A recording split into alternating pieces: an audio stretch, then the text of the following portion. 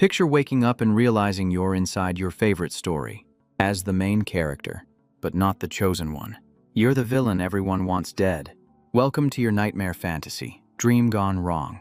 You try to understand this twisted setup, but all you have is a fragile body and endless threats, plus a power that drains faster than a dying phone, just when you think it can't get worse. The hero here is basically a powered-up celebrity, with an ego big enough to block the sun, as the world crumbles beneath monsters, dungeons, and deception. You see, survival's not the point. Rewriting destiny is a brutal journey of power, redemption, and the choices that carve out who we become. So tell me, what would you choose? If fate gave you one shot to flip your ending, could you stand against the hero? Right now, Seoul hangs its last hope on one man. Jung Shawan, head of Junghwa Guild, is clashing with a guy standing alone, bodies piled around him. No one believed Shawan could actually lose. Shingeng-hu, the world's most feared villain, says he's all that's left. He admits this pointless war started with him. As his power rises, he grins, blaming it all on villains like him. The other man smirks in return, asking if he really thinks he's some hero. Shiwan snaps, demanding how he dares speak of justice. He shouts he's fighting for everyone else, but that guy keeps getting in his way. He wonders aloud what kind of monster this guy really is. The crowd erupts, screaming the hero's name. Hearing the cheers, he fires up. He declares that as long as they believe in him, he's unstoppable. He lunges straight at the young man. His blow cuts through the air, targeting him. Kang-hu raises his guard. The impact explodes, silencing the crowd with a shockwave. On his knees, he watches the hero closing in. Through the haze, it's just the two of them. From afar, Shin sees people cheering his fall. They scream they never stopped believing in him. The crowd shouts as one, demanding the enemy fall. Shiwang says no one here wants him breathing. Power flares, he declares this ends now. He launches a blast at the grounded young man. The hit sends him flying, slamming into cracked dirt. The hero stands tall above it all. Smiling, he tells them his plan worked. Freedom, he says, is finally coming for real. People cry, overwhelmed with joy. He channels energy, aiming toward the sky. Fires a bolt of lightning upward. A glowing ring opens above their heads. From it, a huge hand descends toward him. The crowd starts panicking, eyes wide. Still, the hero grins without fear. As the hand drops, they scatter in panic.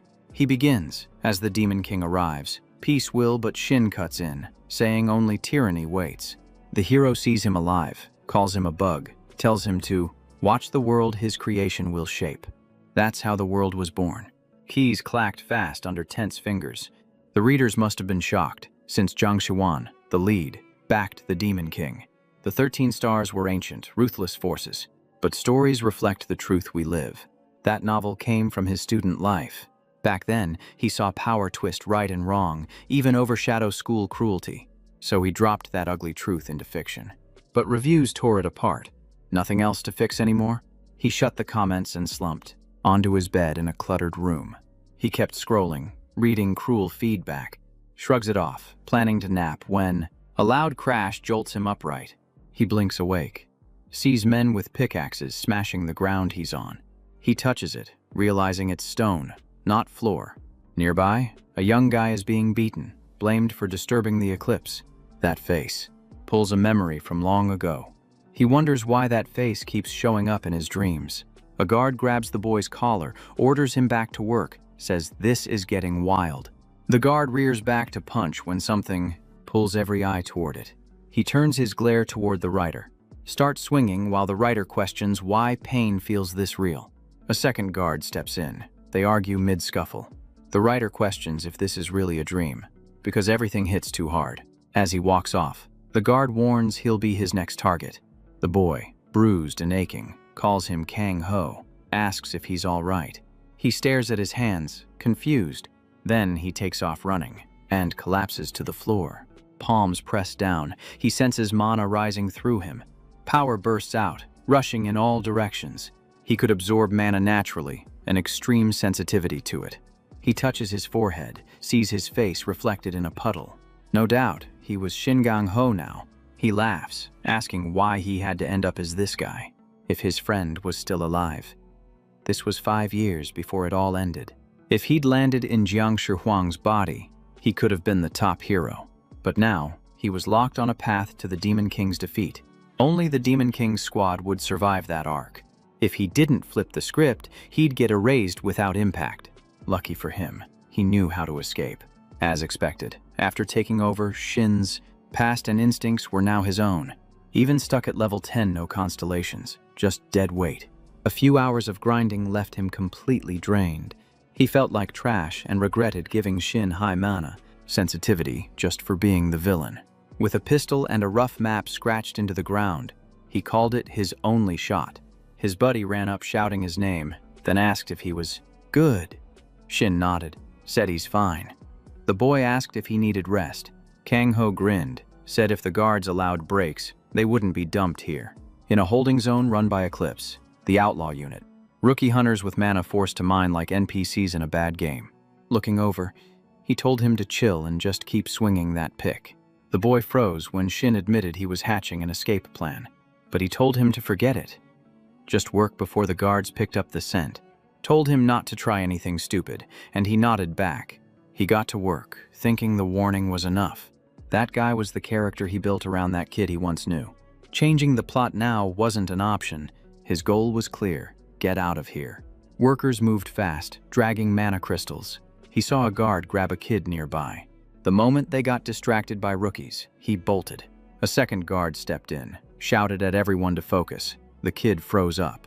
Drawing his sword, he warned what happens to those who run. Then, in front of all of them, he stabbed the sword into the kid.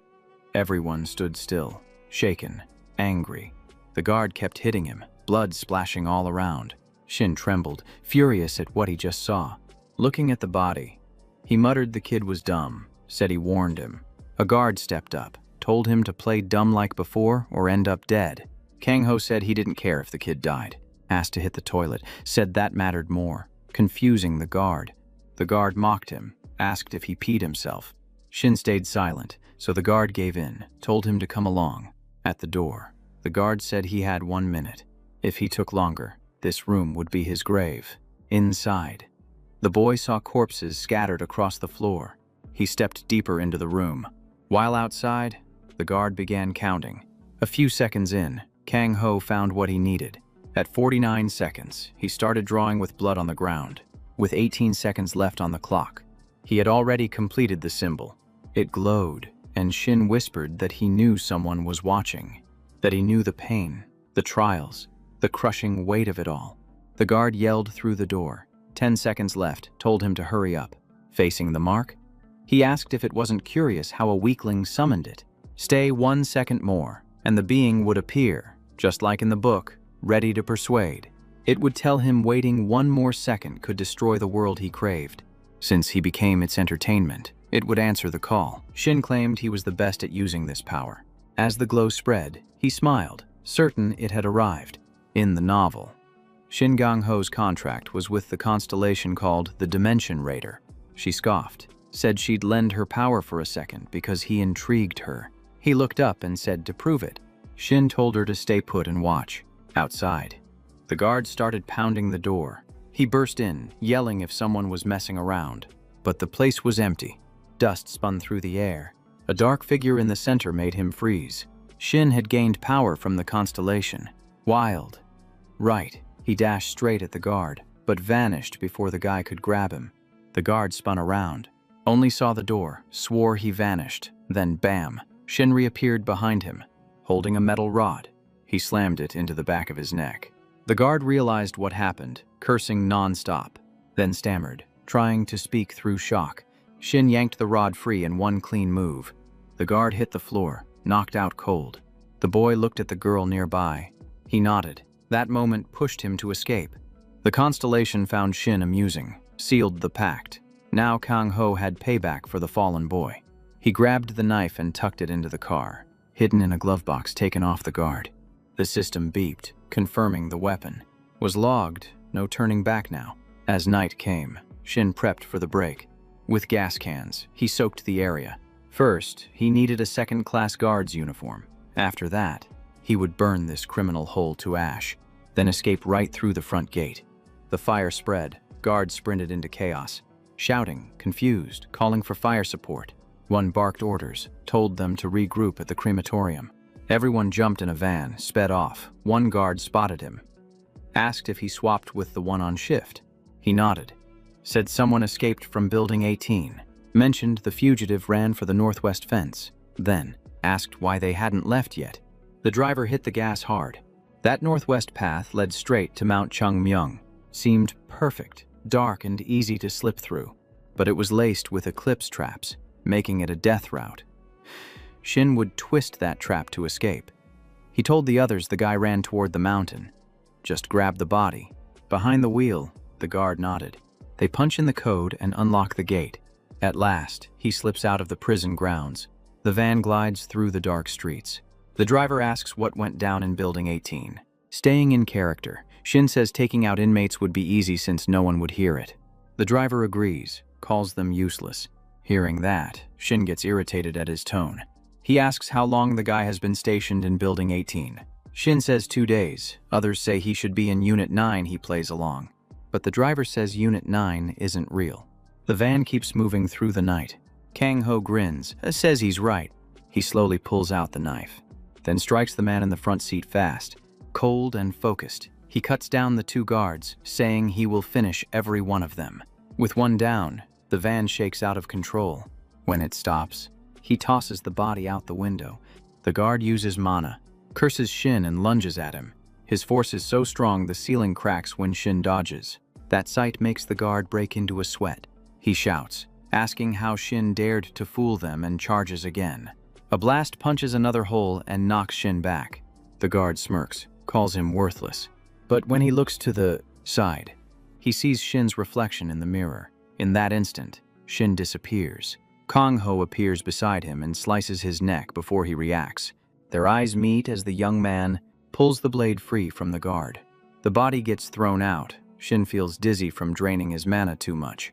Then a bright light appears in the distance. A car approaches fast. He didn't expect a patrol. Grins, says more trouble is coming. He slides down the slope to escape and crashes onto the ground. A man steps out, says he can't believe Shin dropped 2 guards and fled.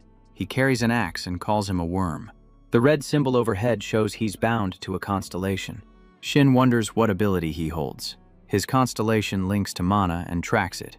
That power made finding Shin way too easy? Kang-ho shouted how great it felt, leaving the other guy stunned. He saw the red mark above his head, proof of a contract. Defeating another hunter could snatch their constellation. The system confirmed he could steal the kid's contract.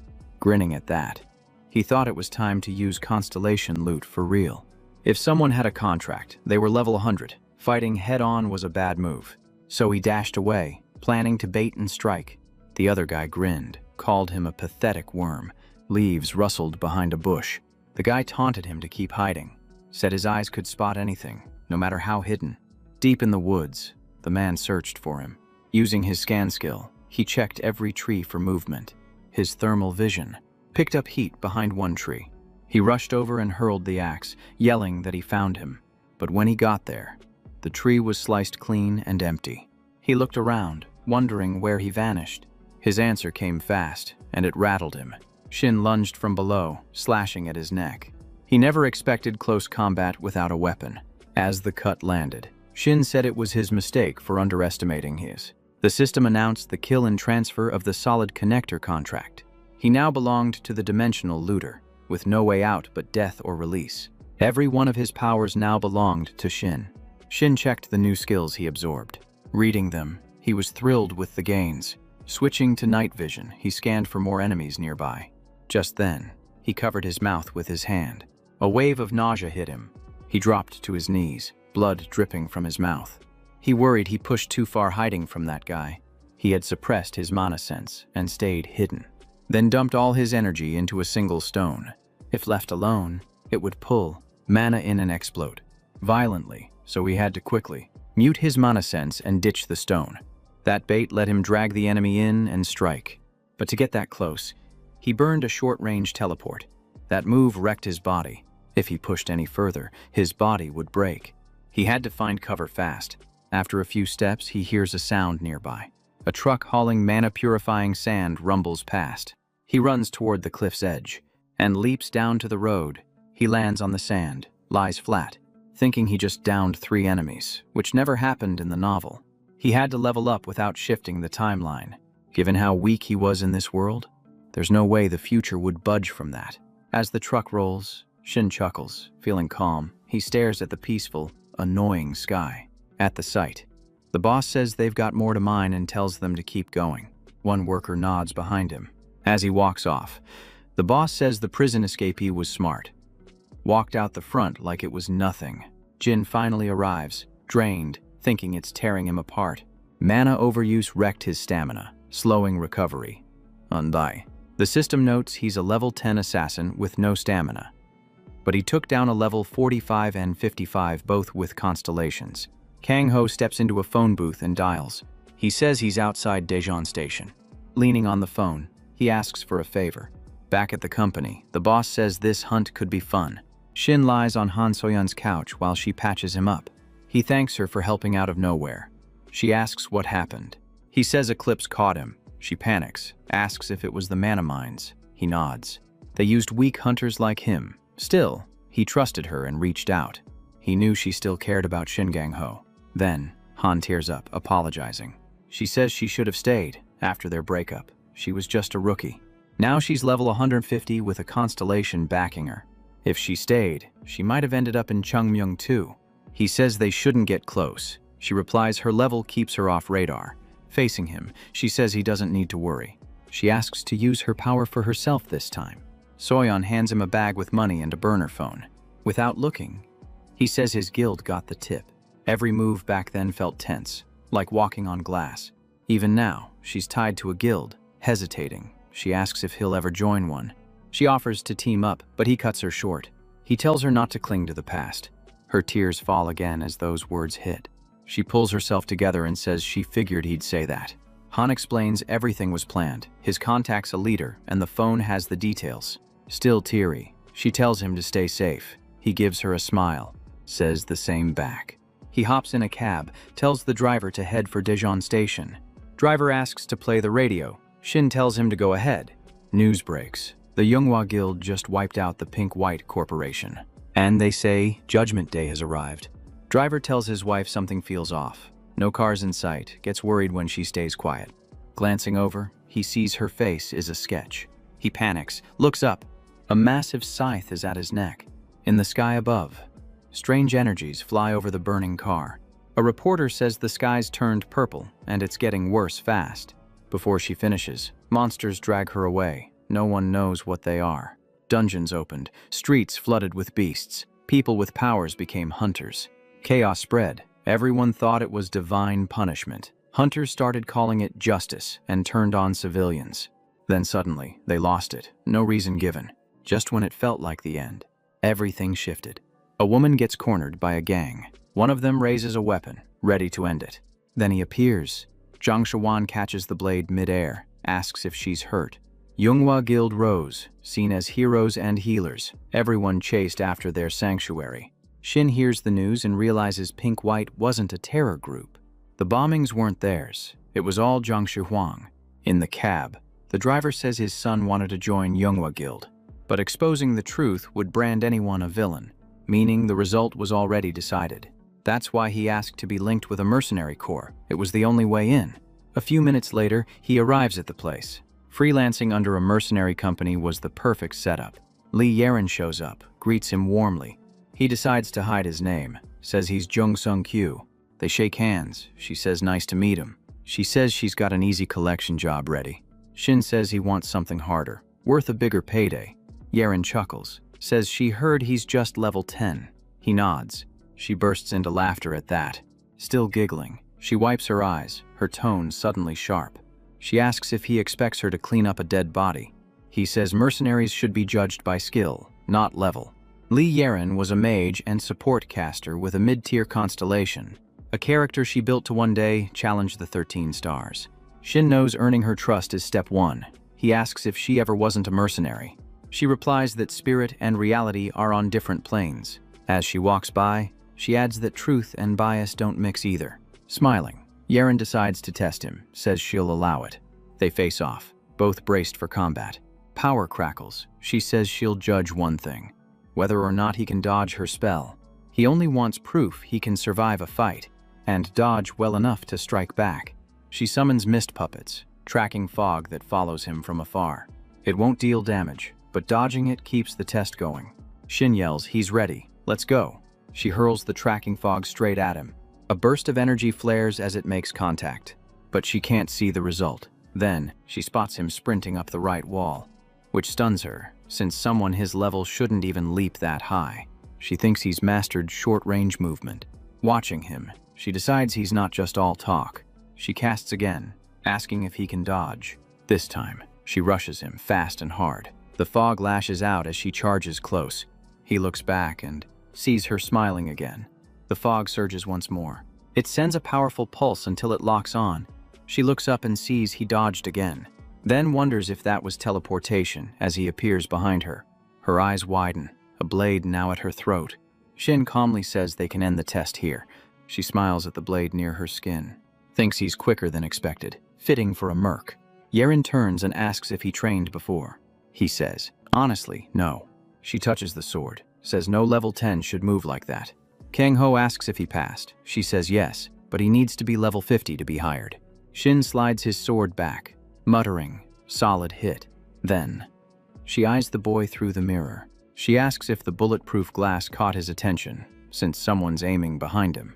He mentions Eclipse showering him with love, then realizes, turf war. She opens a paper, says it's a bounty for a wanted man, hands it over, says it'll help. In the abandoned ruins, Kim Moo-kyun waits, level 50 mage, wants the third-class Vistaro shoes recovered. Shin reads it, asks if bringing him back is required. Yeren says she could just finish him. He caused too many civilian deaths. The agency's fine with it. He grins, ready to move. She warns, the guy's hiding, won't be easy. The dungeon's big, but tracking here suits him. Kang-Hu used it as a hideout in the book. Useful middlemen are there. Movement catches his eye. He says they've arrived, slashes his hand to begin. Blood sprays, instantly triggering. The stench alerts the nearby rabbits. They all dash at him. She blinks short, stacking skills. Strikes and clears the field. Then she lands a cross jump with teleport. Behind her, beasts lie still. Yeren tells him to grab the item and do as he pleases. The rest. Then a man shows up behind, dual swords drawn. Asked what reward he wants, he replies, "A dungeon clearance license for all bosses."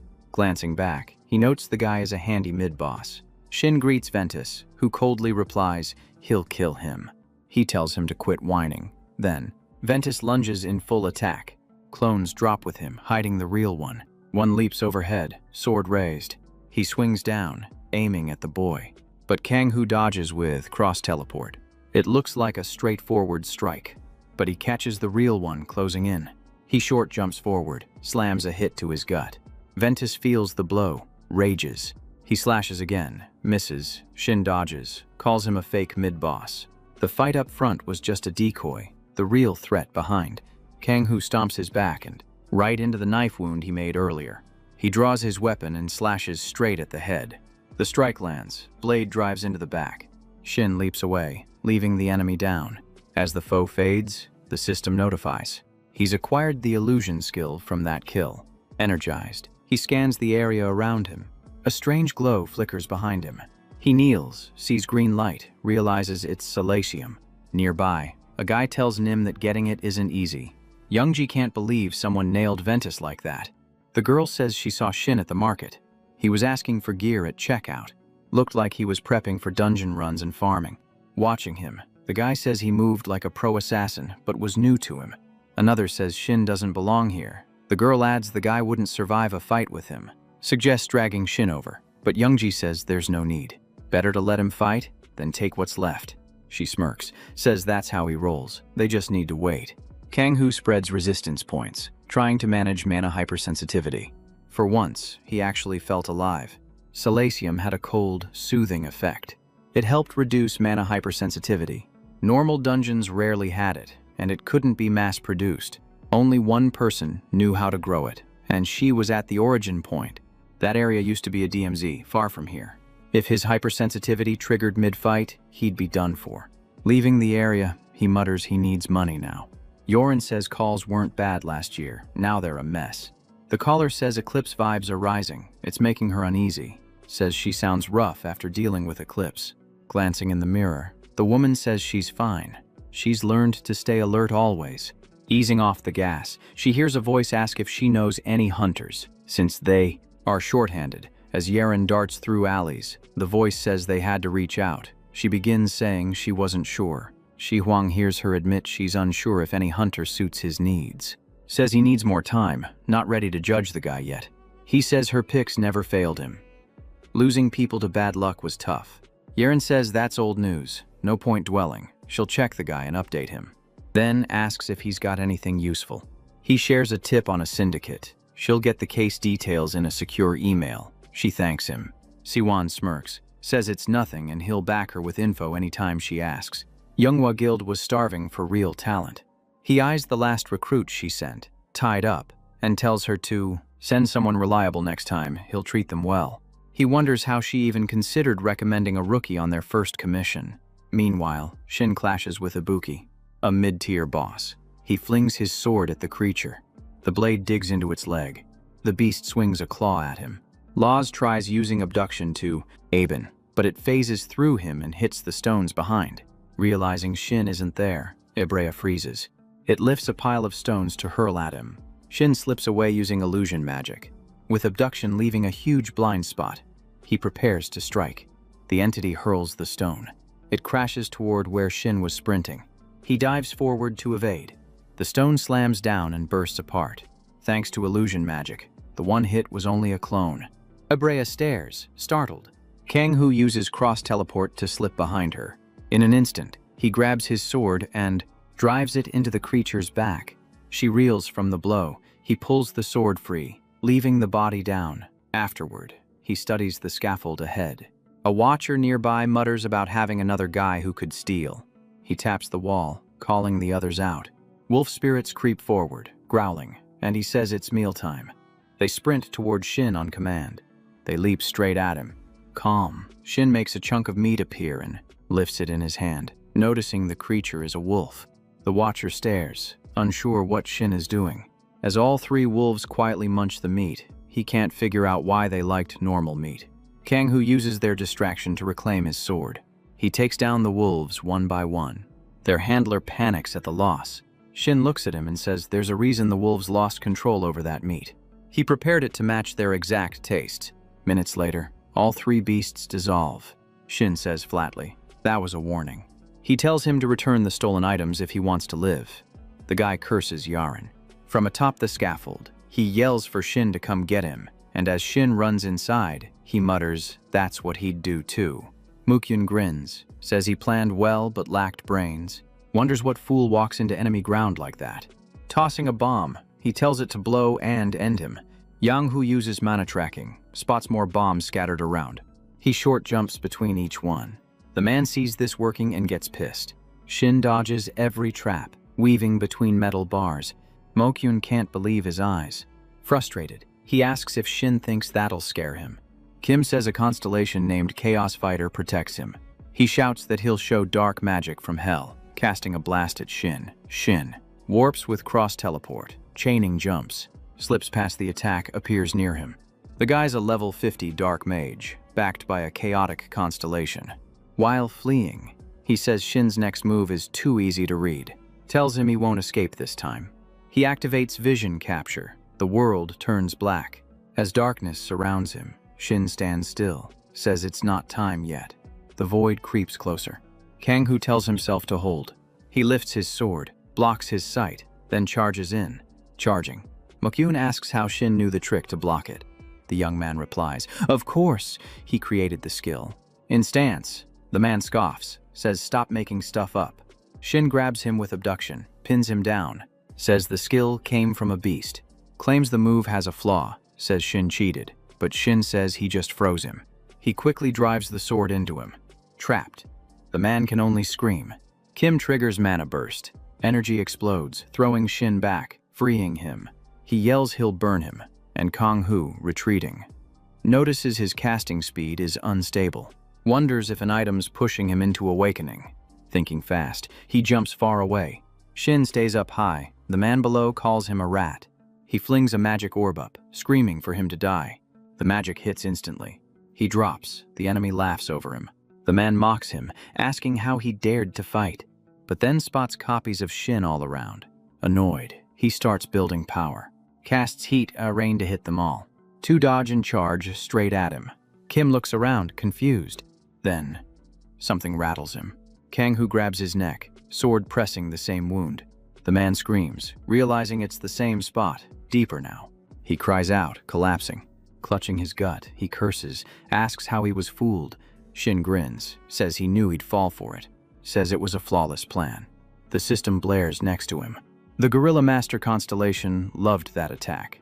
Even though many constellations observe, few sponsor due to high energy cost. Dimensional Raider mocks the support, but Shin says it helped him act fast. He says he'll use every skill offered. The Raider snaps, calls him crazy, tells him to focus on the real threat now. Kang-Hu cuts the guy's leg, drawing a scream. The man asks if capture changes anything. Shin says if that fixed things, he wouldn't need weapons. Mid-sentence, Shin slashes him hard, ending it. Target down, contract secured, Shin unlocks new powers. He checks fresh skills as he sheaths his sword.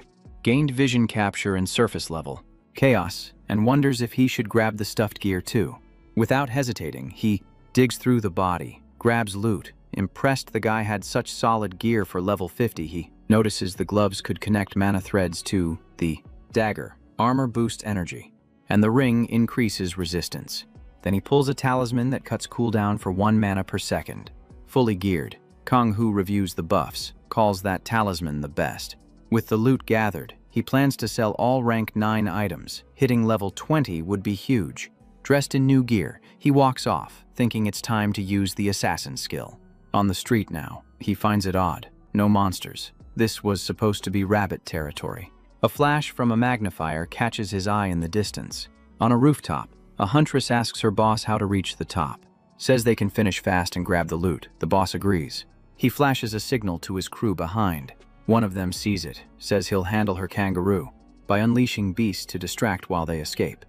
The rabbits sniff blood on Shin's gear and rush in, while he feels relief seeing them come. He cuts them down quickly. System pings. Kang-Hu just reached level 20. With support, his stab skill evolves into bloody stab. The huntress is stunned. The beasts dropped that fast. The boss seizes the moment to strike, leaps from the rooftop, launches himself at Shin, blade drawn, slams his sword into the ground, but Shin dodges coolly with a fast jump. Kang-Hu wonders who he is, thinks it might be a robbery, nearly losing his head. The man growls, asks if he's too slow, then uses an advanced strike to close in.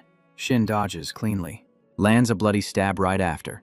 Since the guy's regen breaks after 10 hits, Shin plans to keep hitting, but the boss just laughs, unfazed by the wound.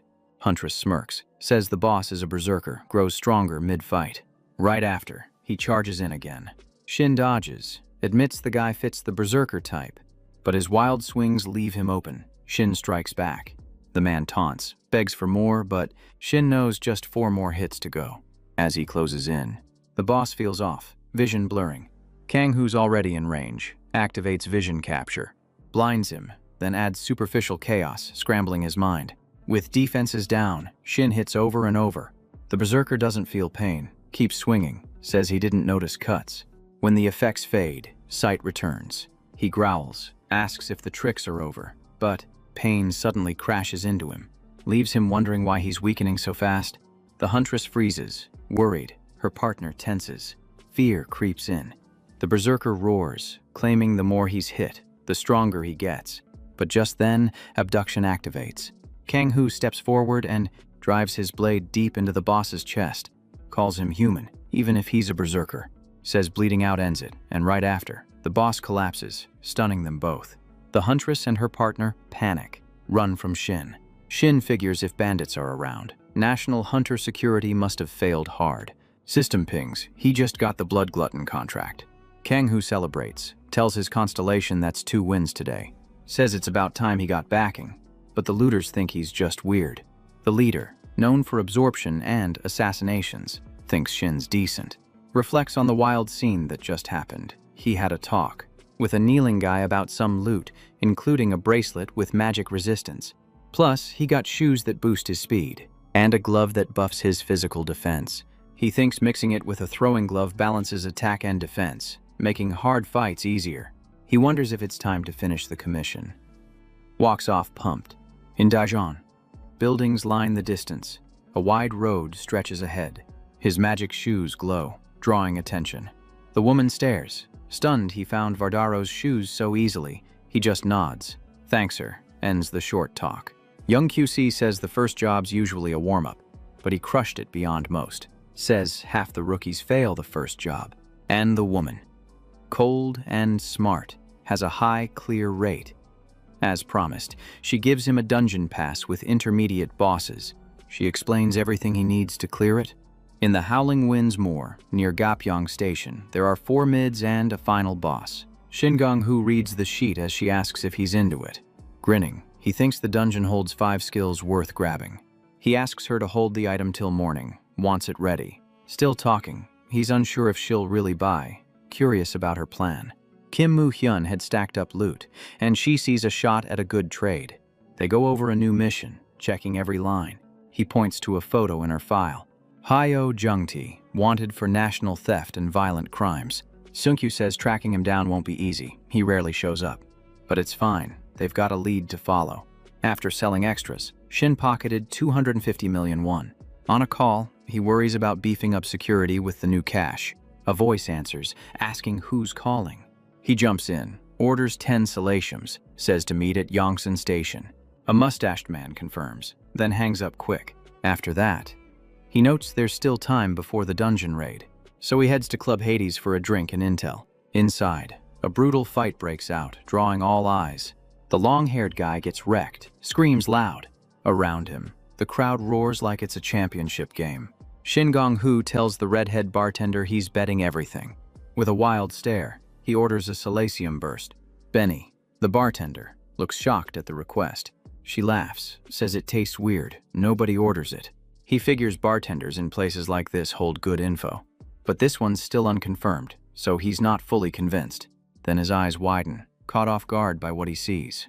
A woman in a tight dress appears at the bar. Short hair, calm stare. She's Cha So-hee, Kang Dong-hyun's right hand, Eclipse's hunting dog. As he sips his drink, he wonders if Eclipse is after him. The redhead grins, says she doubts he'll show up again. Curious, he asks why, and she says she only heard rumors. Leaning close, she whispers Eclipse plans to take the club. She adds they'll likely scatter hunters, then drag them to the mine. Eclipse doing what Eclipse always does. Then it clicks. That's why Cha So-hee is here. He knows it's time to get out fast. A noise breaks out. He and the bartender spin around. He senses trouble and starts sweating hard. A black-clad gang storms into the club. Everyone stares until someone yells if this is a raid. One bartender runs. Others start panicking. One thug grins, warns the crowd to stay sharp. Chaos erupts. A fight explodes across the room. A guy in a suit tries to defend himself.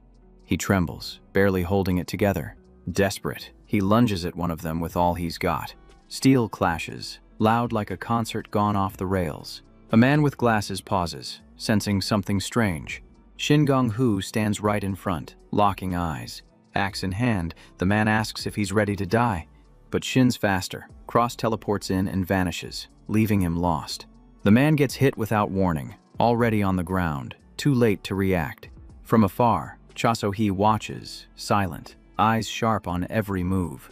She studies the chaos, planning her move with cold focus. Then she steps out from cover. She slips toward him, silent as shadow. He senses her closing in, instincts flaring. She hides a blade behind her, ready to strike.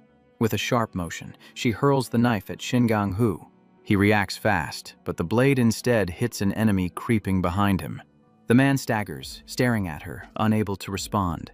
She follows with another swift attack, giving no space. He's thrown off, puzzled by her strange words. The short-haired girl keeps swinging hard, never hesitating. She pushes back anyone near her, driven by iron resolve. Even he pauses, trying to grasp her intent. She says she's never seen him, yet he caught her interest, asks his guild. He replies firmly that he dislikes being tied to any group. She smiles, asks if they can talk business. He agrees. More armed men appear. ready to clash with them. No one understands why investigators are attacking, ruining everything. Her stare is fierce. She refuses to retreat. The men panic at her speed, unsure how to act. She orders the black-clad crew to charge. The room spirals into confusion. Left with no option, they rush the pair standing calm and ready. Shin Gong-hoo starts realizing this might be part of her plan. He wonders if she's testing his strength. He commits and dives in, striking with rapid moves. He unveils one of his abilities, using it clean and fast. Blows fly everywhere, turning the club into a battlefield. One fighter knocks the weapon from his hand. Perfect moment to end him. But he adapts quickly, refusing to go down. With sharp movements, he outpaces everyone, shocking the whole room. One precise slash severs an enemy's hand. The man drops out of the fight instantly, and the crowd stares, thinking he might be using some strange mind power. He gives her a worn-out look, eyes drained from the clash, showing how much effort he poured into every move. He tells everyone to hit the emergency exit, but they notice he's trying to leave. The commander snaps, ordering them to chase him. Some sprint after them, others stay guarding the hallway. Curious as ever, she fires questions, wondering if he's a killer or some kind of mage. He flashes his gear with a grin, showing he's prepared for whatever. Using his magic glove, he tries syncing with the dagger like a close partner. He tells her she can believe whatever she wants. He keeps it quiet, sprinting past enemies pouring into the streets for a fight. A broadcast blasts, reporting Black Lion's chaos in the club. Hallway thugs attack fleeing guests, chaos everywhere. The system says Eclipse is responding fast, hunting down escapees. But Shin Gang-ho moves sharper, faster, dodging every hit with perfect motion. He slips through and strikes back hard, dropping foes one after another. A new alert flashes, but he can't figure it out. Turns out a constellation just praised his justice mid-fight. A soldier charges him, blades drawn. Shin just grins, treating it like a joke. He throws a blade, nailing the guy in the head. The woman starts pondering his talk about justice. She questions if justice means anything in this brutal world. Shin doesn't care. His goal stays locked. Soldiers shout they'll repay their sponsor through blood. An axe flies and crashes into a nearby wall. The sound thunders through the club. Shin uses the wall as a springboard. He launches at the man atop the stairs, full force. The leap is short, but takes out 3 enemies. Landing, he drops, drained from the rush. Footsteps echo. Just so he grabs a knife from a fallen enemy, ready for what's next. Shin Gang-yu barrels through doors, not slowing down. Then spots her up ahead, waving at the exit path. She cheers, sure she's found the safe route. Stars glow above, lighting the cold night sky. They escape the club together, leaving the wreckage behind. Eclipse soldiers still on the hunt, not letting go. Hiding, they wait for the right moment to strike. She suggests he work freelance, no guild strings. With a look, she hands him a card, says the pay's solid. He tells her he'll call once he handles some business, then heads out alone into the dark. She stays, waiting for orders. She answers her master's call, something urgent to discuss. Watching captives nearby, she calmly reports the situation's handled, asks if he wants her to check someone. Just give a name. The place, Chunkumyung Detention Center. The target, Shin Gang-ho himself. At the train station, crowds board, exit, and walk the platform. A man got off the train, black shoes, tight pants. It was Shingang, reading Cha So-hee's vibe, knew it was time to vanish from Daejeon. Eclipse was expanding, scanning trains bound for Gapyeong. Yongsan Station was clearly the safest exit. He tore open the box fast, ripping the tape clean off. Scanned the goods, all there, raised them like a trophy. He slipped into a hidden corner, exhaled hard. While staying alert, he overheard voices nearby. A guy in a fuzzy coat barked into his phone, saying, "Just show up." Then suddenly, noticed eyes on him, panicked, shouted at the shadow. He kept insisting the other person meet him at Yongsan. A man in a long coat and gray hair ran the show. Crowds stared at a huge screen in a Seoul tower. The Zhonghua Guild's dungeons were stationed there, guarded tight. Also, the only place where the National Security Agency acted. They ran a giant marketplace, kept prices sky high. The MC knew the utility date was done, had to adjust fast. His mind turned to his rare abilities and the treasure he'd stacked from his hunts. He reached for one, feeling the weight in his gut. Then, without pause, crushed it in one hand, a move bold and final. That power alone could bulldoze his next obstacle. He'd heal twice as fast if he stayed idle over 30 minutes. No mana headaches for him, thanks to his unique power. Holding a dagger firm, he walked the city's silent roads. Then out of nowhere, something knocked his senses. He halted, tense, body stiff. A family passed by, peaceful, the kid craving chicken. Mom nodded, smiled, said the agency and guild kept them safe. Shin Gang-ho watched, thought it was blind trust, moved on. A sudden noise yanked his attention back. Thugs jumped the family, grabbed the kid, while Dad pleaded. The kid froze in fear, but the hooded thug showed no pause. People screamed for the agency, panic rising fast. Shingon stood ready to crush them, broad daylight or not. He stepped in, promised sincerity to the hooded man. Crowd stunned. Gasps spread as someone unexpected came closer.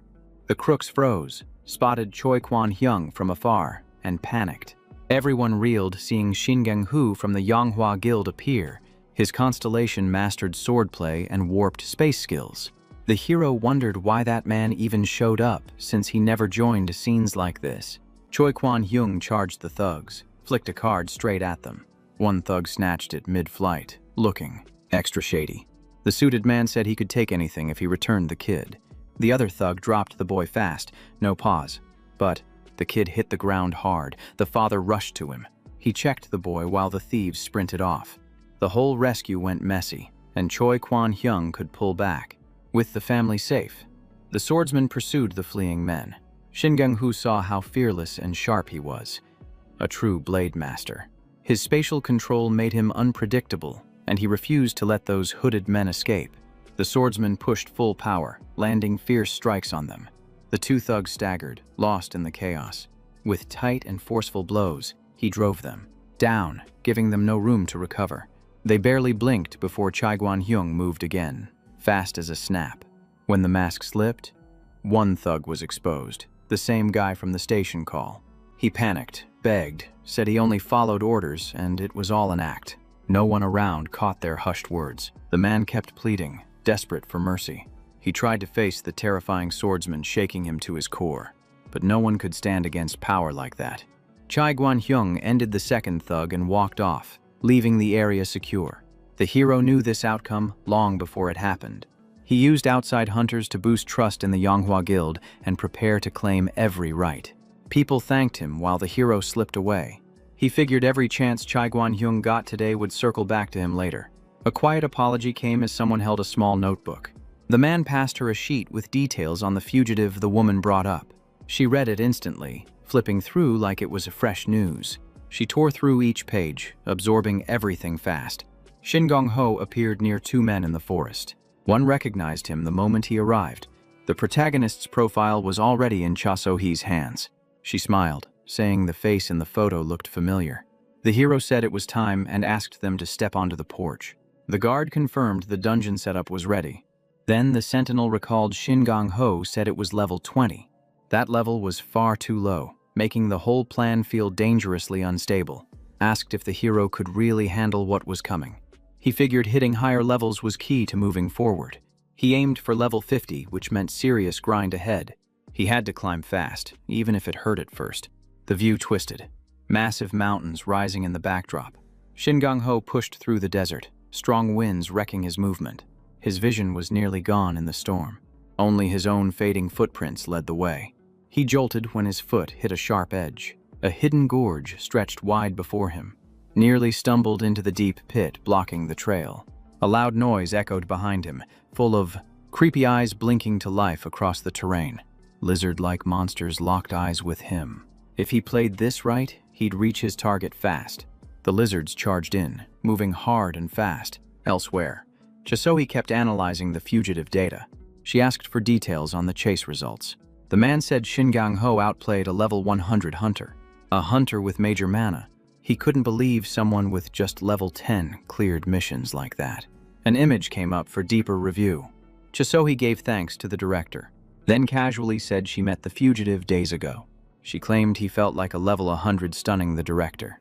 He tossed the data aside, saying it was useless since they couldn't lock down the level. In the mountain zone, the hero kept countering attacks. The lizards came at him, but he outmatched them. He drove the dagger deep into one target. His aim was locked on their midsections, just as planned. With the magic glove, it looked like a long fight ahead. He pulled the soaked blade from the monster's gut, unfazed. One clean strike dropped several enemies, showcasing raw power. The hero did the math, tracked who was left and plotted his next move. Only 2 remained. He finished them back to back. While he fought, their bodies hit the ground. He smirked, proud of the win. With one gesture, he challenged the rest to come. The monsters dragged forward, red eyes glowing. He stood solo, surrounded, but didn't flinch, ready to crush them all. When hunting, remember, damage matters. If you don't hit, it doesn't count. But even a scratch can earn solid rewards if it lands. The hero sprinted hard, lizards snapping at his heels. They lunged and chased close, but he stayed cool, nailed it. He jumped clean, clearing the gorge with sharp precision. Mid-air, the beasts began falling behind, unable to match his pace. He landed safe, leaving the lizards to plunge straight into the pit. That fall sealed their fate. 0 chance of survival. Another monster wiped, mission marked complete. He wrapped it up with sharp execution. Each fallen creature triggered a new achievement alert. His plan worked, he just hit level 27. Somewhere else, Chasohee spotted floor markings, likely drawn by Shingang-hu. It looked like a blood ritual, but she still couldn't decode it. She started to suspect he might have summoned a constellation. Her phone buzzed, Master checking the status of the case. The aide warned this fugitive wasn't just anyone. She agreed. She called for support, still raging over the director's lie, and ended him. In the mountains, the warrior scanned the battleground. Monsters scattered lifeless around him, holding a stone. He stared, thoughts circling his past. He recalled those grinding days in the mines, each day just clawing through to stay alive. By now, Chasohee should have pieced it together. He was the target. Still, he wasn't about to go down easy. A towering fire-shaped figure lit up behind him. It approached slow, each step heavy, its presence intense.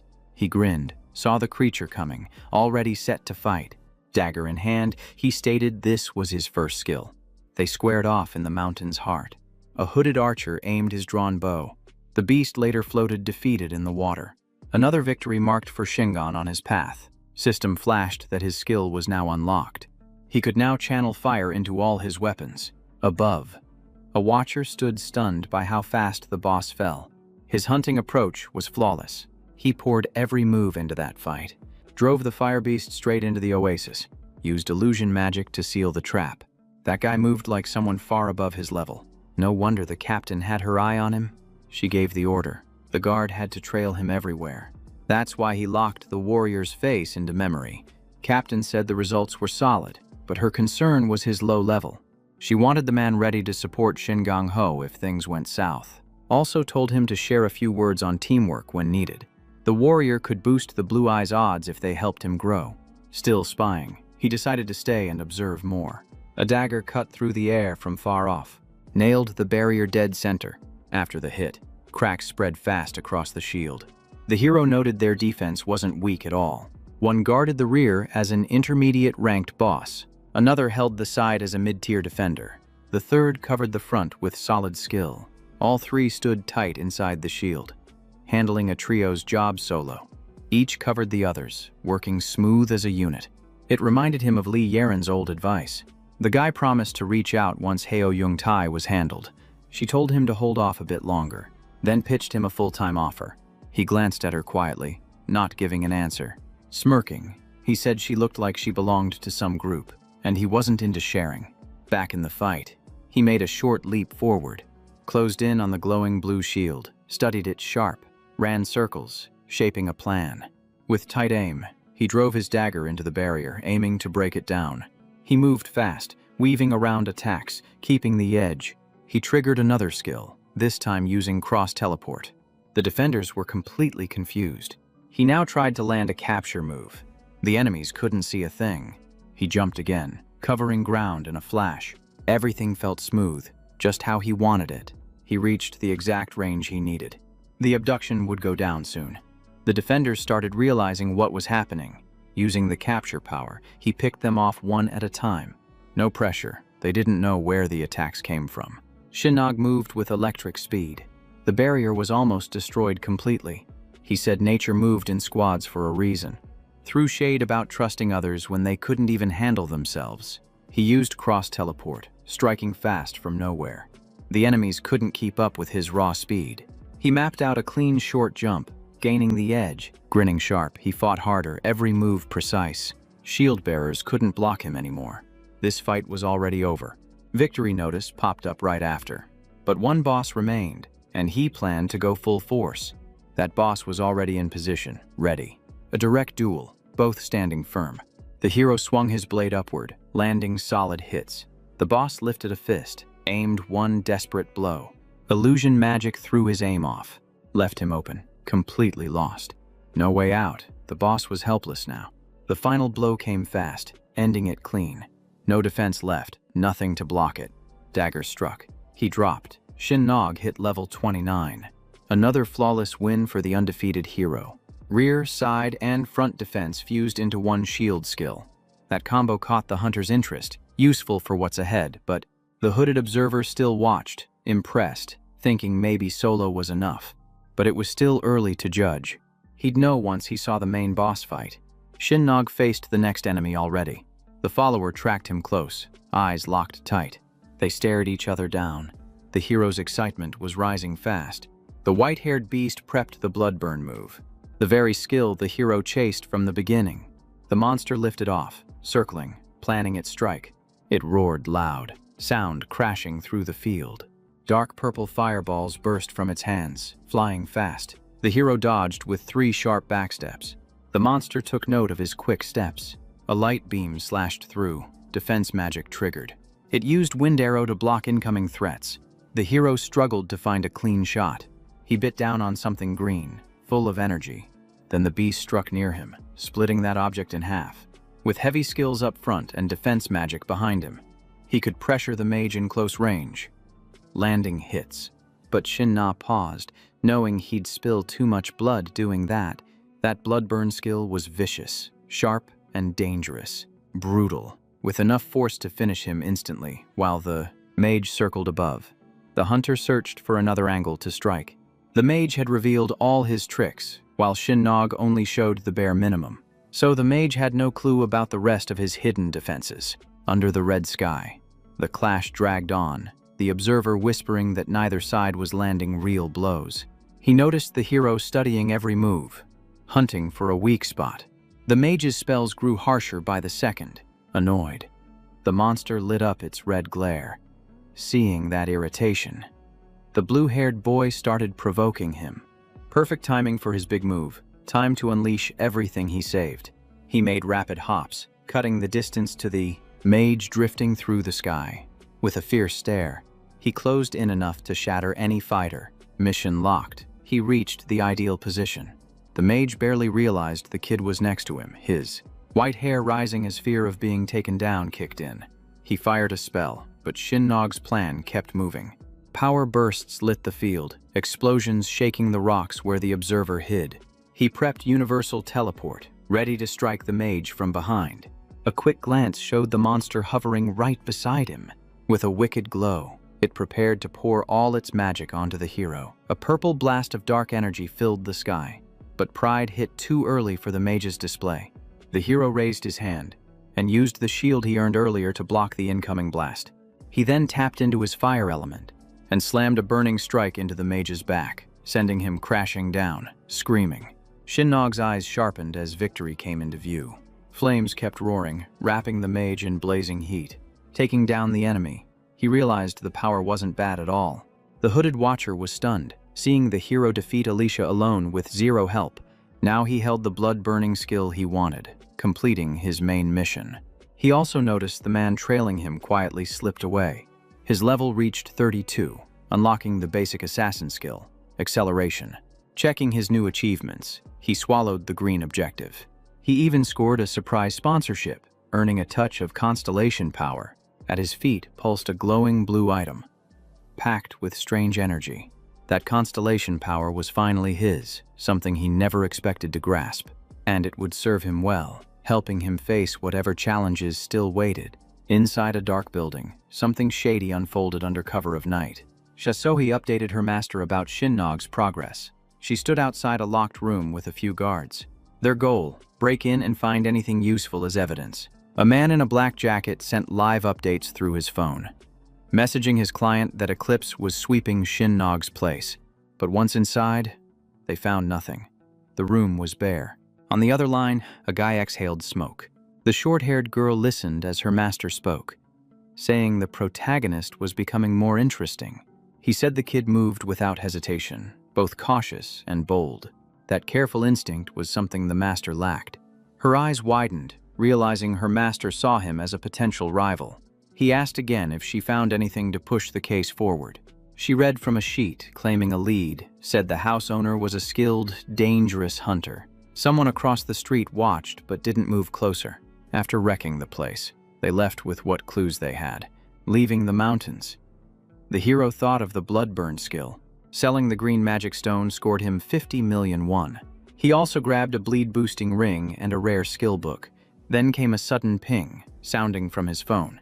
Now out of the dungeon, his signal finally returned. He scanned the missed messages. Eclipse was tracking him. That news made him grin wide, fired up. Thinking of Cha So-hee, he praised her speed and sharp work. After the messages, Shin Nog thought of Han Se-yeon. This was exactly the kind of intel flow from the Guild of Flowers or listeners. He figured Eclipse was onto him and would soon hunt Lee Yaren. She had no reason to back him. She turned him down. Just business. Even so, the blue-eyed guy still clashed with Eclipse over Daejeon. It was time to find Har Jung-tae. Calm, he boarded the train. No bags. He'd need help and had to find them quick.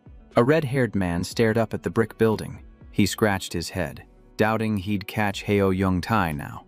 He spoke to a guy smoking nearby, telling him to drop it. The suited one said Yangpyeong wasn't his turf. The redhead's brow twitched, rage growing as he glared at the building. That was once his home, now just a bitter memory. He climbed slowly, steps echoing in the silence. At the top, he pounded the door, ready for what came next. A light-haired boy answered, asking who was knocking. The red-bearded man asked for Heo Jung-tae, but the kid looked lost. Only one person lived there, and it was that same kid. Glancing in, the man in the coat spotted a gun on the counter. He quickly asked if the kid was a hunter. The boy spun around, checking his weapon. Said he kept it because the world was wild, figured most folks did. Awkward silence. The man apologized. The kid slammed the door shut. It wasn't the place he needed, so he kept moving. Inside, the boy grabbed the gun fast, grinning wide. He swung the door open again, like he knew the deal. No hesitation. He aimed straight at the redhead's back, but the man turned and drew his longsword in one motion. Moving sharp, the man reacted. Faster, knocking the weapon clean from the kid's grip. Shocked. He now knew the boy was actually armed. The man charged in, chasing the blonde through the room. Landed a hard kick to the kid's back. The boy hit the floor, yelling. The blade hovered by his head, warning clear. He demanded answers about Hyo Jung-tae. The kid said he only saw him once, warned not to chase him or else. Claimed Jung-tae was hiding alone, protected by someone dangerous. Sword pressed close. The redhead asked for more. Outside now, on the street. The man wondered if this was why Yangpyeong stalled. Then he heard something nearby. Some figures were heading toward him. 3 guards from Seoul's National Security Agency scanned the area. He ducked behind a wall, avoiding their sight. The officers walked slow, checking around for something specific. Peeking out, the redhead debated how to avoid being spotted. Out of the blue, a blue-haired guy walked up, chatting with the guards. He said he had urgent news, but they told him they were busy. He claimed a hunter robbed him, gave the full story. While they listened, the redhead slipped out unnoticed. He dashed to cover, far enough to avoid getting caught again. Once clear, he let out a breath. Glad he escaped that mess. Shin Nog smirked, knowing he just helped that guy escape. A hand with a watch reached for a book up high. Sword in hand, the man moved slowly, scanning every shadow. An old album cracked open, revealing a photo that stirred buried memories. 2 friends in the shot, celebrating. As that day came flooding back, they laughed. One congratulated the other on moving to Seoul, pure joy, unaware of what lay ahead. The man in black told his partner to relax. He'd handle things while the other was away. Both stood for justice, ready to dive headfirst into any storm. No hesitation, even if it burned. Then someone new walked in. polished black shoes grabbing instant attention. It was Shin Na, the same guy who'd once tracked the redhead, bringing serious tension. He asked how the man found this place, but the guy already knew all about Yuda-hun, said he was level 362 and part of Seoul ASN. Alarmed, he drew his blade, asking if Shin Na dug into him or was ASN too. He only knew why they were after Hyo Jungtae. Shin Nag offered to join forces. Back at Li Yaren's table, she sighed, disappointed no one wanted the mercenary post. The guy facing her was top tier, even good enough for Zhang Shihuang. A strange sound cut through, making them turn sharp, on edge. Screams tore through the room, shocking both as chaos erupted. It was Chasohi storming in with her Eclipse crew. Holding a document, she said she finally found what she came for.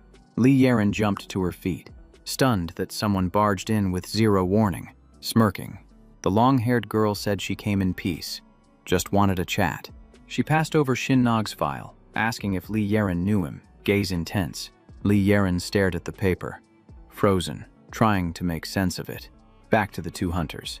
The redhead asked about the job, cautiously. He wondered what kind of work they'd take on. Shin Nag said catching Hyo Jungtae was only the beginning, and that Yuda-hun wouldn't cut it, especially with ASN tied in. Said it was nearly impossible to find info on his friend due to locked access.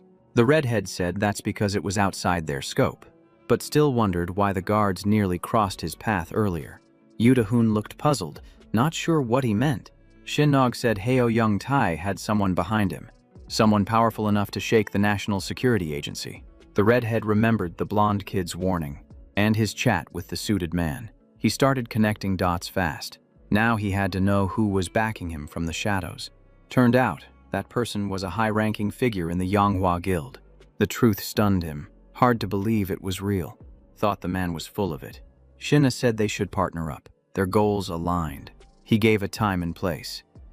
Tomorrow, 6 p.m. at the square. Promised it wasn't a trap and said to verify all he wanted. If Shin Na kept that promise, the man would join him. In Li Yaren's office, the woman wouldn't stop with the questions. The other thought about someone she knew. Sunkyu. She figured Eclipse was chasing him for sending the hunter, denied knowing him.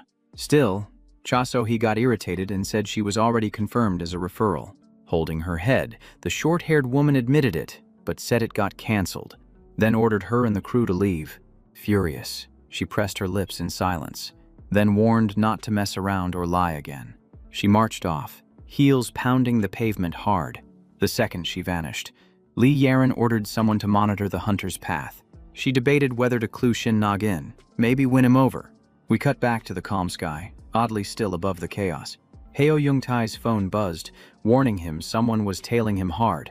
He sneered, cursing the idiots, plotting his counterplay like it was routine. Phone stuffed into his pocket, sure no one saw he was nearby. He walked casually, whistling, unaware of the storm forming behind him. Suddenly, he caught a figure eyeing him, secretly closing in. It was Shin Gang-ho, finally showing up after all this time. The priest's dark aura flared, twisted and star-like. They locked eyes, tension crackling as the world held its breath. A vision spell activated, ripping away every hidden layer in sight. Tao Jungtae jerked, the magic hitting like a shockwave. Something inside him stirred, deep and violent. A shift exploded, and in a flash, they clashed. They struck fast, relentless, trading blows with tight footwork and clean moves. Kang-Hu realized his target shook off the vision spell, packed serious resistance. The long-haired mage questioned if this was the hunter chasing him. He didn't move, rooted to the ground. Hyo Jungtae snapped into defense, aware he'd been found. Without pause, he unleashed his blades. A weapon struck, drawing a scream. He broke down, begging, denying everything, crying he didn't know Shin Gang-ho. Pleaded innocence, overwhelmed by the accusations. But Chazoe pressed on, her strikes never slowing, chasing truth. She ignored his excuses, done with recycled lies and setups. Memory flashed. The day she met Shin Gang-hu, then vanished. Her master called him a strong rival. Her heel slammed down, resolve blazing hot. Now, he was just a target, no mercy left, stealing her chance. She moved quick, acting before things spiraled out of reach. After finishing him, she figured her master would get her logic, even if harsh. If Shin Gang-ho fell too, it'd still count as completing the job. He dodged for his life, attacks flying from every side. His shield saved him from a clean backstab. Heo Young-tae clocked another spell. Realizing this guy wasn't just strong, he might be lethal. His choices came crashing back. 4 knives spun in his grip, ready for a fatal throw. Each blade aimed right at the lead, who had seconds to react. He twisted and slipped past every strike, as if reading the future. Eyes sharp, he stepped back, guarding, calculating his counterattack while tension rose. They stared, both bracing to strike. The final clash moments away, Leo Young-tae's rage burned through his face. He aimed for a direct, final hit. The intense barrage left him stunned, each strike more brutal than the last. He hadn't seen those reflexes coming. The skills surpassed what he imagined. Shock hit him hard, stunned his low-ranked rival had such brutal power. The knife came fast, straight into him. Shin Gang-ho had seeded mana in likely hiding spots. The ground was littered with scattered relics. As he stepped through, everyone felt his presence. No one dared interfere. Every time the enemy flinched, he became easier to track. The protagonist traced every path, reading each move, his gaze commanding and exact. All Young-tae felt was pain tearing through his body. He knew it was time to retreat. His body was wrecked, but he didn't care. The lead was already celebrating. He dropped Bloodburn, his final burst, flooding his limbs with power. The enemy writhed, clueless where to run, gripped by pain. On the floor, twisting, unable to push past the agony. Still, he barked threats, claiming he had powerful backup, but Shingang already pegged him as Chae Kwang-hyung from Zhenghua Guild. The grounded one blinked, baffled how the truth was already known. Charging up, he readied the end, channeling everything to strike. In a quiet zone, the red-haired man stood, silent, thinking. He recalled last night, the key events still fresh, especially what Shin Gang-ho shared during that time. He had noticed the redhead obsessing over his watch like it was a ticking bomb. The account of his friend was still active in that device. To delete it, they would have had to log his fallen comrade during a mission, but Heo Young-tae's guy wouldn't let it happen. Not with his friend's death involved, he figured the guy just wanted it buried. They must have chosen to bury the account, but whoever accessed it saw the case and moved toward the village. The redhead kept sharp, eyes on every clue. Yoon Gang-ho said he had to join forces through that account. Next day, the redhead arrived late. The lead said he'd waited forever, but the guy just wanted answers, drilling him about Heo Young-tae's location. The wounded fugitive appeared at last, limp in the hero's hold. Yoo Do-hoon finally understood why the chase dragged, stunned by the escapee's talent. A crowd was watching it unfold, all part of the plan. He got taken down right there, even his ally couldn't step in. He still offered personal payback, warned to act fast before it slipped away. Frozen, unsure what to do, he stood silent, lost for words. Sun dipped low, casting orange light. A guard showed up, shouting for space. He asked Shin Gang-ho if he'd sent the tip on Hyo Jung-tae.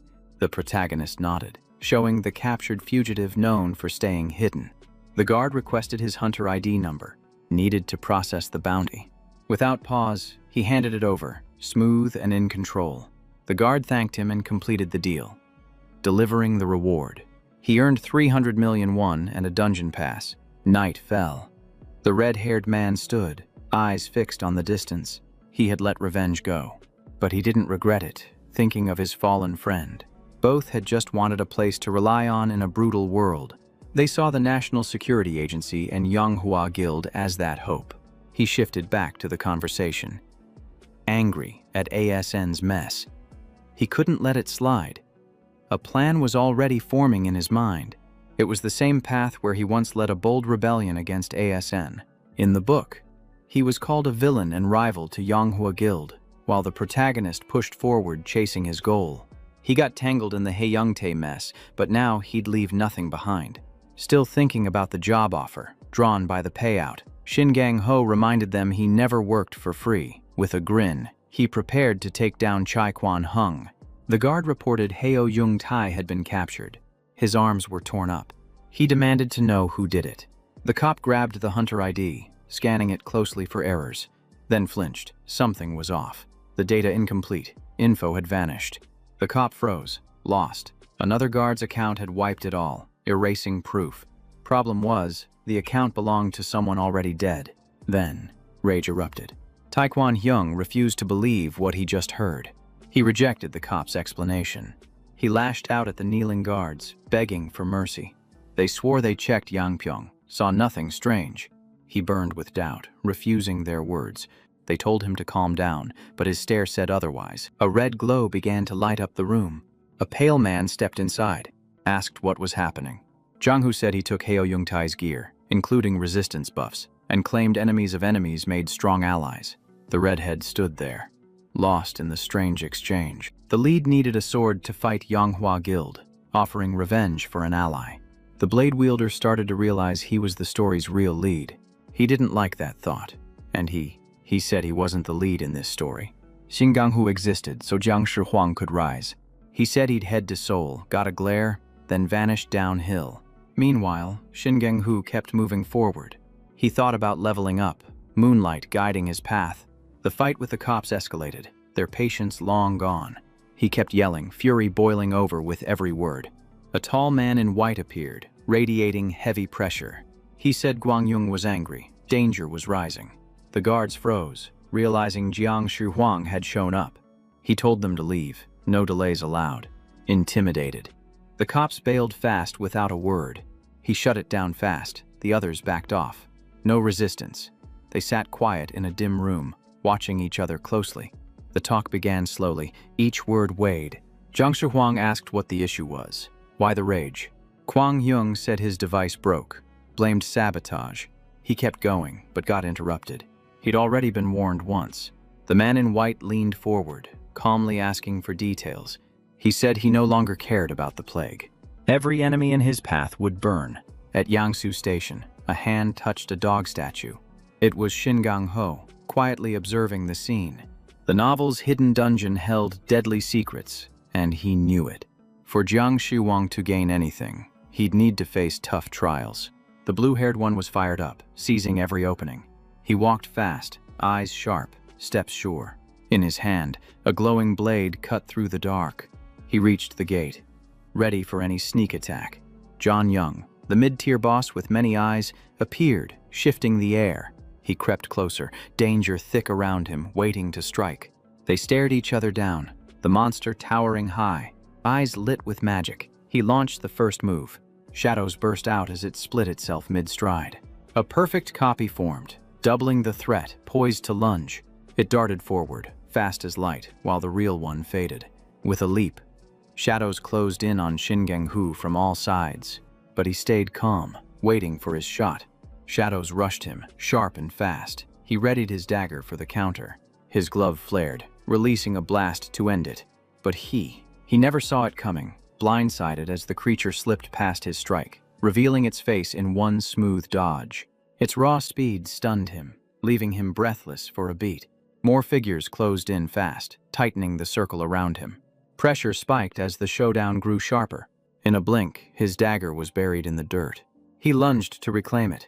Blade back in hand, he charged, ready to carve a path through anything. His feet lifted as he sprinted into the shadows. Swift and clean, he cut them down one after another, never losing focus. He finished them before they could move, proving his power against these shadow foes. Then he felt danger behind him, far too late to brace. A razor-fast shadow slipped in, aiming a perfect strike. It warped his vision with illusion magic and slammed him with brutal force. The impact sent him reeling as he fought to stay upright. His knife slipped from his grip, the fight turning harsher by the second. The shadow noticed its target had vanished. He stood alone now, hidden from sight. That's when he called on everything he had. He drove the dagger straight into its head, ending the threat for good. Stunned and helpless, the shadow collapsed, silent and beaten. Another clean win, showing again he could crush impossible odds. The enemy never expected him to hide and use illusions himself, or time his counterattack with such cold precision. He had taken down an intermediate boss and earned Shadow Step. He vowed to master it better than its last user, soaring past the first stage at level 33. Cut to two characters arguing in the room, each convinced their view was right. One started losing patience. The blonde man insisted the world centered on him. He claimed to stand for goodness, justice, and the path. Meanwhile, Shingang-hu wandered deep into the forest. A prompt for the main boss appeared before him. What was? Wild was how events drifted far from the novel's outline. The man in the black suit began to grasp who the true lead of this twisted tale was. The man in white with pale hair confidently stated he was the main character. Shingang-hu braced himself, body and mind ready for the next brutal match. This time he faced another version of himself, the final and strongest foe. His weapon hummed, prepared for the hardest clash yet. He opened with a leap, cutting the distance fast. He swung, but the enemy slipped aside with flawless movement. His feet slammed the ground as he charged in, ready to strike. He swung his sword again, aiming to finish it fast. Blades met, sparks flying, metal ringing through the field. He knew this fight demanded sharp reflexes and tight tactics. If he used illusion now, he'd get tagged easy. That would kill his momentum and wreck his edge. Since both could read moves, they saw each other's flaws. Maybe pairing his jump with abduction would break the pattern. Best plan was using skills needing direct hits. He braced for a brutal fight. Versal teleportation flew around like it was nothing, and he held his dagger tight, eyes locked on the target. He launched his bloody stab, trying to break the defense head-on, but the enemy slipped past like wind. A magic shield stopped everything, ruining his rush. That block and counter combo proved the enemy had serious talent. He pressed harder, testing how long the guy could last. Then suddenly, the enemy split into clones, flooding the field with chaos. Shadow Step scrambled his senses, leaving him totally off balance. In the thick of combat, he couldn't believe it. The enemy felt like they were everywhere, messing with his head. He rushed forward, dagger tight, ready to end it. He struck with full force, thinking he'd finally cornered him. He sliced the enemy, but the guy swapped places just in time, dodging the lethal blow. Then came a piercing pain inside. The enemy was already prepping another strike. It was the bloody stab, but the shield blocked it. Still, cracks split the barrier under the pressure. Then it shattered, leaving him exposed. The enemy countered hard, fury in every hit. He dashed away, desperate to escape. The bloody stab hit again. Several strikes landed clean. He sensed danger from behind. A short jump, and he raised his shield again. But shadows kept slamming it, tearing it down. His eyes widened as the onslaught kept coming. He ran, trying to vanish into cover. The fight's power overwhelmed him. He tried casting a new spell, Shadow Strike, but it missed completely. He was lost, no idea how to win. A new shield started forming.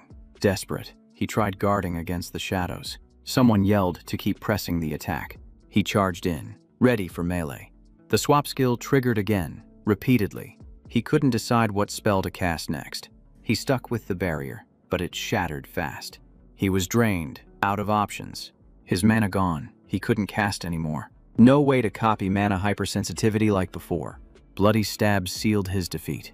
He was already wrecked from earlier blows. His body screamed, couldn't move fast enough. He jumped away fast, but the enemy called him back for more. Still not satisfied, he launched a final blazing strike. He was done, game over. Face down, 0 lives left. Shinkangu saw it clear. Mana hypersensitivity was a trap. That moment flipped everything. His skills surged. He locked onto a hidden dungeon, picked through the skill book like a strategist. One stood above all. He picked it. Maxed out, he felt untouchable. God tier. His first ultimate, a symbol that set him apart. He couldn't hide the thrill of his journey. Every brutal fight, every win. He'd become a legend, crushed every test. One move robbed Zhang Xuan of a shot at an ultimate. But he never saw the red crystal and skill book coming. Red crystals were top tier, perfect for boosting gear or skills, he joked. If Zhang Shuhuang found this, he'd lose it. Better keep it. First move, crack open the assassin's book, filled with deadly stealth. He flipped pages fast, like he'd done it before, absorbing each move, ready to unleash them. That book, his arsenal for the next war. Onward, his path clear. Next target, Heo Yongtai. The next morning, near Pyeongtaek Station, Li Yeren said nothing like this existed outside Danjun. He nodded, sensing she had thoughts. She looked curious, questions lining up. Pointing at the map, she asked why he wired her 100 million. He said Chasa was chasing him, so if his cover blew, she'd bolt to Yangpyeong in seconds. Word was, she hunted by burning down anyone lacking proof.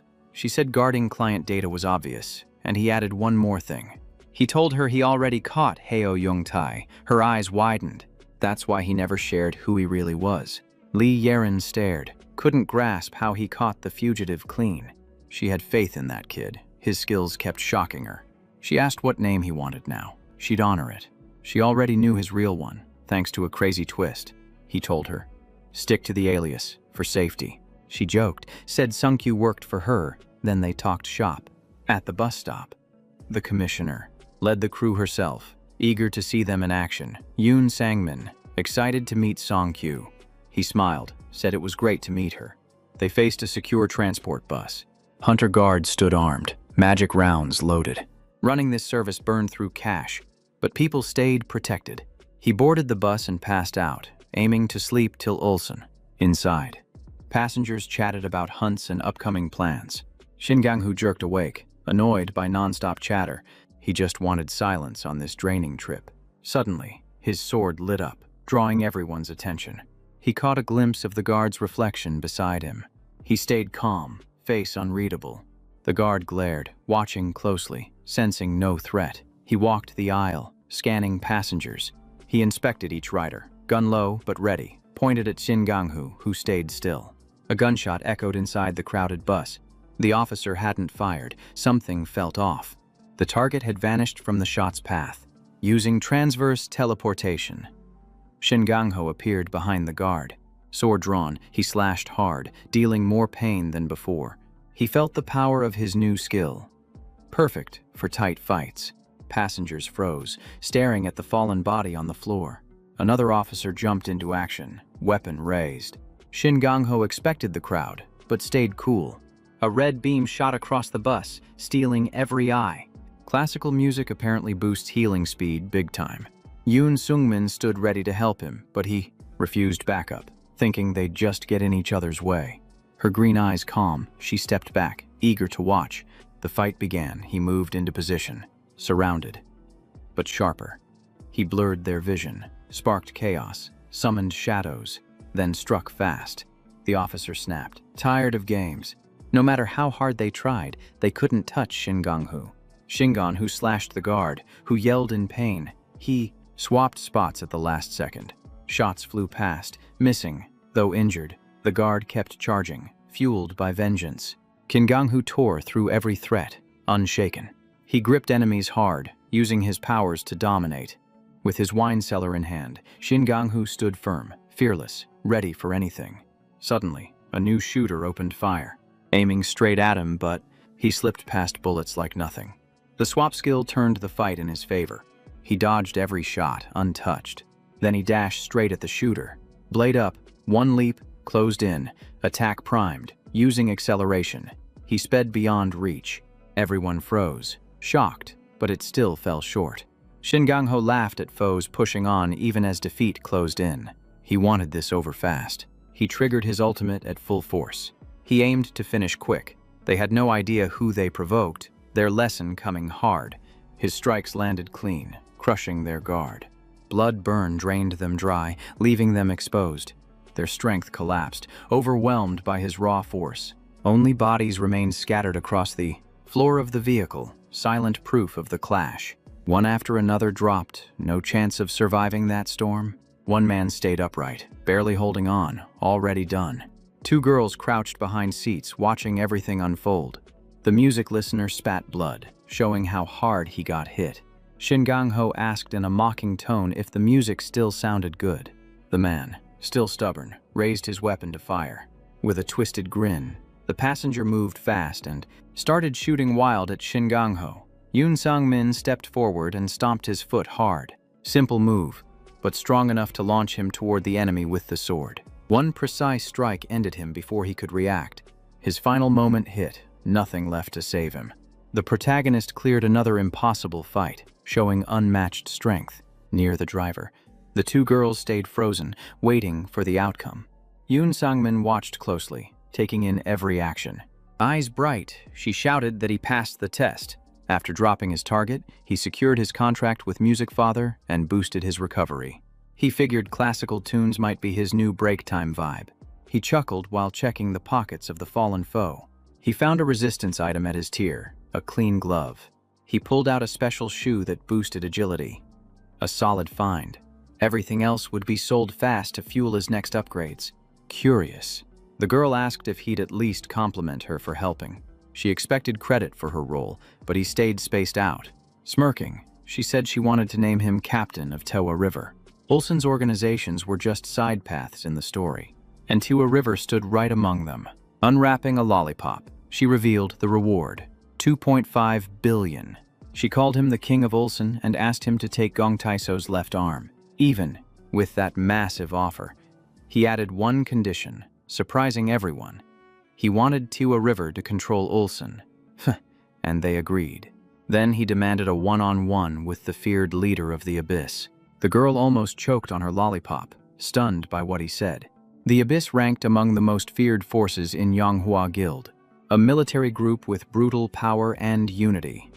Despite inner conflict, targeting Zhenghua Guild, Shinganghu had to link up fast. He needed real backup. The girl paused, thinking on his demand. Tewa River, as one of Abyss's branches, was a good way in. She laughed, intrigued, saying they'd talk more after seeing his results. Shingangho and Yun Sangmin kept walking side by side. Women kept showing up wherever they went. Gossip swirled. She led him to the dungeon Gong Taiso used as a base. The place was strange, complex, filled with thick power. From the setup, he guessed they weren't here to explore, but to catch Gong Taiso. The girl asked if he knew about fireworks. He looked at her, face sharp, thinking before replying. It meant mercenaries teaming up to strike a big target. Going in meant risking your life. Plain and simple. But those who lived could hit it big. Shinganghu knew Gong Taiso's habits and constellation, and could use them. She told him he had 100 enemies chasing him through commissions. Gong Taiso led Scarlet Blood. His name alone brought fear in Olsen. A complete maniac, zero regard for anyone. He killed without pause, nicknamed the Olsen Slayer. His level 200 gear made him near untouchable. Someone yelled they spotted Gong Taiso. Chaos broke out. He appeared, flanked by guards, dressed in gear that radiated wealth and command. A red diamond sparkled on a sleek glove on his left hand. He ordered the crowd to clear, didn't want interruptions. All eyes locked on the jewel on his left hand. She explained Gong Taiso defended that arm with magic. It was worth more than his life. Mercenaries were circling, waiting to pounce. She said once he left the dungeon, it'd all go down. Shinganghu turned away after hearing it all. She watched him, unsure if he was about to ditch her, while the crew nearby waited. But he shook his head, told her to move. He had a place to hit. In an art shop, people browsed like it was a gold mine. At the desk, Shingangho asked about a piece priced at 500 million won. No hesitation, he planned to sell everything.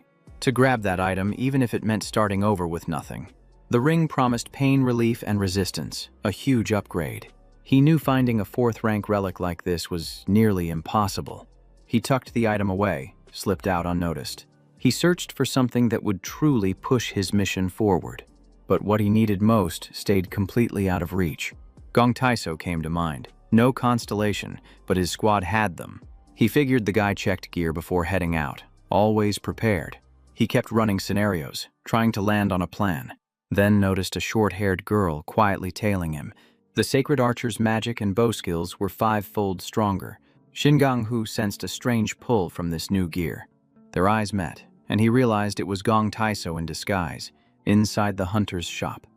The crowd moved silently, eyes watchful. The figure faded into the crowd, leaving no trace.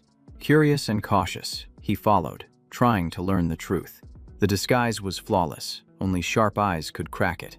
Without that faint constellation glow, he wouldn't have guessed. Guards were watching.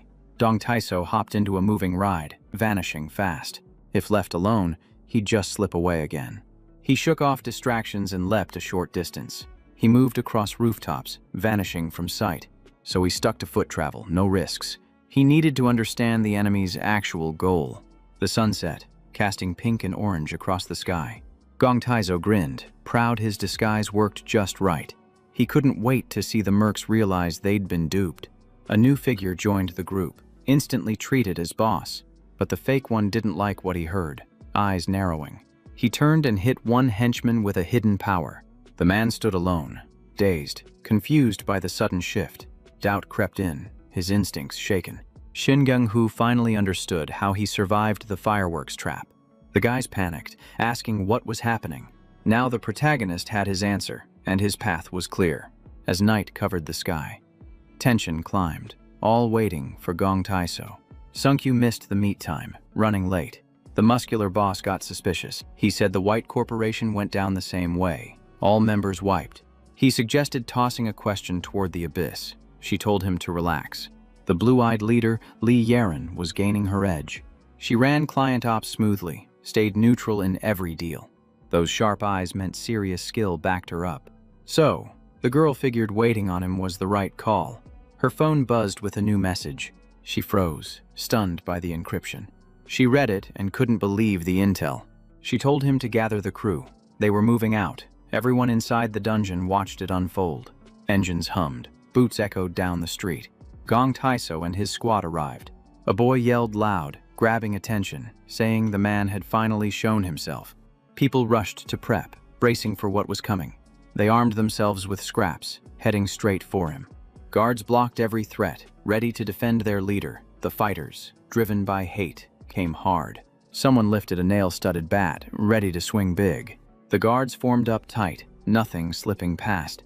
The clash exploded. No one hesitated. The guards fought hard, clearing anyone in their path. They held nothing back to shield their master. The crowd screamed, calling for fireworks to light the night. One person got snatched from behind with one hand. A kid recklessly used another as a shield. He didn't care, only wanted to survive. A red beam cut through, full of raw power.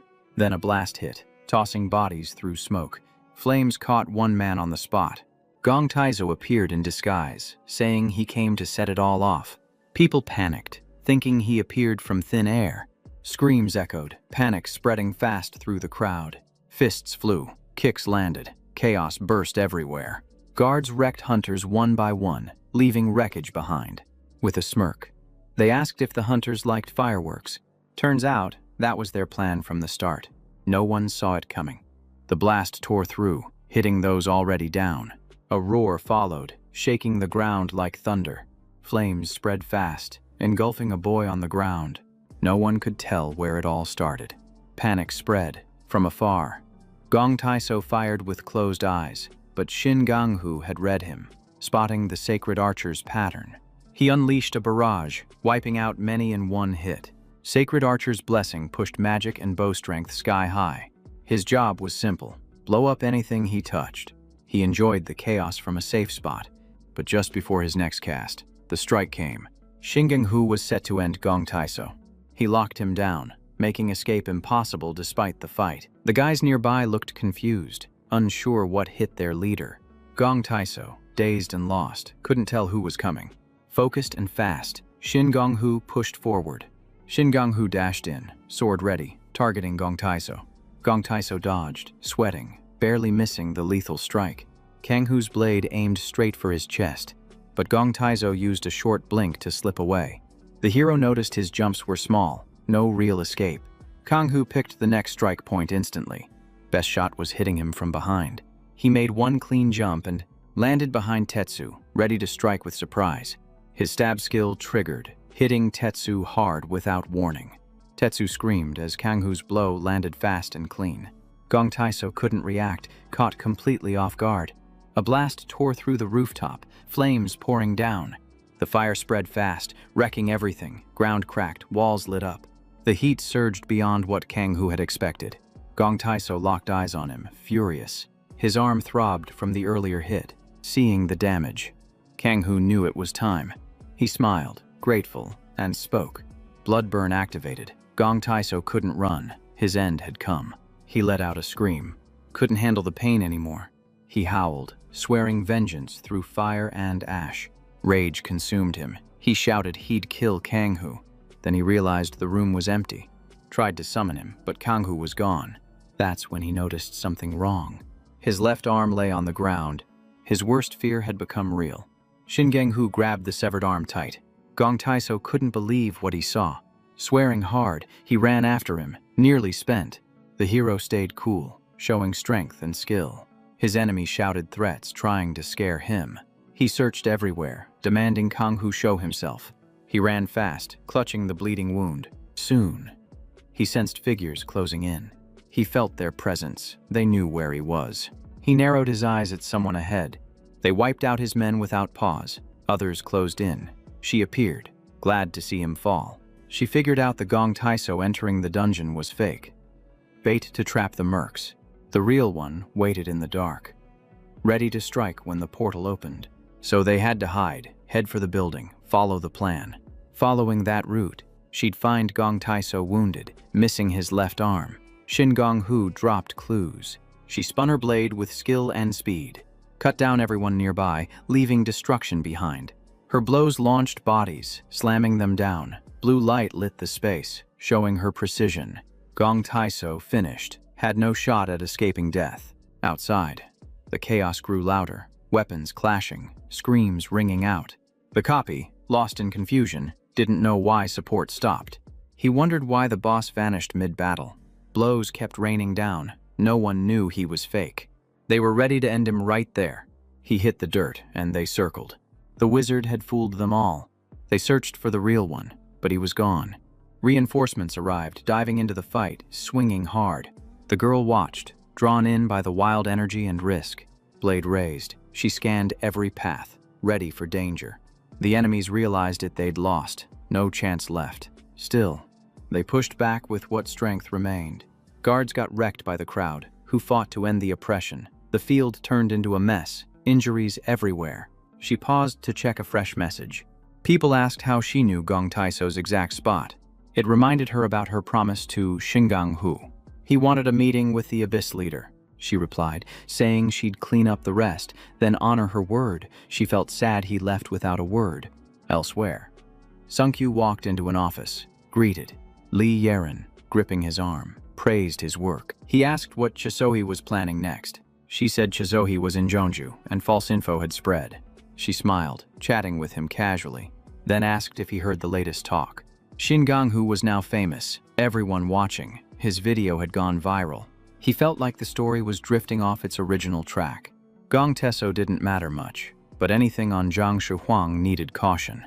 She asked if he'd keep teaming with Blue Eyes, hoping for a yes. He nodded, unless something better came along. She knew he played the game smart. Both were pumped for what came next. Li Yeren named the next mark. Joe Gubin said he was a killer targeting young victims, last spotted at Ground Zero. The warrior knew this info would help big in tracking. Still, he had to gear up first. At the same time, Shingang Hu's video aired on TV. Zhang Shuan couldn't look away, hooked by the madness. He called in, claiming to be from Yanghua Guild's intel team. He asked about the Gong Taiso attack, hunting the arm taker. The World Guild's towers rose high. A man claimed he didn't know the one sitting across. Han Zheng-hyuk ran Dungeon Ops as the top guy. Zhang Shihuan offered $1 billion for Baltman Dungeon's license. The manager froze, like seeing a ghost, stepping out from the shadows. Said Baltman was cheap but unimpressive. The hero pictured the loot waiting inside. He clashed with waves of shadow beasts, using every move he had. Perfect form. Cracked walls and debris marked the battleground. His level climbed again, reaching 37. He poured everything into stamina. Heat flared across the dungeon. The place kept burning hotter. Baltman's final boss was a towering, brutal warrior. Wolf warned them to leave if they wanted to live. To Shingang-ho, it looked like a light snack. He jumped, landing clean on a tower top. The boss couldn't grasp why this kid wasn't afraid. Decided to burn him down. Spells started flying his way. Lava chased him, but he triggered speed and dodged clean. His eyes locked, fierce and sharp. He dashed fast, using shadow steps. Wolf caught his scent, ready to strike. The clash was set, no turning back. Fire burst from his mouth as the runner closed in. Everything started disintegrating under intense flames. The chief pushed his magic harder each second. Fire blasted from him in every direction. He roasted the guy fully, ready to feast. Just like Shingang-ho had set up. It all went exactly as planned, no misstep. A rare feast was coming, earned by flawless execution. After grabbing Alicia, the warrior had held something back for this exact time. Once he read his skill book, he unlocked a burning speed boost. The warrior prepared for what came next, then moved with perfect shadow steps. The wolf stayed alert, eyes tracking every shift. Still craving, he smelled prey closing in, imagining the taste. He prepped a lethal strike, a firestorm of destruction. Fire exploded, chaos spreading, the wolf's power blazing. Time to act. The warrior knew. He flung his book straight at the chief. It flew faster than shadows slicing through. No way he'd get another shot like this. He torched the field, clearing all resistance. With a sharp move, he dodged the burning path. Firestorm expanded, ripping through everything. No stopping it. Watching flames devour all, the warrior smirked, proud. With the place scorched down, it was too late to fix or undo anything. The wolf sensed something off in the flavor, but his curiosity burned for the man facing him. His senses blurred. Everything went strangely hazy. It was the deadly move described in the book. The chief saw his shifting body, totally lost. A red warning blinked right in front of him. His powers failed, defenses down, alerts flared non-stop. It exposed Shingang-hu's trap for the chief. Slowly, he realized what really happened, the full picture forming. All fingers pointed to the warrior, the one who set the trap. With a crooked smile, the warrior said this was just a taste of his skill. The chief panicked, clueless how to react. Fire poured from the sky in a brutal storm. Shingang-hu watched the sky shift like cinema. A massive blast sent fire and sparks flying.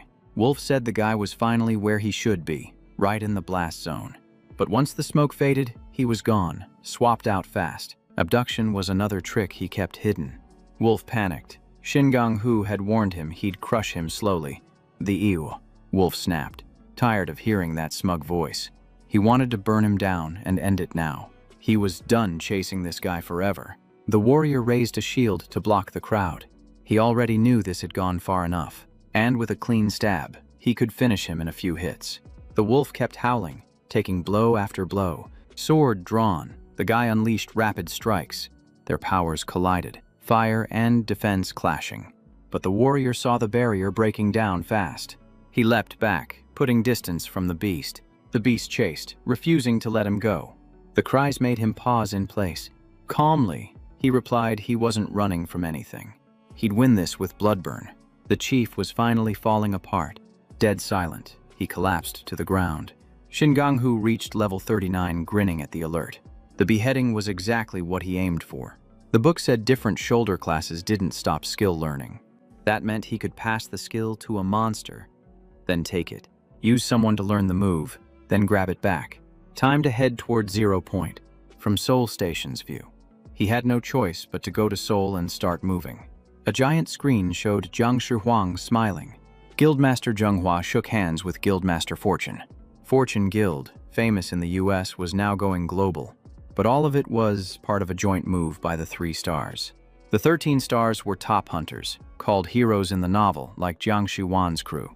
But truth was, they'd lead the world into disaster. Worst part, they had spies everywhere, shaping the story. Once united, people would treat them like gods. The hero ended up there, pulled by the karma of his own novel. A woman walked up, saying Seoul was super boring. He turned when he heard her call. She kept talking, ranting about insane prices and how only the connected win. Her red eyes and dark hair stood out. He couldn't figure out why this striking woman talked to him, until he noticed something felt strange. Suddenly, they sat at a table. Him on his phone, her typing away. She paused and glanced at the warrior. Now he saw it. She used mental powers. In a grayscale scene, thugs stared at a woman on the ground. A girl lounged in a chair. 2 huge screens lit up. A guy stood by the injured. The view snapped back to Shingang-hu. He realized to resist her mind control. His level needed to beat hers. He told her to quit wasting her tricks. He hated nosy types. He looked at her constellation. It was the enchanted fox, and he knew she was one of Yu Chenghua's 13 stars. Soon, this all started getting interesting. He couldn't stop it. But there was a way to block psychic skills. Those powers dropped defenses by stirring happy memories. But pain could raise a shield, even if briefly. Thinking of hurtful stuff made a mental barrier. The girl got curious about the guy who resisted her power. She handed him a business card, reserved for those who blocked her once. If he needed help, he could call. It was a Shinto guild card, one of China's top guilds. He said he'd keep it, hoping to meet her again. Then she left. But before that, he knew taking on the 3 stars meant he needed allies. Now he moved through scorched land, dry winds slicing through. His steps barely made a sound. He left no trail, fading into dust, reaching 0 point, the true beginning. Checking the map, he debated between treasure or the quest. Faint sounds echoed from nearby. A shadowy figure started to appear. Blue spells shimmered in the air around him. It was congenital mana hypersensitivity, the most common kind. Cool, but it could break his body apart. One drop in stats could mean death mid-fight. He had to control it. His battles were just getting started. He needed to collect some wild Salacium, a different plant. Shin. Gonghu had used it before and got a much stronger result than the usual stuff. Once you take it, mana hypersensitivity fades for 30 minutes. It has harsh side effects, but in combat it changes everything. Problem was, this plant never grew at 0 point and a high level must guarded it. He knew 6 zones held the plant and checked the map again. His best move now was hitting level 40. That would unlock a new skill. The warrior now faced a plant that looked ready to bite. He crushed that basic threat with one clean strike. The quick wind steadied his nerves, but more monsters surfaced, proving 0 mark was a lawless region. Mutated beasts prowled in every corner, raising the danger non-stop. The whole area felt unstable, each step demanding sharp focus to stay alive. He used a long jump, knowing one slip meant death, then spotted a man against a rock, untouched by decay, which felt wrong. He used mana tracking to learn what happened. As expected, there was no chance. Mana flowed from a dead body. He saw the man gripping a weapon and thought it was bait from a dark guild using items to expose hunters. The plan was simple: lure victims and steal precious.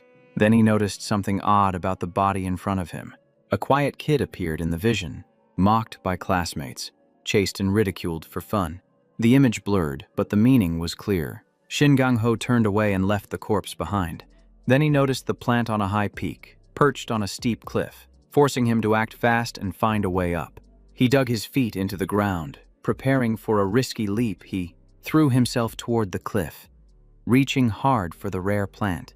Dry trees stood silent in dead air. Then a monster stirred from its rest. He grabbed the plant tight and ripped it free. But he still had to avoid falling and ending like the corpse, dangling with one hand from the cliff. Now he saw the monster he mentioned earlier. It was the mad former with its glowing green stare. The creature stretched closer, eager to grab Shingon-hu. Its branches shot straight at him. He pushed off the trunk, ready to jump and escape.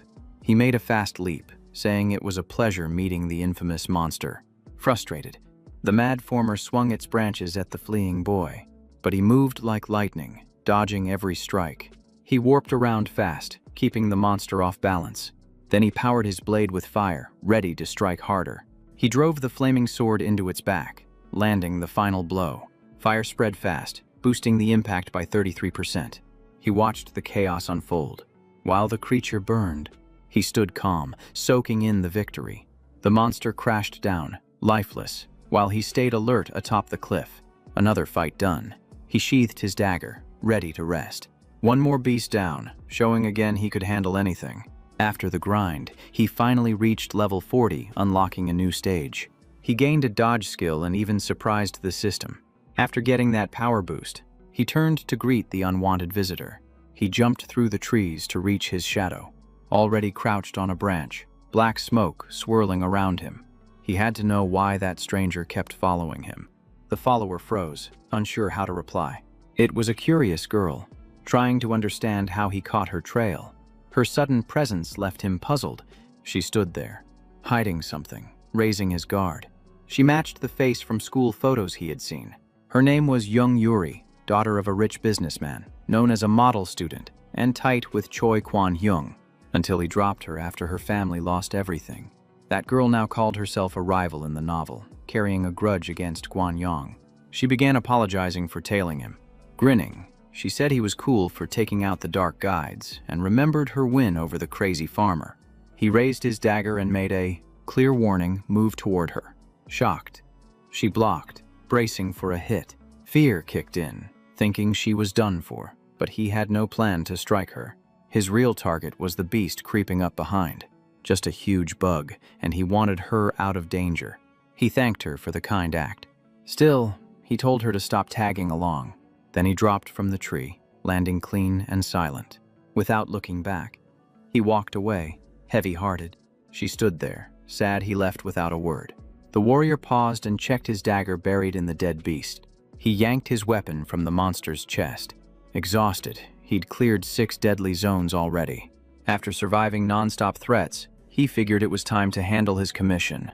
From the mountain's base, something strange rose slowly, grabbing his focus. It looked like an angel monster, both majestic and deadly, ready to fight. Staying alert, he moved forward. He hadn't realized this area had its own domain. That corpse on the rocks earlier, still haunting. He wondered what had killed it. That weird doll stuck to the body wasn't the real danger. The real threat was whoever controlled it from behind. The dark guides were ghost-like, hiding in shadows. Even if spotted, normal attacks couldn't touch them. Victims dragged by them usually ended up losing their sanity completely. In the end, they broke under pressure, unable to take the strain. Left crushed by torment no one could endure. But not this guy. His mind stayed solid. Quietly, he crept toward the corpse. Then, something floated above the space. He gripped his weapon, bracing for another battle. The beast charged in, savage and full of rage. He dodged fast, slipping through each strike. Shingang-ho shouted for a backup weapon, now. The bird screeched in pain but kept striking, targeting him non-stop. He kept eating strength-boosting food, while dodging relentless beasts chasing him down. The dark guides appeared again. He didn't expect them back so soon. He ran, steady and focused, then launched a big jump across the cliff. The guides stayed close, not letting up. They hurled attacks, but he weaved through, speeding up. He ran full throttle. No fear. Then spotted a towering beast, its presence chilling. The thing reached for him, catching him off guard. He instantly chose to use his dodge skill and zipped across the mountain. The monster turned, eyes locked on him. Annoyed, the guide resumed the chase. Angels watched the chaos from above. Intrigued by the new conflict, the guide sensed they were being watched. That trap was seriously well played. Things that can destroy a guide include raw power or pure light, their true weakness. These creatures would fight to the end. Shingon-hu just wanted to test his new weapon. He grabbed it straight from the corpse's grip, skimmed the documents, found nothing useful. Though the man was gone, he figured he could still return him to his family. He gently shut the corpse's eyes, paying quiet respect before stepping back. First, he needed to resolve the client's revenge. That came first. Kang-hu said he'd take care of it. He walked away, black smoke trailing behind. Yuri, hidden nearby, grinned. The target Joe Goblin, a killer who hunted kids. The woman told him this info was priceless. Looking at the envelope, he knew this wasn't typical intel. She lowered her voice, saying it came from the commissioner, the one who gathered it, father of a victim. Deep in North Korean land, he checked his phone. He recalled her words. This mission was bigger than just revenge, and to follow orders. Holding that thought, he stopped, then pocketed the phone, activated mono detection, spotted a body nearby, snatched a sword quickly, then smirked, pulling on a glove while standing over the body. Called Ground Zero, the land of chances. When the system said killing more meant leveling up, he was pumped. But something caught his attention. Before he could react, he got ambushed. He threw on armor and tossed the stolen sword, then quickly used ice armor to defend himself. The assassin asked who the kid was, seeing him pull the sword back. Kang-hu stared and said he wouldn't say a thing. That pushed the man over the edge. He cloaked himself using a wizard skill and summoned a spear. The assassin threw it with all his might. Said if he wouldn't talk, he'd force it, then hurled the spear. Kang-hu dodged it, letting it slam into stone. He hurled multiple spears, but the young guy kept dodging and closing the gap. Shin realized the opponent was a mage. His power came from his constellation, plus magic resistance different from Yungtai's, so charm wouldn't work. First, though, that armor had to go. After dodging every strike, the boy rushed in. Seeing him near, the man began chanting again. Blood from the fallen body began rising into the air. The man formed blood spears, one of which was impossible to dodge. Kang-hu triggered his resistance shield just in time. Both looked stunned. He expected damage, but got none. The quick dodge skill worked like a resistance barrier. System alerts popped up saying his dodge upgraded to quick dodge. It was his first time using it, and it worked great. The assassin muttered that was way too close, then summoned another ice spear. Gripping it, he said one shot could have ended it, but since it got boring, he'd just kill him and take his stuff. Shin asked why he targeted kids, but the man didn't get what he meant. Hand to his head, he asked who the client was. Shin pressed him, but Joe Goblin just laughed and played dumb. Then admitted he enjoyed tricking them, saying it was fun since they were innocent, like toys to him. Hearing that, Shin recalled how Chie spoke about Yuri back then. Goblin cast a skill to trap them inside an ice wall. The young guy quickly drew his sword. Taking position, he said he'd show what being a toy felt like. Then Shin used an illusion to hide his true spot. They charged Joe. He got confused, unsure which was real. He stared at one figure, thinking that was it. But it faded, tricking him into thinking Shin was hiding again. While he guessed, the others closed in fast and attacked. Joe pulled 2 ice spears, ready for a fight. He slashed through illusions, panic rising. Several clones zipped around and circled him. Now surrounded, he didn't know who could strike. Shin rushed in from behind. The assassin realized how wild things got. He cast ice foam, trying to clear them all. Illusions broke one by one, but Shin stayed hidden, realizing the mistake. He tensed up, then spotted the real Shin charging in full force. He quickly began forming another ice spear. Shin boosts forward using acceleration to close the distance. The man calls him slow and ignites his spear, saying this is what he wanted. He swings hard at the boy. The sword tip pierces the ice armor and hits flesh. Shin asks how it feels getting played. Joe starts losing focus from the pain. He rips out the sword and swings back, yelling for him to die, but Shin teleports away. Joe spins around, sees him ready to strike again. Shin leaps, saying this ends now. He uses great decapitation from behind, hitting with extra power. Moments later, the assassin gasps for air. Donghu plays classical music in the background. System shows the great decapitation drained 1/4 of his energy. He notes it costs a lot but hits hard. Looking at the fallen man, he conjures something. Joe stares, noticing he's on a call. Shin dials and introduces himself calmly. He thanks them for waiting, sets the phone down, and says revenge begins. Somewhere, Kangu appears on screen, in surveillance shots from a Seoul train station. A voice tells Sohee he's heading south, most likely to 0 Point based on his route. She says the boy must return and keep her updated. Hanging up, she throws shade with a grin, saying he'll regret brushing her off. Back at 0 Point, the assassin stammers, avoiding the camera. A moment later, the caller says it's fine, that it's enough. His daughter would understand. The man cries and thanks Kanghu, thankful someone did what the law and hunters failed to do. Shin says he only followed instructions, then adds he hopes her soul finds peace. The assassin screams he just followed orders. Shin activates Bloodburn, groaning as pain hits. Once the assassin drops, he says he could die now.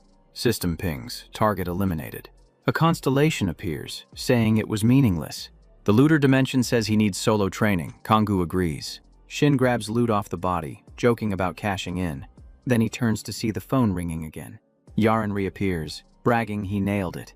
Says the commissioner wired him a 2.5 billion bonus. Shin says he's got a request. Asks to recover a body and confirm its ID. The woman smiles, says that's easy. Hanging up, she says she'll see him soon. Glancing back, she reminds someone she warned earlier, then asks why they're still tailing her. Yuri steps out from behind a rock. She mentions a dungeon she couldn't clear due to a mid-boss. A little embarrassed, she asks if he'll join her. They reach the location, scanning the area. The boy says it's crazy this place exists, looks unstable. 0 Mark tracks hidden dungeons, and many are still undiscovered. The girl admits she didn't expect him to actually come. Smiling, she thanks him, and he says dungeons benefit them both. He can test her skills, maybe use her against Yonghua Guild. He wonders if this is her first team up. Yuri points to a sign, asks if he can read it. The text's jumbled without a translator. He says it's Latin. It says those who enter with bloodied feet will be buried forever, he asked, if they should see what this place really hides. Together, they head down the stairs, looking back. He asks what kind of boss they're facing. She says it's a monster with deadly long range. Attacks, and she only landed 1 hit before its defense blocked it. Kanghu says it sounds tough, not knowing monsters wait below. When he spots them, he growls, ready to fight. They charge straight at the two. Drawing his blade, he says he'll go first. One beast lunges at him, but he teleports behind and counters fast, hits its back clean before it reacts. As that one falls, another threatens to kill him. A spear flies toward the girl. Her skill activates instantly. She uses Dimensional Door to warp the spear and slams it right back at the enemy. Shin's eyes widen, impressed. Her reflexes and control are sharp, probably near level 200. The portal appears once the monsters fall, and the boy says they've made it. Ahead, a beast stirs, sensing something strange, an intruder. Yuri says no one's ever used that skill combo. One's a crab move from monsters, the other belongs to assassins. She's thrilled it ended quickly, but he wonders why she's not surprised. That fight boosted his level, and he's eager to hit 50 soon. Out of nowhere, an attack flies. They dodge at the last second. The strike leaves a deep crack in the nearby wall. They've entered the zone of the mid-boss. A massive figure emerges ahead. It grabs a sword, saying it's time to get serious. It's Sportula. It attacks fast and defends itself with a built-in skill. Looking at the girl, it asks if it could flatten her. She asks if he'll manage. He tells her to show off her power. Trusting him, she nods, saying she's ready. Shin closes the gap in one quick move. He leaps and targets Sportula. He swings, but Young activates the Dimensional Door, skill, and vanishes. The boy appears behind the giant, throwing it off completely. He does it again, landing on the other side. The boss can't land a hit. Its long-range skills made close combat impossible. Using teleportation, the boy jumps onto its head. Sportula strikes but misses once more. Frustrated, it starts to lose patience. The girl decides it's time to act. The sword crashes down, aiming at Sportula. The boy arrives behind it just in time, but the defense triggers. Kang-Hu breaks the barrier, just for a moment. The boss unleashes a full-force attack, but they use a skill and call it the perfect opening. Then Shin appears high above, sword raised. He uses the Great Decapitation skill to cut down. Moments later, he jumps away and sees the girl smiling from below. Kang-Hu slips behind Yuri just in time. He flinches, thinking she'll teleport him behind the boss. She begins summoning a new skill. She hits it with Thundershock and yells that she's jumping into. After the shock, Sportula groans. Moments later, it collapses without resisting. Shin wonders what she's up to. Figures she's not here to chill and gives her credit. They move deeper, spotting someone kneeling in a beam of light. He thinks she's leveling up fast, enough to challenge Younghua. She points at the man kneeling, both ready to strike. The man clasps his hands like he's praying. Peng-Hu steps in, asking if that's the boss, since he looks human. Look closer, and he's crying blood, but his entire body is suddenly soaked in red. Then the beam shifts color and flares bright. The girl asks what's going on, confused. Shin throws his sword. It hits the target. The man cracks apart, and as he shatters, the system confirms the main boss is defeated. No skill drop, and all around, a strange force starts to rise. The dungeon's falling apart, everything's going down. He tells her to unleash every skill she has. She nods, then gets moving. Uses short-range jump instantly. The boy says he's out too and runs hard. As the place breaks down, he picks up speed. He's stunned the boss treated hunters like travel pals. He grabs a rose, calls it rare, says now's not the time to save it. He chews it down, betting it's his only shot. Energy floods him. While the world around crumbles, he'd written about it. But feeling it live hits way harder. Every sense lights up. He grins, saying he's getting out. In another chamber, the girl keeps moving. She burned too much mana fighting Sportula. Now she's weak. Then she drops from exhaustion. Looking ahead, she sees the boy sprinting. She tries shouting for him to stop. Her mind flashes back to when she said the same to Che. Realizing he didn't hear her, she shuts her eyes, ready to give in. Then he asks what she's doing, if she's hurt. She's stunned to see his hand reaching for her. A stone breaks loose, falling above her. Yuri calls out, but no impact follows. The boy activates a protective shield. She tries to say something, but then notices he's carrying her, arms firm. Around her, he says this is his last push. Sprinting hard, he tells her to hold tight, but the dungeon collapses behind them. Once safe, they stop to breathe. He says they made it out. He mentions a skill he got from the mid-boss. Maxing it shortens the cooldown. Could be useful soon. As she checks her gains, a new screen appears, saying she received skill enhancement. She thinks that's not bad for nearly dying. Yuri thanks him, saying she wouldn't have survived alone. Voice low, she admits she froze. Memories came back. She used to guide for Manhwa Guild. She worked as a pro-merc guide. Legit, no joke. One day, Che showed up, said they'd always protect the Manhwa squad together. That guild ruled the country, so she followed him. But during a raid, she got destroyed. Rumors said the damage benched her from dungeon runs. Chu told them to ditch her, said she was dead weight. Yuri asks if protecting her meant nothing. She says it only mattered if you had worth. Wonders if she was dumb to trust it. In the end, she says being a toy wasn't the worst. Shin says that was no accident, it was a hit. She says it's a miracle she lived. If she had summoned a space-type constellation, she'd be done. She grins, calls it luck, but he says it wasn't just that. Constellations don't pick hunters without purpose. He says hers must have seen something in her. She asks if that's praise. He says it's truth. Looking tired. Yuri says letting it out helped. That's why she sticks with Ground Zero. Fewer issues there, but it gets lonely. She admits maybe she hoped to trust someone again. Suddenly, Kang Hu sways and nearly drops onto her. She panics when his hand hits her shoulder. Then he slumps backward. She sees him gasping, asks if he's okay. Shin tells her to relax. Just side effects from Silasium. He just needs a break.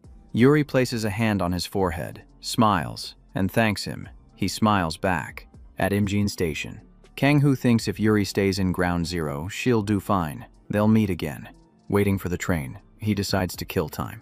Opens Huntergram, the private SNS where hunters flex or drop intel. Che from Manhwa, top guild in the country, leads dungeon defense with a focus on safety and teamwork. Kang Hu scrolls and scoffs, thinks it's nonsense. Notices Taihua River outperforming Olsen. Grins, says they handled the cleanup like pros. If Sangmi delivers, he'll meet the Abyss leader soon. A message from the Raiders dimension appears, calling it impressive. It says shame they couldn't loot the constellation. He tells it to ask away, then wonders what constellations are really for. Kang Hu says it's about balance. Both sides need a reason to bond. The dimension replies he's not a typical hunter. It knew something was off when he summoned it at level 10. Says it'll test him soon. If he passes, their fates align. He'll unlock stronger powers. Kang Hu grins, says he's ready. Asks if the constellation has issues with the deal. It's confused. Shin says the system links world-controlling constellations with mortal lives. In his novel, he built that to jab at Zhang Ziwan's team. The dimension says of course. Contractor struggles reflect constellation struggles. Constellations don't rule that world. They're just part of it. The young man asks who's above them. The dimension says it can't reveal that. That info's beyond the story's scope. Even the author can't know everything. Maybe they're just his thoughts in disguise. To his surprise, the dimension says it doesn't want to vanish like normal constellations. Says it's getting greedier, thinking it might share fate with him. Shin tells it not to worry. He'll show something unforgettable. The dimension replies it'll be watching. Yiren texts, saying Chasohi is at Seoul Station. He didn't expect it that soon, and figures he needs a new plan. He'll take on one more dungeon before facing Sohi. Needs to hit the express bus terminal, not the station. Heading out, he considers the dungeon near Guangzhou Terminal. Close to the terminal, he checks his phone, feeling drawn there. That's where he could activate the PSS from Hanessa. He paid for info, covered his trail. If he leveled there, the fight with Sohi would be easier. A scream suddenly yanked his focus. He saw a woman shouting for help, surrounded by men. One waved a blade, said she bumped him, told them to rob her. She fired back, saying they were from Haiyang Guild. That guild worked muscle for Jiang Shu Huang, who, pushed by them, wiped out one of Yonghua's squads. They had some pull, but were mostly lowlifes. When he looked again, they had grabbed the woman, and were backed by a powerful constellation. The Great Trickster, the raider said. The dumb name aside, it was top tier, and doubted they were trash. Shin pulled his sword, said he wouldn't just watch. He was ready to see that constellation in play. He yelled to draw their attention, used illusion magic to confuse them. Closing in, he dared them to find the real him. They called him crazy. They rushed him. One pulled a knife, cursed, and swung. The blade lit up, shot toward one of his clones. Meanwhile, the woman still waited at Seoul Station. He muttered she had waited long enough. She guessed he took another path. Her master contacted her, asked if she'd found him yet. She snapped back no. more annoyed. He said she was fired up, really wanted to catch him. Someone nearby was secretly listening. The man told her the kid just had to survive, and she needed to bring him in. She said she would take care of it. After ending the call, she sensed someone behind and reached for her knife. He asked if they wanted to get hit. When they didn't move, she grabbed it fast and threw the blade dead on. In the fight, the man found the real Shin but struck his barrier. Since he spotted him, Shin said he'd hand him his prize and unleashed the great decapitation. He dropped 2 more, and the system announced. Their constellation pact now belonged to him. The others watching froze in fear, including the girl. She walked up to him, smiling. With their leader down, they yelled threats, knocked the girl aside, then charged with weapons. But Shin activated his skill and moved through them before they even reacted. He said they had no constellation, so there was no point dragging it out. The great trickster said every 100 levels. He'd earn a rare item. Shin was pumped to level. The girl thanked him, saying she owed her life to him. Blushing, she introduced herself as Jin Hyo-young. He held out his phone, asked for her number, said he wanted to repay her somehow. He started typing on his screen. Soon after, Hyo-young thanked him again, said goodbye, and they'd meet again. As he watched her leave, a notification popped up, said a dungeon was opening and to enter now. He wondered if that guy was a hired merc or just a random. She couldn't find anything, questioned if she had the wrong target. Someone watched her from afar. That person stepped out from behind the wall, nervously typing. He realized she had spotted him. Behind him, she appeared, saying she knew a rat was near. She touched him with her ability and scorched him. His whole body went up. A voice in his ear said Shin was located. Confirmed he was seen in Gyeongju. He snapped a picture of the body and cursed trusting Yaren. Set it on fire. Said it looked too pathetic to lie on. Eyes locked on her, told her to quit running. Looking at the loot he got from the fight, he said he'd make $800,000 selling it all. Grabbed a few more drops, then checked his bank app. He was sitting on nearly $5 billion. With that, grabbing a third-rank weapon was easy. Yaren warns him the woman took his eyes and is heading to Gwangju. Shisohi was level 200, a monster. Her title Hound was well earned. He was only level 49, needed to double that before even trying. For now, he entered the dungeon he'd chosen. Hands in pockets, he walked casually toward it. Near Gwangju Terminal, a guy tells the woman they kept their word. Hae-young's guild was crushed, toll and terminal taken. She adds they also claimed Songjong Station. Tells him to stay where he is, smirking. She says Kang-hoo will love the setup. Then she spots something. On the bench beside her, the young man appears, sword out, says it's been a while. Deep in the woods, Shin clashes with a swordsman. It's the main boss, Sagina. Shin finds him seriously annoying. The 3 ghosts got swatted away instantly, with distance. Perception vision barely helped. Long-range skills did nothing. Charging in would waste his defense and miss the shot. He picks shadow steps, attacks from all sides. 2 hide in bamboo while the real one strikes head-on. Sagina exhales, locks eyes with him. He grabs his blade, slashing. Through shadows while the real one waits. Spotting his back, Shin says he was counting on that. He uses a skill to draw his focus. Appears, saying it's a neat trick, but useless once he's in range. He drives a bloody stab into his back. The man turns, shocked. As Shin lands in front of him, he drops, weighed down by pain. He growls, pushing his power. Begins to stand. But Shin disappears again, then shows up right behind him.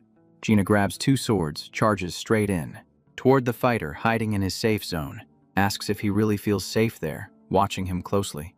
The man slams 1 blade down, summons Thunder Wind Circle. The kid grins, says he'll beat him inside his own zone. He drives blood burning straight into his opponent. From afar, he shields himself from the chaos he unleashed. He defeats the main boss and loots Thunderous Wind Circle.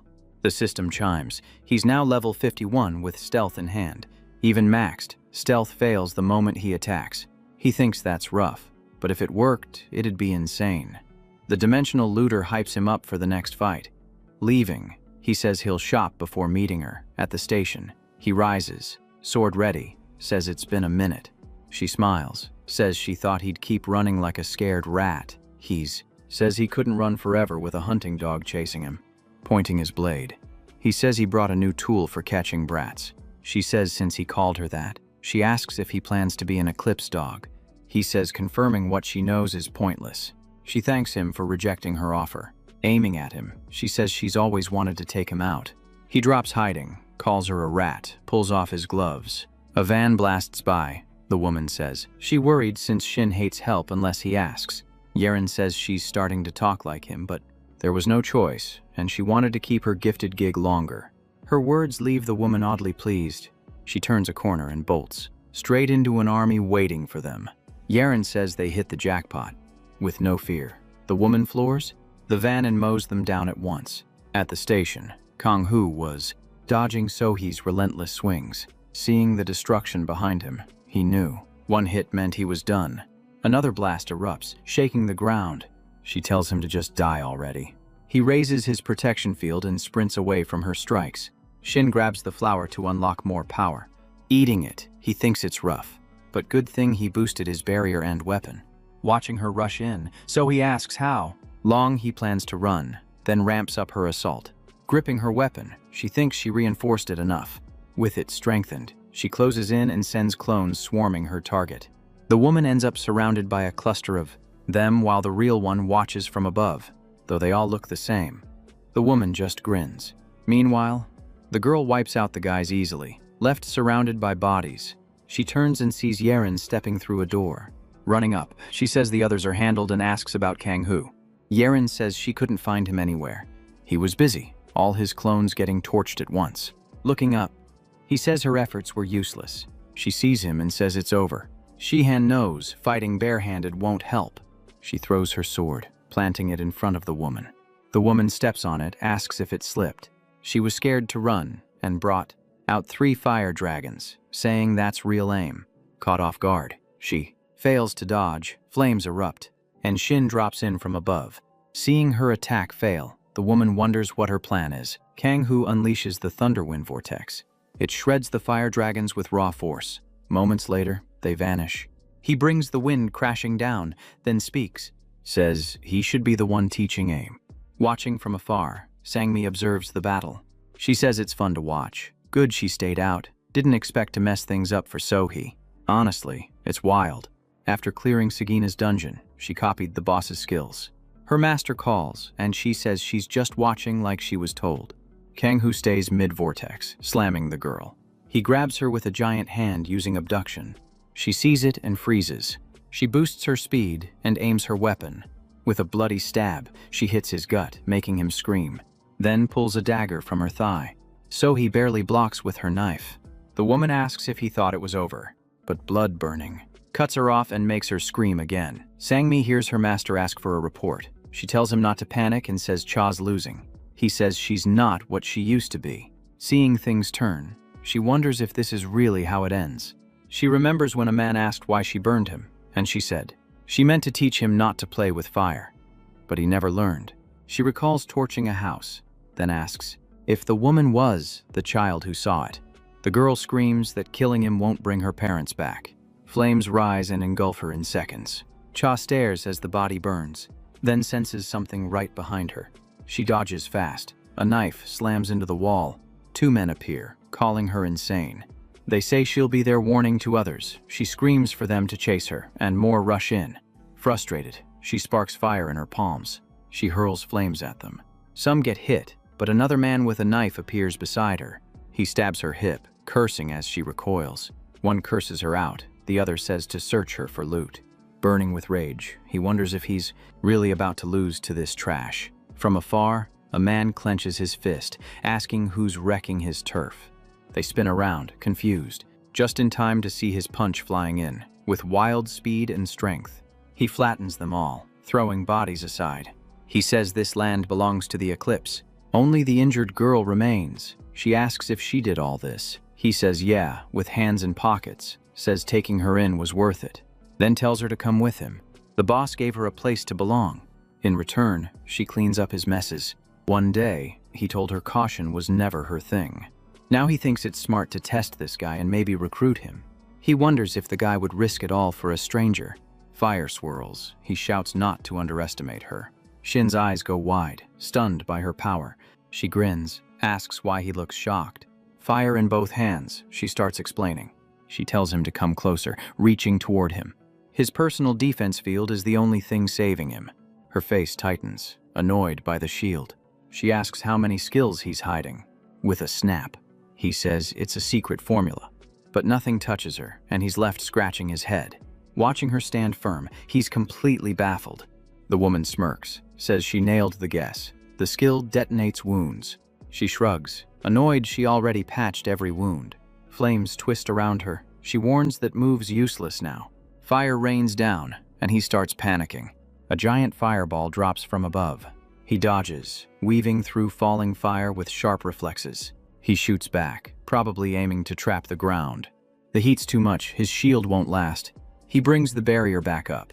Staring at the scorched hole, he knows he must move outside. He leaps, escaping fast. She appears in front of him, catching him midair. She yells she's caught him, slashing with her blade. Outside, she's still clashing with the men. She shouts to Yaren, pointing at a blazing scene. Fire churns above the men's heads. Yaren yells at them to move. Seeing the girls charging in, they split up, some yelling at her to stop. She lands a punch, dropping them fast. They swing back, but she mutters an apology. She blocks one-handed, says sorry, they're in a rush. She warns them to leave if they want to survive. With one counter, she wipes them out. Yaren starts casting, but the fire grows wilder. Her thoughts shift to Shin, concern rising. He's clashing hard with the woman. She slashes wildly. He holds the blade back. His grip shakes, struggling against her force. The knife begins to pierce him. He teleports, predicting her strike from behind. She spins, says she remembers that trick. Despite the shield, she broke through. She drives the knife deep into his chest. She cheers, glad she finally hit. She grins, pushing the blade further. Glancing down, she notices something. He's holding a knife, aimed at her stomach. Kang-Hu unleashes a burst, breaking free, slashing her arm. He flings the knife away, grabbing it. His arm burns, and he screams in agony. Sangmi's chest tightens with a sudden sadness. She wonders if it's already over. She glances sideways and sees someone sprinting toward them. The boy charges back into the fray. He thinks the girl's risking everything now, that she gave up her arm to survive. While sealing the wound, he yells out. She shouts she'll finish him, wind swirling around her. Behind his shield, he says he's burning out, the mad silasium fading. She hurls fireballs, vowing to break the shield again and again. He braces for impact, but someone beats him to it. He senses wind magic intercept the attack. Kang-Hu holds the girl as so he asks how long they'll keep interfering. She adds Yaren wasn't invited. Marin leaps in, lands hard. Stands firm between the woman and them. She says so he doesn't get what's going on. The enemy laughs, fire gathering fast. She charges forward, saying she can do this all day. Yaren casts a barrier to stop the blast. After blocking, she sees the enemy vanish. Arms up, she asks where the woman went. Gasping, Kang-Hu says no need to stay alert. Yaren asks why, and he worries about Sohee's last constellation. He suspects her power is overwhelming, so he tracks with mana. He detects she stole his stealth ability, then escaped so he couldn't strike again. He tells them Sohee's gone, and his friend says they must chase her now. But then the boy collapses, fading fast. Before he drops, the girl grabs him, asking if he's okay. Yaren jokes the kid's still breathing, says they should rush him to the hospital. Far off, the enemy curses, blames Yaren for wrecking her plan. She starts wondering what Kang-Hu's hiding, realizes the boy's powers are insane, full of elite skills, thinks maybe he copies monster skills, and that's why she needs the master. But someone's been watching close. Hyo-Young jumps out and lands a blow. Sei dodges, barely missing the hit. Hyo-Young asks where she planned to run off to, her tone sharp and steady. She follows up by questioning what Jin had been plotting during all that chaos. The woman answers that she only wanted Seihu to feel the heavy mood she carried. In a quick flashback, Hyo-Young calls the master, asking what they should do about Cha. The master coldly replies that they should simply throw her aside without hesitation. He adds that a hunting dog that fails its duty deserves to be removed for good. At that moment, Jin drops the news that the master abandoned Seihu completely. The reveal rattles her, yet her resolve and method remain unchanged. The enemy lunges again, rushing forward with another aggressive strike. Later, Kang-Hu wakes and shifts upright, adjusting to the stiff hospital bed. He notices the medical gear nearby and realizes he's in a hospital room. Beside him, The girl stayed until she finally nodded off in exhaustion, even asleep. She murmurs his name softly through her drifting dreams. Kang-hoo rises, changes clothes, and slips out of the room in silence. He grabs his phone and cues up some classical tracks to reset his thoughts. As he walks, a new notification pops up across his screen. It's a message from young Yuri, catching him completely off guard. She poses beside a flower, typing Tata, and he wonders if she found it by chance. Another message arrives, mentioning she now has a grand something to share. He pockets his phone, barely reading, unsure what she's trying to say. As he turns to leave the hall, someone steps into his path. He flinches at the sudden presence, nerves kicking in. Yeren fixes him with a stare and says she knew he'd try to sneak out. She asks why he won't rest a bit longer since his body is still recovering. Kang-hoo shifts topics and asks if the blue-eyed girl is doing all right, shockingly. He explains she may have become a target of the eclipse after everything that went down. Yeren answers that he shouldn't worry too much about that. Their group might be large, but the blue-eyed girl never folds easily. Shin says he's relieved to hear it and finally relaxes. He thanks her for stepping in and asks her to tell Seol-hyun he's grateful. Yeren notes that Seol-hyun would probably prefer to hear it from him directly, but he says keeping things low-key is safer for everyone involved. He adds it's better for Seol-hyun too, considering everything tied to her. She played a crucial role for Kang-hoo, shaping much of the outcome, and getting too close to the novel's events would push things into the same cycle again. So he says he's heading out and won't stay any longer. Yeren replies she won't force him to stay if his mind's made up, but asks if she can borrow just a moment of his time before he leaves. She says there's something she wanted to tell him privately. Garen asks if he can take a little time to sort out his idea. The boy says to go with whatever feels right. He points out Eclipse didn't react even with Sohee in that shape. Says it's strange how quiet things are after so many were wiped. Jin thinks they're just trying to bury the mess. The woman nods, still thinking about it. Even sending thugs and a top officer didn't work. She says no one saw it, so Sohee failed and should have been dealt with for Kang Dong-hyun. In the fight, the boy told Yeren the woman vanished. Right after that, he blacked out, caught by the two.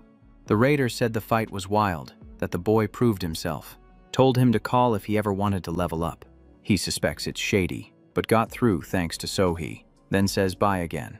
Yeren warns him to stay sharp. Someone might be tracking him, but he shrugs it off. Says he'll be somewhere no one can find.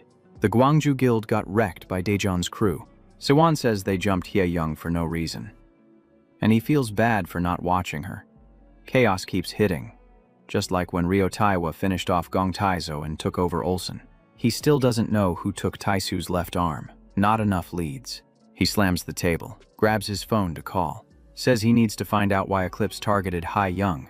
He requests CCTV from Guangzhou Station, inside a building. Shin says it's time to begin. The looter pauses, needing to check something first. Dying in a constellation trial felt just like real death. He asks if Shin knew that, and Shin falls quiet. Then grins, says yeah. A constellation test shifts based on the constellation's mood. But one thing's always true, it's never easy. Some constellations set it up to ditch their contractors, since death ends the contract. Most wait until they're stronger before taking it. But fighting Cha So-hee pushed him to power up fast. He thanks the looter, says he needs it now. No delays. The looter admits he worried for nothing. The teleporter agrees to take on his will. Shin appears in a new location, turns his head, sees a crowd gathered in the grandstand. Way more than expected. He says this test's about to blow up. The looter above smiles. Glad he's into it. He announces the start of his contractor's trial. If the contractor wins, he inherits the fate and the power. If he loses, it's over once the fight ends. He asks them to lend constellation powers if they support him. If Shin fails, power returns. His foe is a hunter from another world. The contractor gets to choose his enemy. Kang-hoo figures it might seem like he has a say. But this test's about impressing constellations, and weak picks won't fly. He smirks, points to a target, says he chooses him. The constellations react, surprised by the pick. Wild Strategist says it's crazy since he can't win that. The constellations begin pouring in their power. His opponent steps in, saying that's enough. Says it'll be a thrill fighting someone from another realm. Jin studies him, looking pleased. Staring at a flower, he says this place is insane. The mana's richer than real life. Jung questions if he's a patient or an addict. Munching the flower, the young man says he needed it. He asks his level. The young guy answers 47. The man, stunned, a level 47, wants to face an 800. He calls it reckless, says it's a cry for attention that'll only end in death. He turns to the crowd, says it'd suck to leave right after arriving. Saiwan says he'll only tap 2 constellations. Shin notes the guy's pulling all eyes toward him.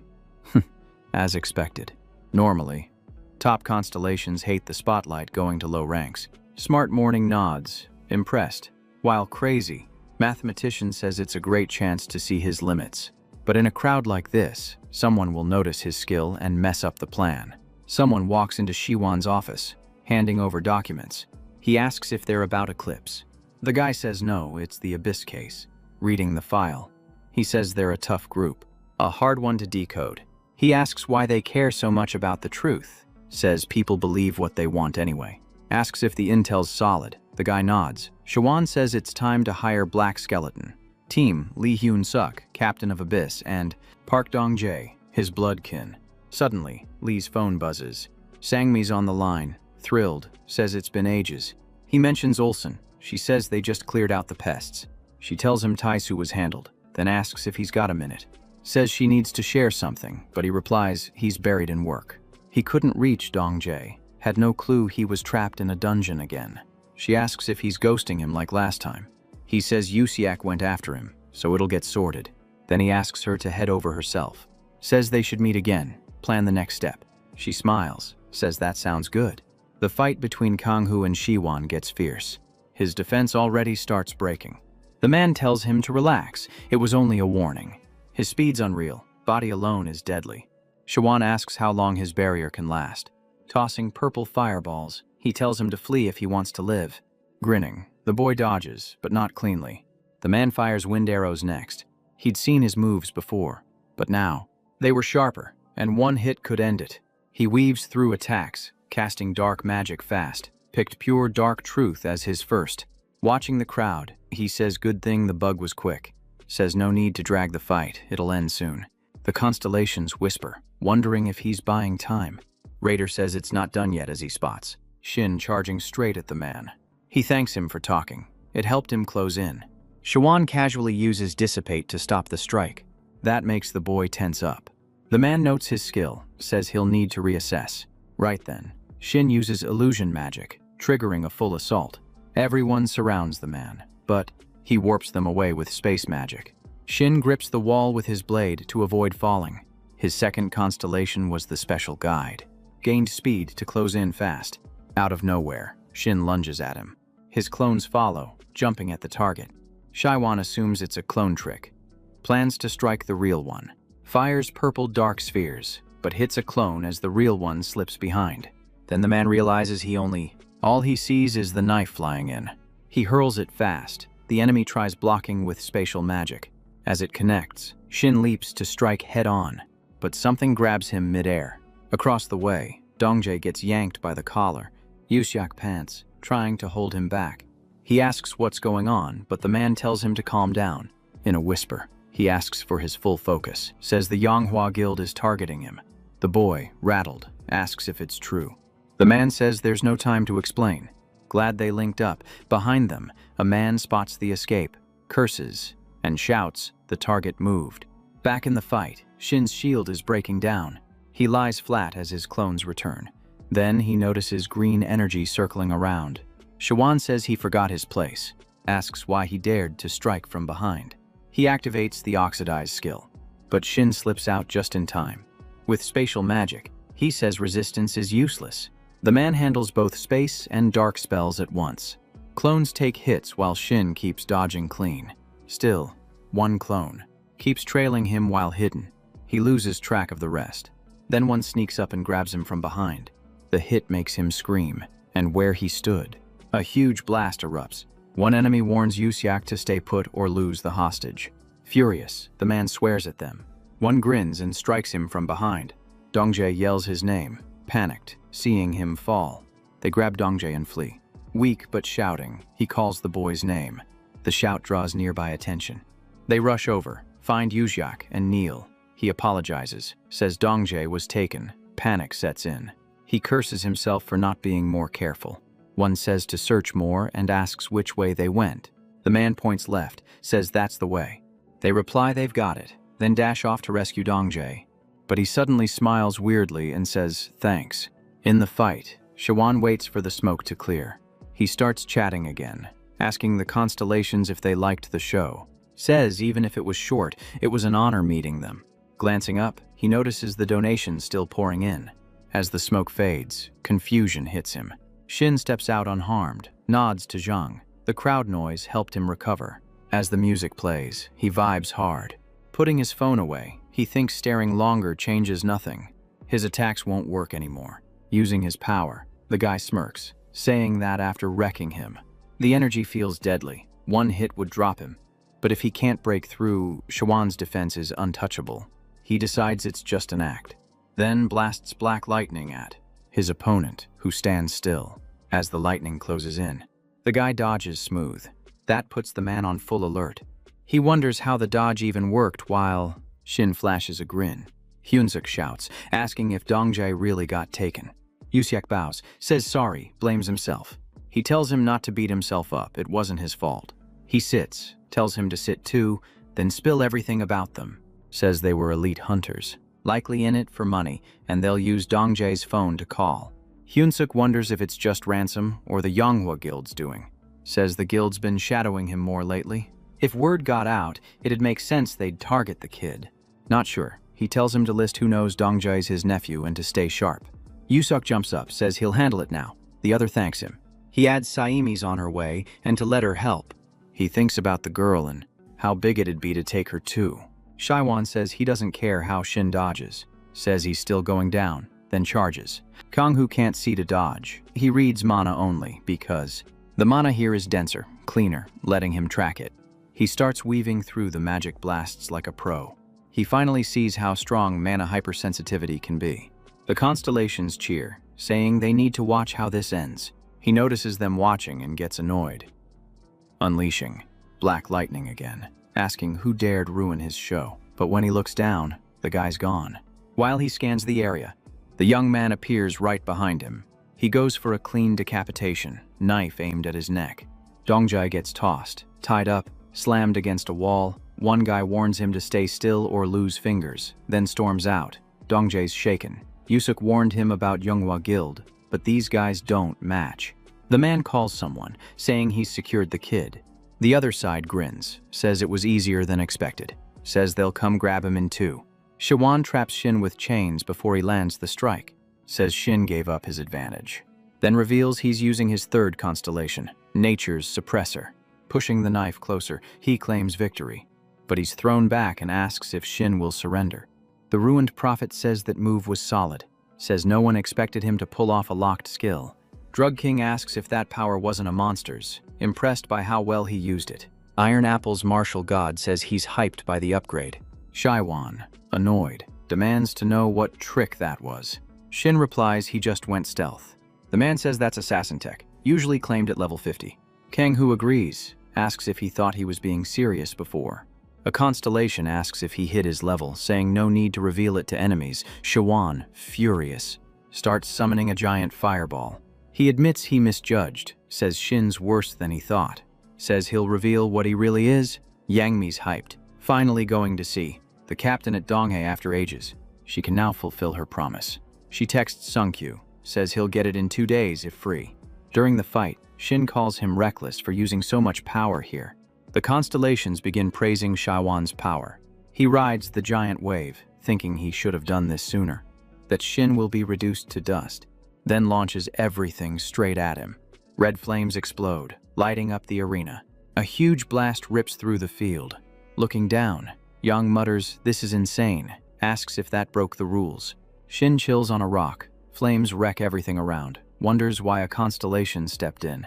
The Constellation Raider says he couldn't let a human go wild in his realm. His contractor already passed the trial. Tells Shahuang he's done. Opens a portal, tells him to head back. Furious, he yells not to joke with him. But the portal pulls him in, leaving the rest behind. The raider erased his memory, returned him home to avoid fallout. Shin says he nearly lost, but expected that outcome. Anyone paying attention could have seen it coming. Even while outmatched during the trial, his donations kept growing, proving he passed. Bowing slightly, he asks if he can claim his reward. The constellation agrees. He tells the others he felt their support. Says the results were clear from the power they let him gather. One says it was wild, another likes the kid, making the raider grumble. Darkness of the Apocalypse says he's intrigued, plans to keep watching. He says the kid will remember him, thrilled to be seen. The Constellation Raider says they were way too focused on his contractor. He let it slide just this once. He starts turning Constellation power into EXP. The guy praises him for clearing the trial, says new power awaits, then vanishes. Craving evolution. He heads back to his apartment. Leveling fast, he hits 101. The message hypes him up. Goal crushed. But then panic hits as a flood of messages rolls in. Shin picks up Soul Imprint, the assassin's basic skill. Learning he can bind items, he gets pumped. Switching gear during fights sucked. He figures it's best to mark all key weapons. He opens the panel, finds the new system. Says it's good, but he'll save it for later. One message says the Constellation. Master Trickster offers 3 cards he remembers. Mixing gear not made for him once caused chaos. He picks the card in the middle.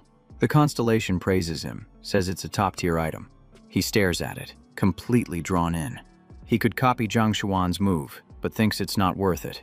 He'd rather snatch something from the assassin skill tree. He already knew the perfect match, but the guy's big in China. Then his phone rings. She's glad he answered, asks how he's holding up. He says she can chill, he's fine. Tells her Eclipse calmed down, no reason to stress. She asks if he'll handle a job. She adds, a mana-rich crystal mine was found near Hongcheon. Mining needs mana, and mines like this are super rare. He figures the pay's solid, agrees to go tomorrow. Next day, near the Hongcheon Dungeon's liberated zone. The miners are stunned watching Shin dig. After that, he needs to find Sangmi. He'll need help reaching the abyss. Security's too tight for solo contact. The young man scans the area with mana. He grabs an axe and swings down hard. Crystals shoot out from the earth. He says it's enough, others shocked at his speed. Shin hears muttering behind him. A man steps on another, asking if they think cutting wind is a joke. He looks at the young man, trying to figure him out. He demands to know what kind of guts it takes to hoard all the stones. Sword in hand, he steps in fast. He claims there's a smarter way than working alone. Thinking back, he figures their annoyance is actually helpful. Suddenly, someone activates a skill on them. The guy charging gets knocked out mid-run. He's stunned, trying to grasp what just happened. Bodies scatter, others duck from the blinding light. She's stunned, trying to trace the source. When an arrow cuts through the air toward the crew, Peter snaps, spotting his fallen teammates. He roars, demanding who launched this attack. A masked man fires back, saying they're the ones with questions. Shin spots the demon mask. Panic spreads fast. The girl points her gun again, steady. She fires, dropping another, as the leader shouts to split up. He yells for them to encircle and finish them. They rush the girl, but one falls before reaching her. Kang-Hu sprints forward, gripping her gun tight. He teleports short range, slicing more down. The masked man watches closely, analyzing him. The leader appears, swearing furiously. He charges, vowing to take the kid down. She screams, warning him to dodge. She uses her item pull, snatches the knife, steadies herself. As the man charges past, the kid nails his gut. Noticing the others tremble, he remarks that was lucky. One move, and they're all down. She's stunned she managed that so fast. A man steps out, says Shin is as good as they say, shocked to find him here.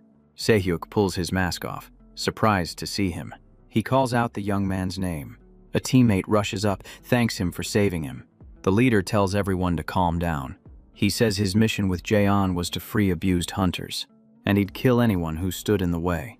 That's why they call him the Judge of Silence. But to gain fame, his fate was sealed. He'd fall to Kang Dong-hyun.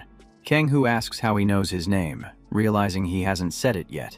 He admits he planted an Eclipse spy to dig up intel, leaving the young man rattled. Sehyuk continues, noting he never expected him to punish Sohee himself. But Kang-Hu asks him not to use his real name, thinking the guild rumors already spread. He also tells the two teammates to drop their ID numbers. They blink, then thank him, calling it an honor. Standing by Sehyuk, she introduces herself as Bansei Young, and Kang Hu praises her support work.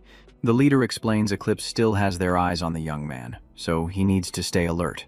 The next morning in Hongqian province in Kangwon, Kang Hu sees the commission and the pay looking solid. He recalls Yeren promising a 5 billion bonus. Checking his phone, he remembers one thing still missing when a woman approaches and draws his attention. Yoon Sangmi of the Abyss asks how he's been. She guides him to the Abyss hideout in northern Gyeonggi. She tells a guard to alert the captain she's here with a guest as he studies the security. Then Hyunsuk appears, noticing Sangmi's arrival. He greets her, then eyes the young man. He asks who the newcomer is, and she answers he's the guest she brought. Kang Hu introduces himself. The captain replies politely, saying it's good to meet him. Inside, the guards ask him to wait a moment. He thinks their security feels excessive, even with Yoon beside him. That means only one thing. The captain's got a serious reason for this, and he believes he came right on time.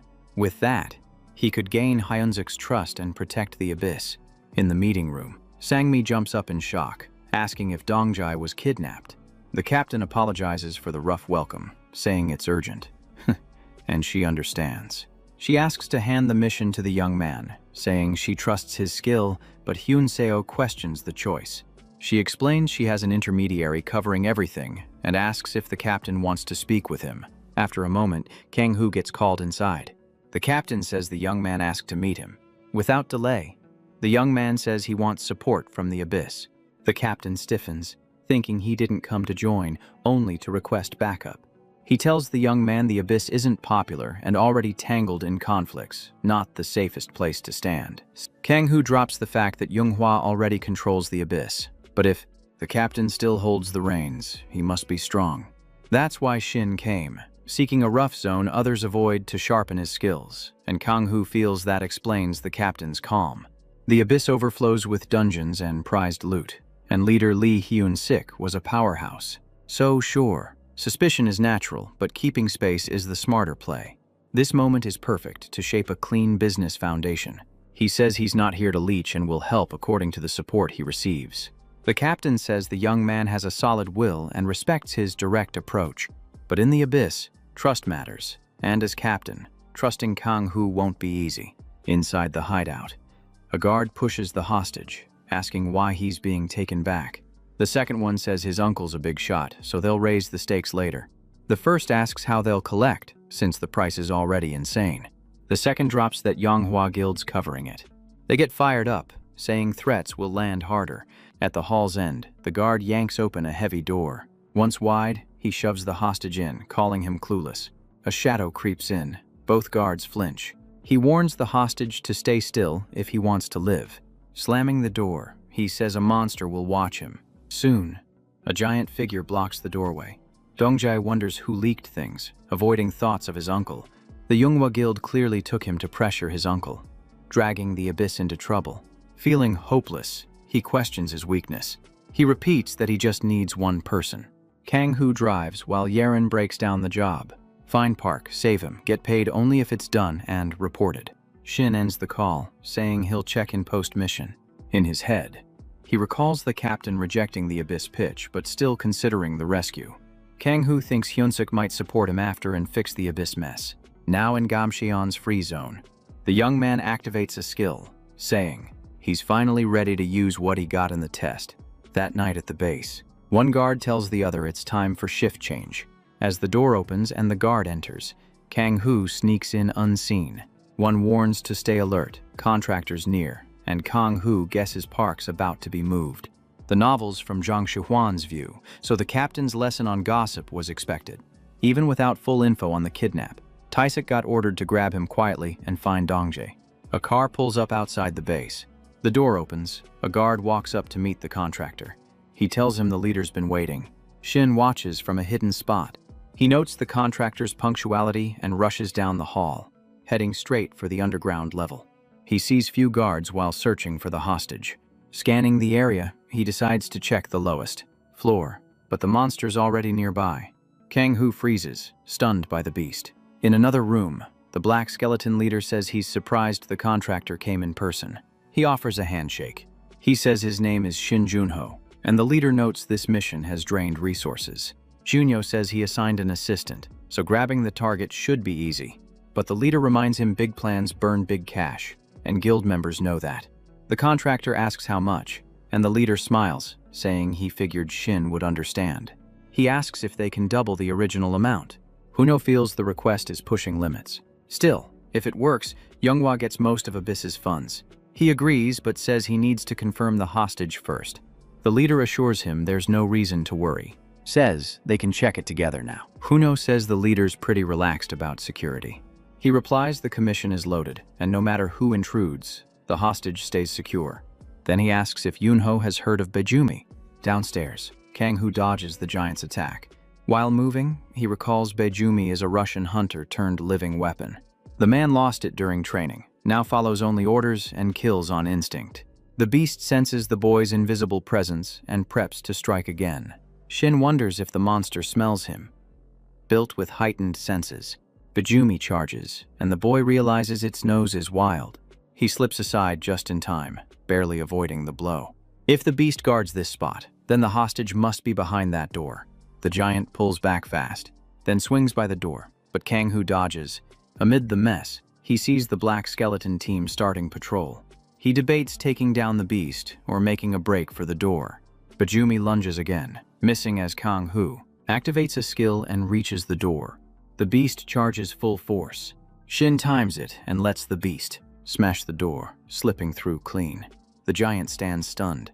Moments later, the leader and contractor arrive, and the leader spots the aftermath. He sees from afar the busted door, the stunned monster. Alarmed, he says someone crashed in and tells her to go. Tells Junho to wait while he checks. Thinks it's messy, but still under control. Teng-Hu steps in and spots two more giants guarding the captive. Dongjae stares, wondering who just entered.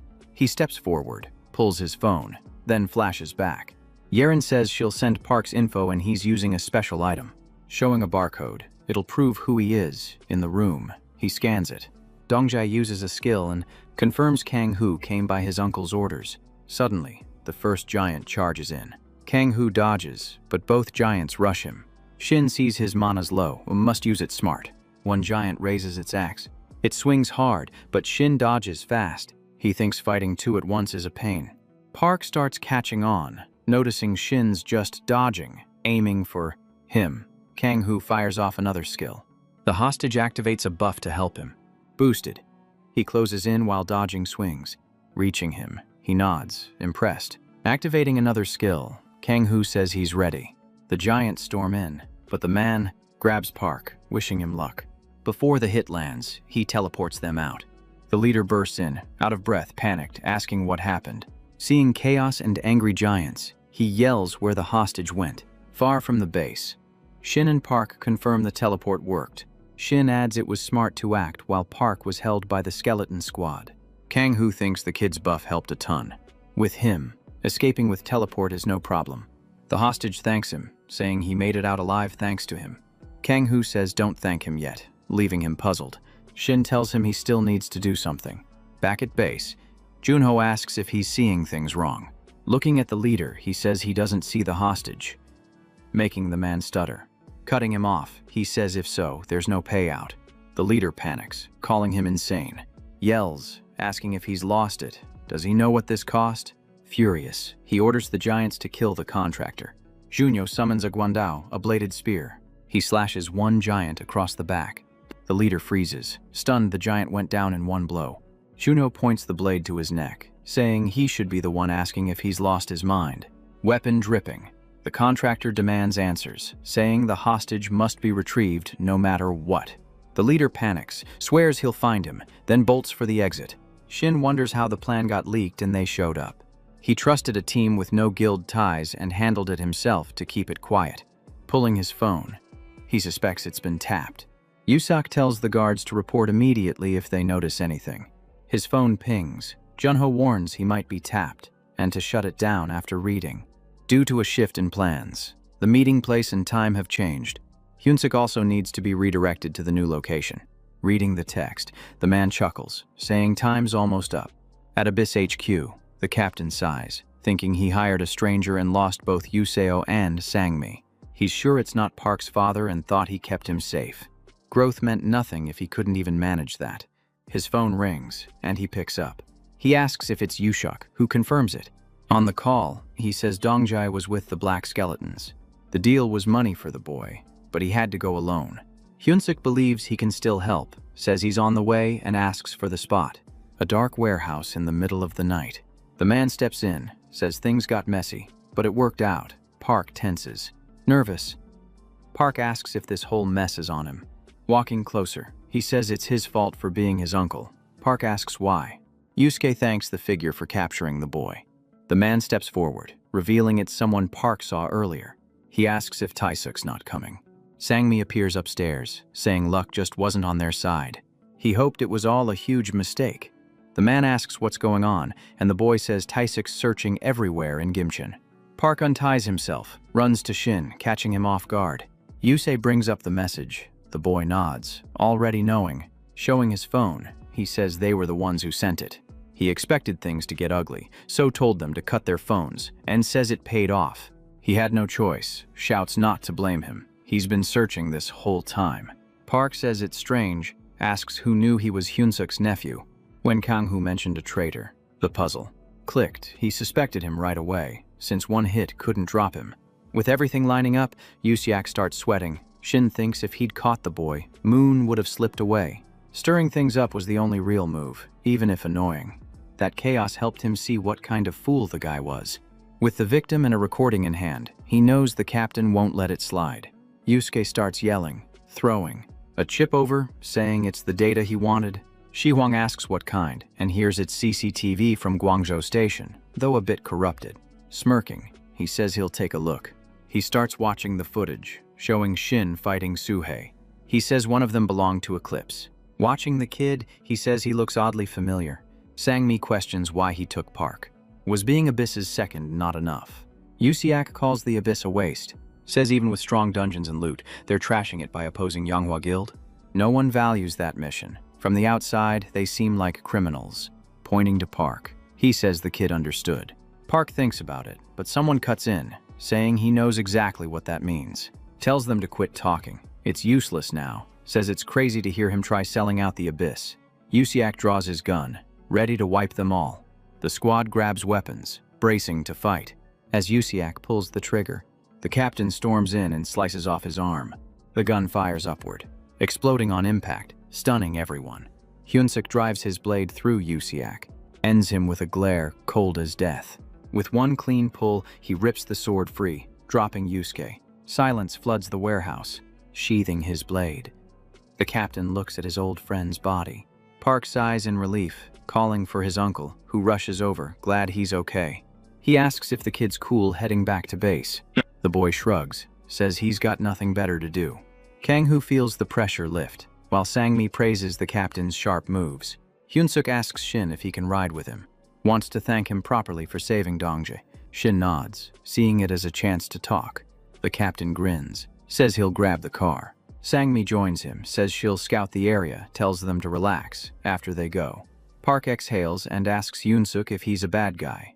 Hyunsuk replies, confused. Dongjae reflects, unsure if his uncle's doing right. But he can't stay trapped by that doubt forever. Shin speaks up, says he feels the same way, leaving Park stunned.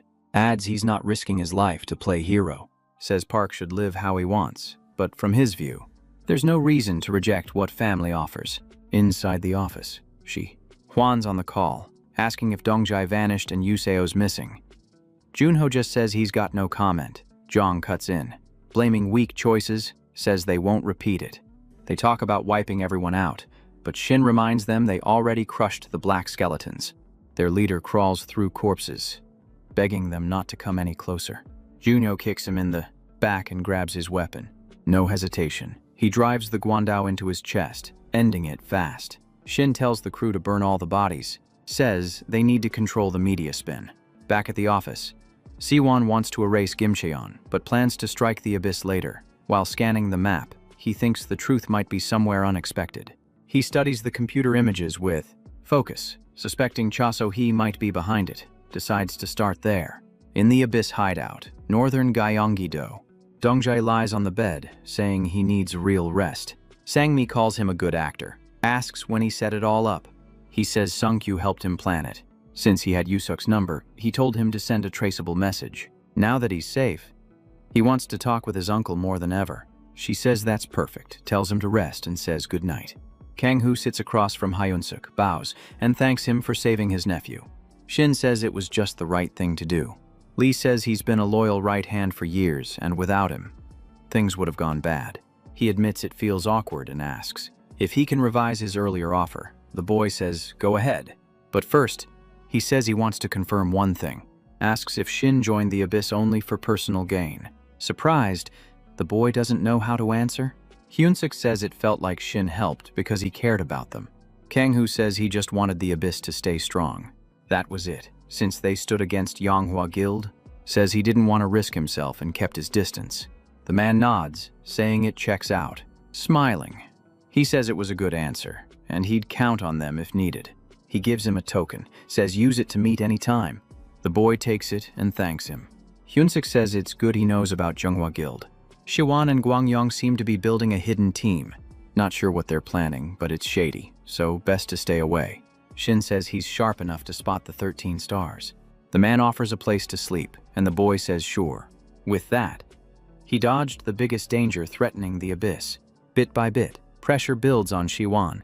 Jai snaps at his uncle, saying he only agreed to stay connected.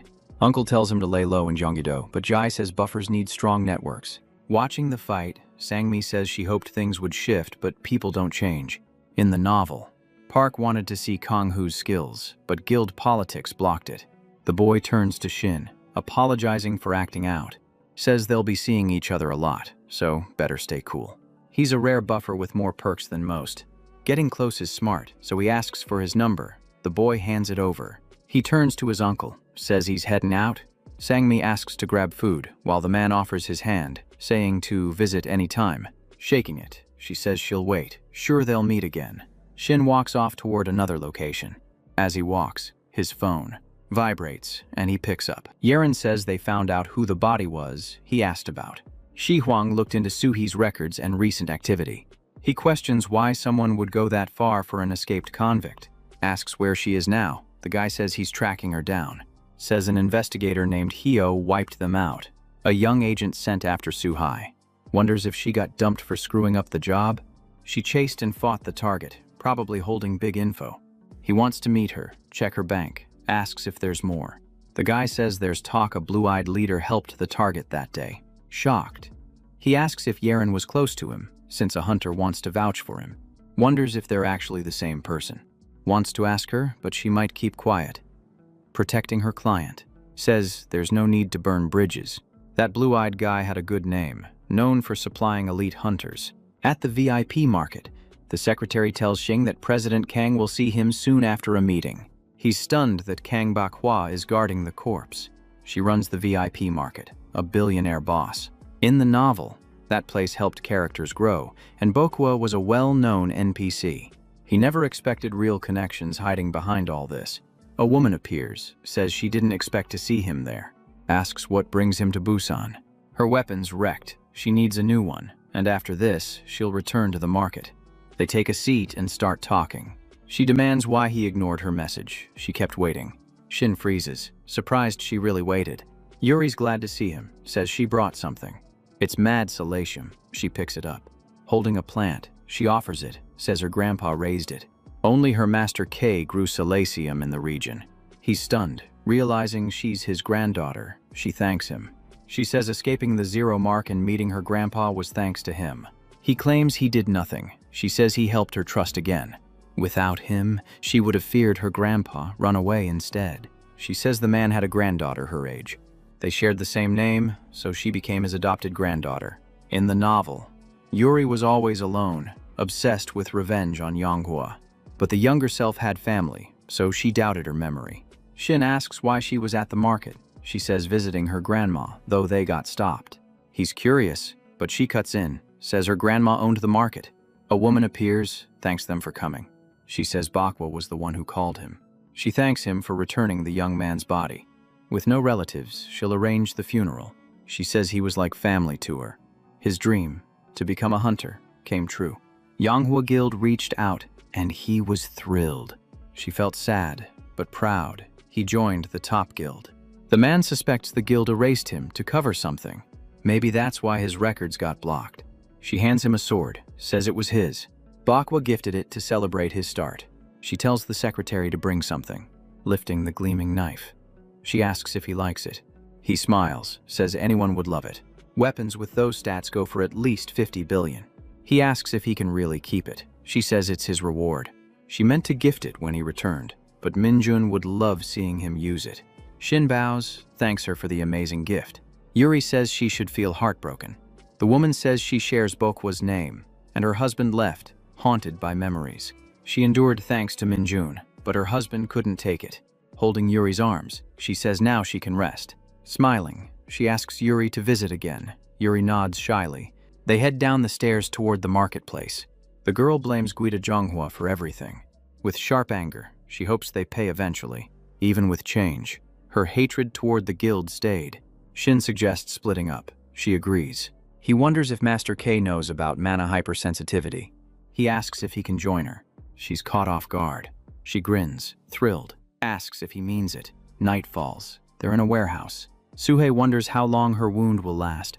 Wrapping it, she curses Jin for chasing her.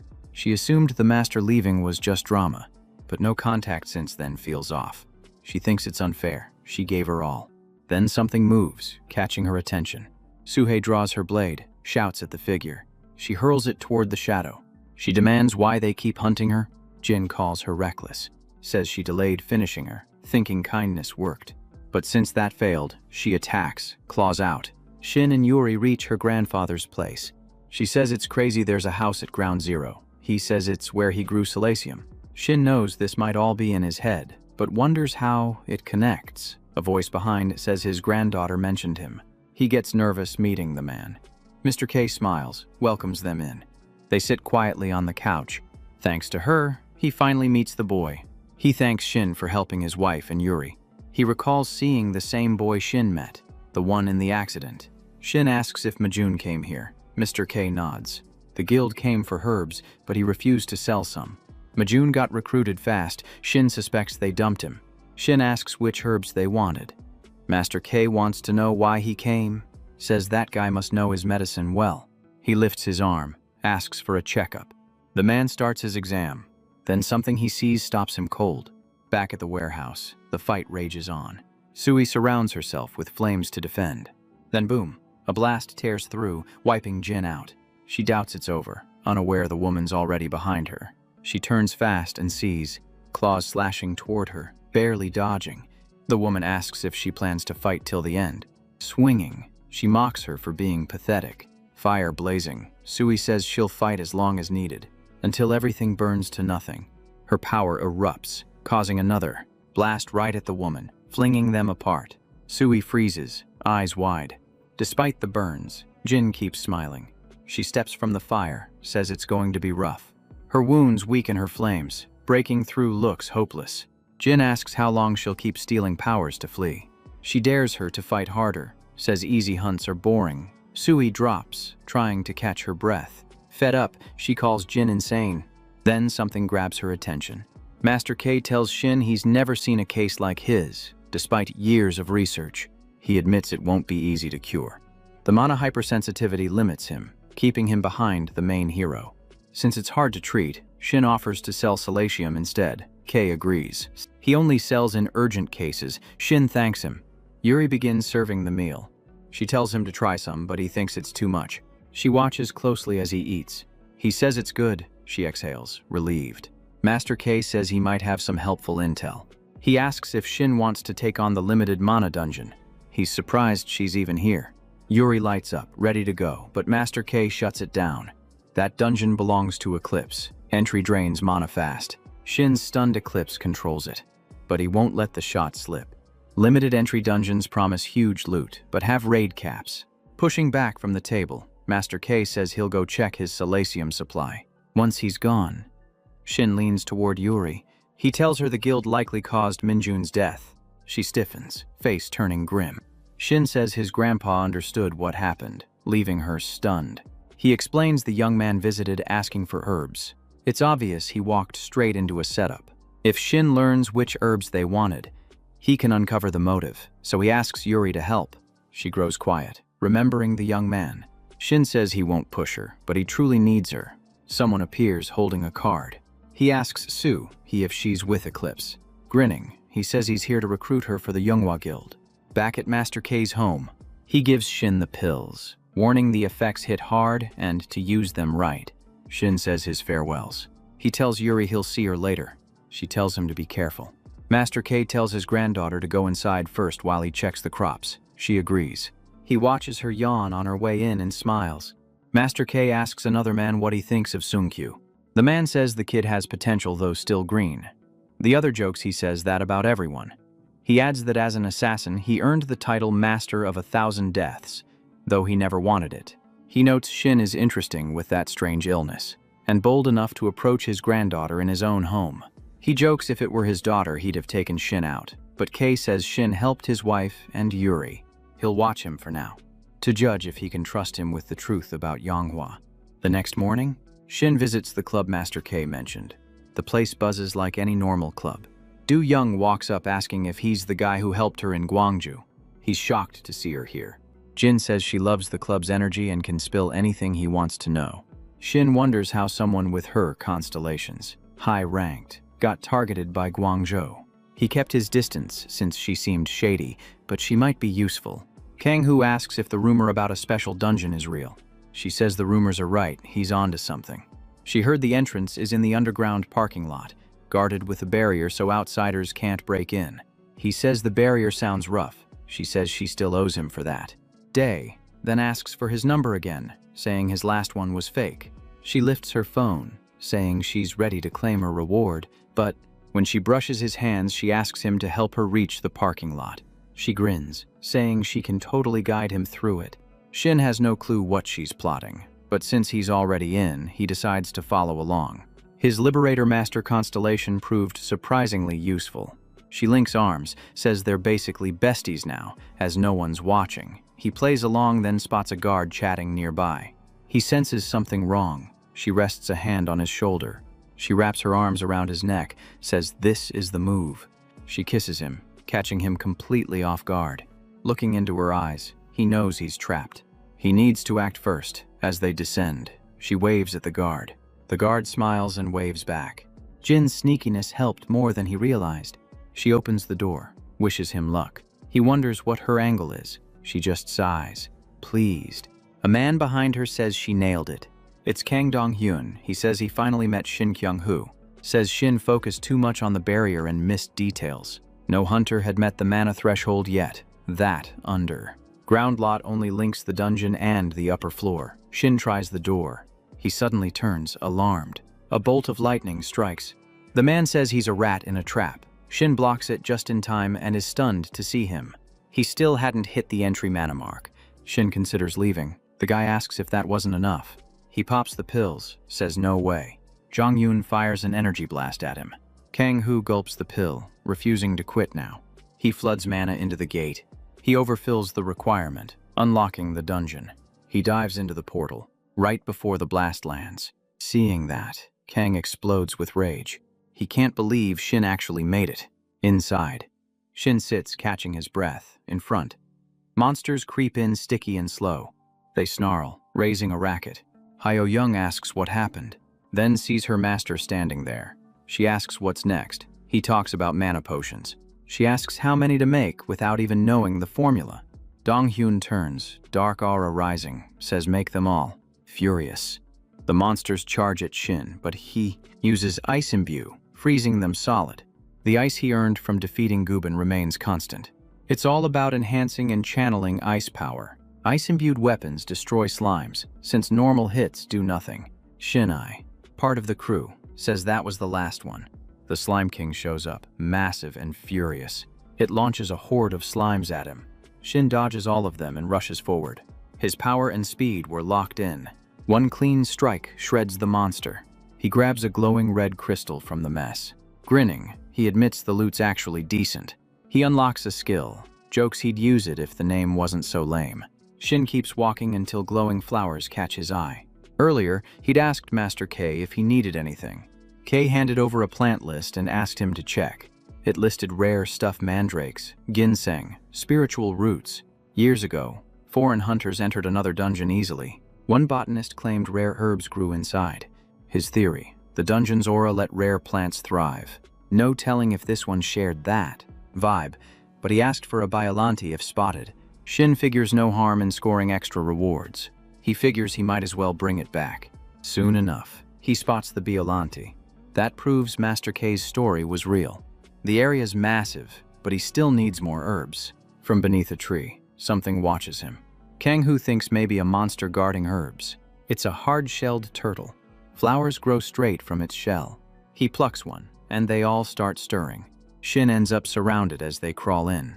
Each one has herbs sprouting on its back. Pulling his blade, he thanks them for making it easy. Back at Master K's place, Shin says he wanted to check out the dungeon. There were rare herbs, maybe enough to help. K says no medicine can heal him. He knows his limits. Only Shin, with his rare condition, can enter that dungeon. K says don't quit now. He just gained a brother. The other tells him to mind himself. He didn't send Shin for the illness. K asks if it's about the Biollante. That herb is something the Manhwa Guild wants to cut a deal for. Yuri had been listening the whole time. Hearing the guild's name fires her up. In the dungeon, Kang-Hu took out the turtles and gathered most herbs, a few still missing. He figured more might show up deeper inside. Suddenly, something leaps at him. He dodges fast. No way he could stay still now. The boss says his dodge was clean. Looking up, Shin sees every missing flower growing on the boss. Angry, the monster accuses him of trespassing and stealing. Says he's not letting him walk out. Shin says great, saves him the search, and draws his blade. Back at Master K's, he asks why go after a plant they wouldn't sell. Says he never planned to deal, and wasn't even sure Biollante would show. But if Kang-Hu found it, they could track how the guild uses it. The boss hurls roots, shouting the boy would feed his land. Shin uses a burst to dodge and close the gap. He goes for the head with his knife. Grins and tells him to just hand over the herbs. He drives the blade into its neck, catching it off guard. While it reels, he climbs up, grabs one flower and jumps clear. The boss sees it, shocked by his nerve. Furious, it lashes roots at him. Shin barely dodges. It taunts him, dares him to try, says his blade won't pierce those scales. The Silasium boost won't last, and side effects loom. The monster twists roots into a drill, ready to tear him up. Shin tells him to stop dragging it out. Master K repeats, if Kang-Hu brings it, they'll learn how the guild planned to use it. The man says others wanted to take the guild down, but no one ever did. Says they fake deals, then kill the people they used. Yuri overhears him say it's something valuable. Shuwan and Guangyun led the guild. She knew their ties ran deep. The man suddenly breaks into harsh coughing. He looks down, hands covered in blood. Master K, worried, asks if he's all right. He says the chat raised his fever. Says that last visit drained him. Too much talking. Taking his pills, he says even if the boy's gifted, it won't be easy. K agrees. The real problem wasn't finding Biollante. It was getting past Eclipse and escaping clean. Outside the dungeon, Dongyun downs every potion and slams the door, but it won't budge. Hyo-young hands him the final mana vial. They wiped out every shop nearby, grabbed whatever they could. She offers to get more. He returns the bottle, says no need. She asks if he's quitting on Shingang-ho. He says, not a chance. He changed tactics, tells her to rally the others.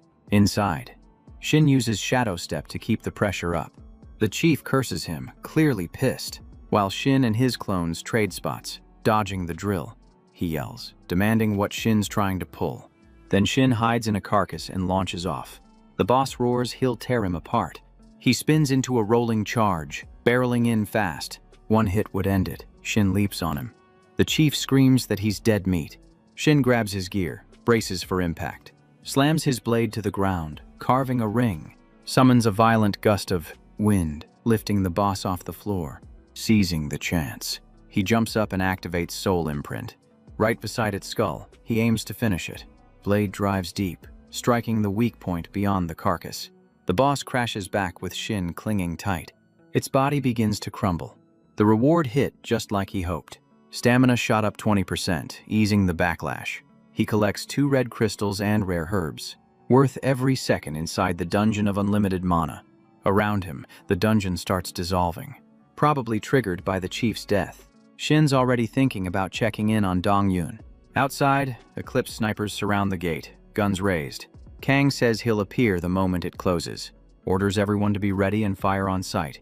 Young trusts her master never misses. The dungeon door lights up. Shin steps out as the captain steadies his aim. Red lasers lock onto his chest instantly. Dongyun grins, says he missed him.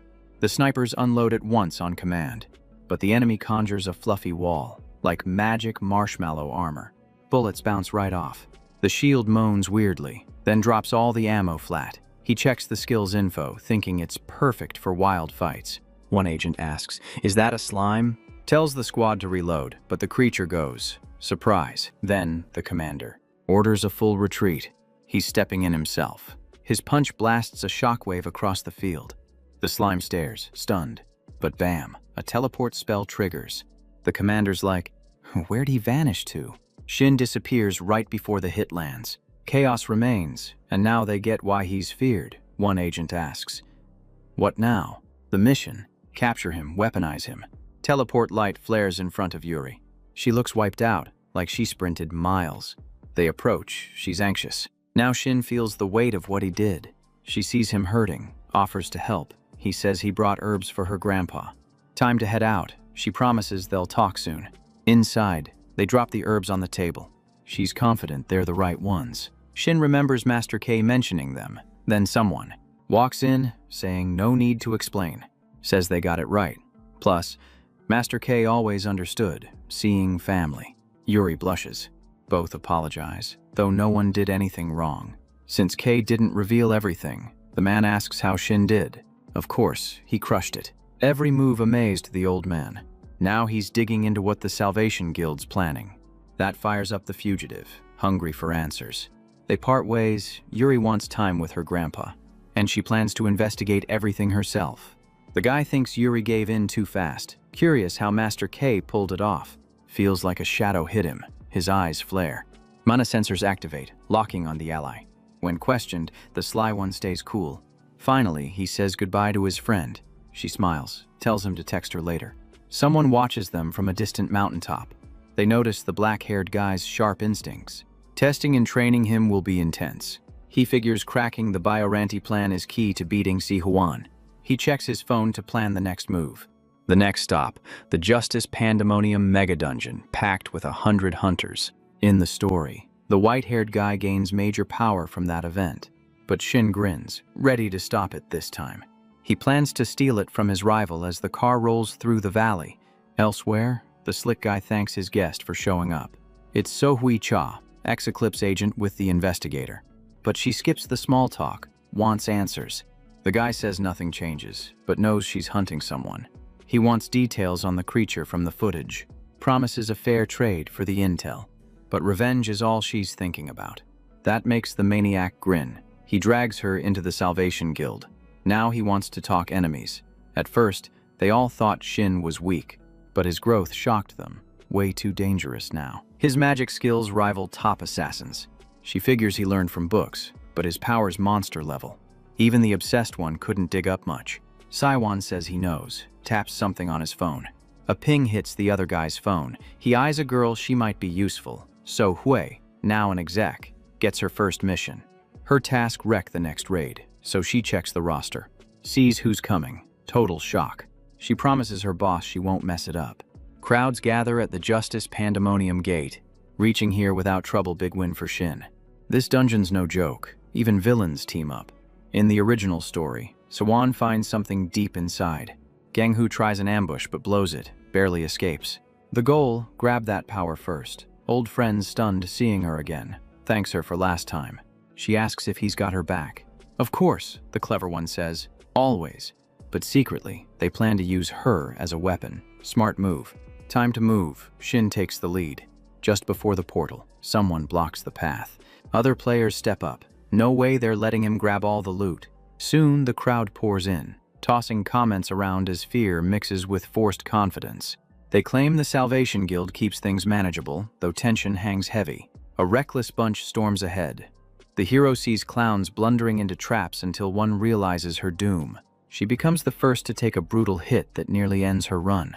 Panic spreads fast as everyone understands the scale of the disaster. Flames scorch some, while others end up pierced or smashed in the chaos. More bodies drop, crushed or stung or tossed aside by unseen dangers. Only a tiny handful crawls out alive from the spiraling carnage.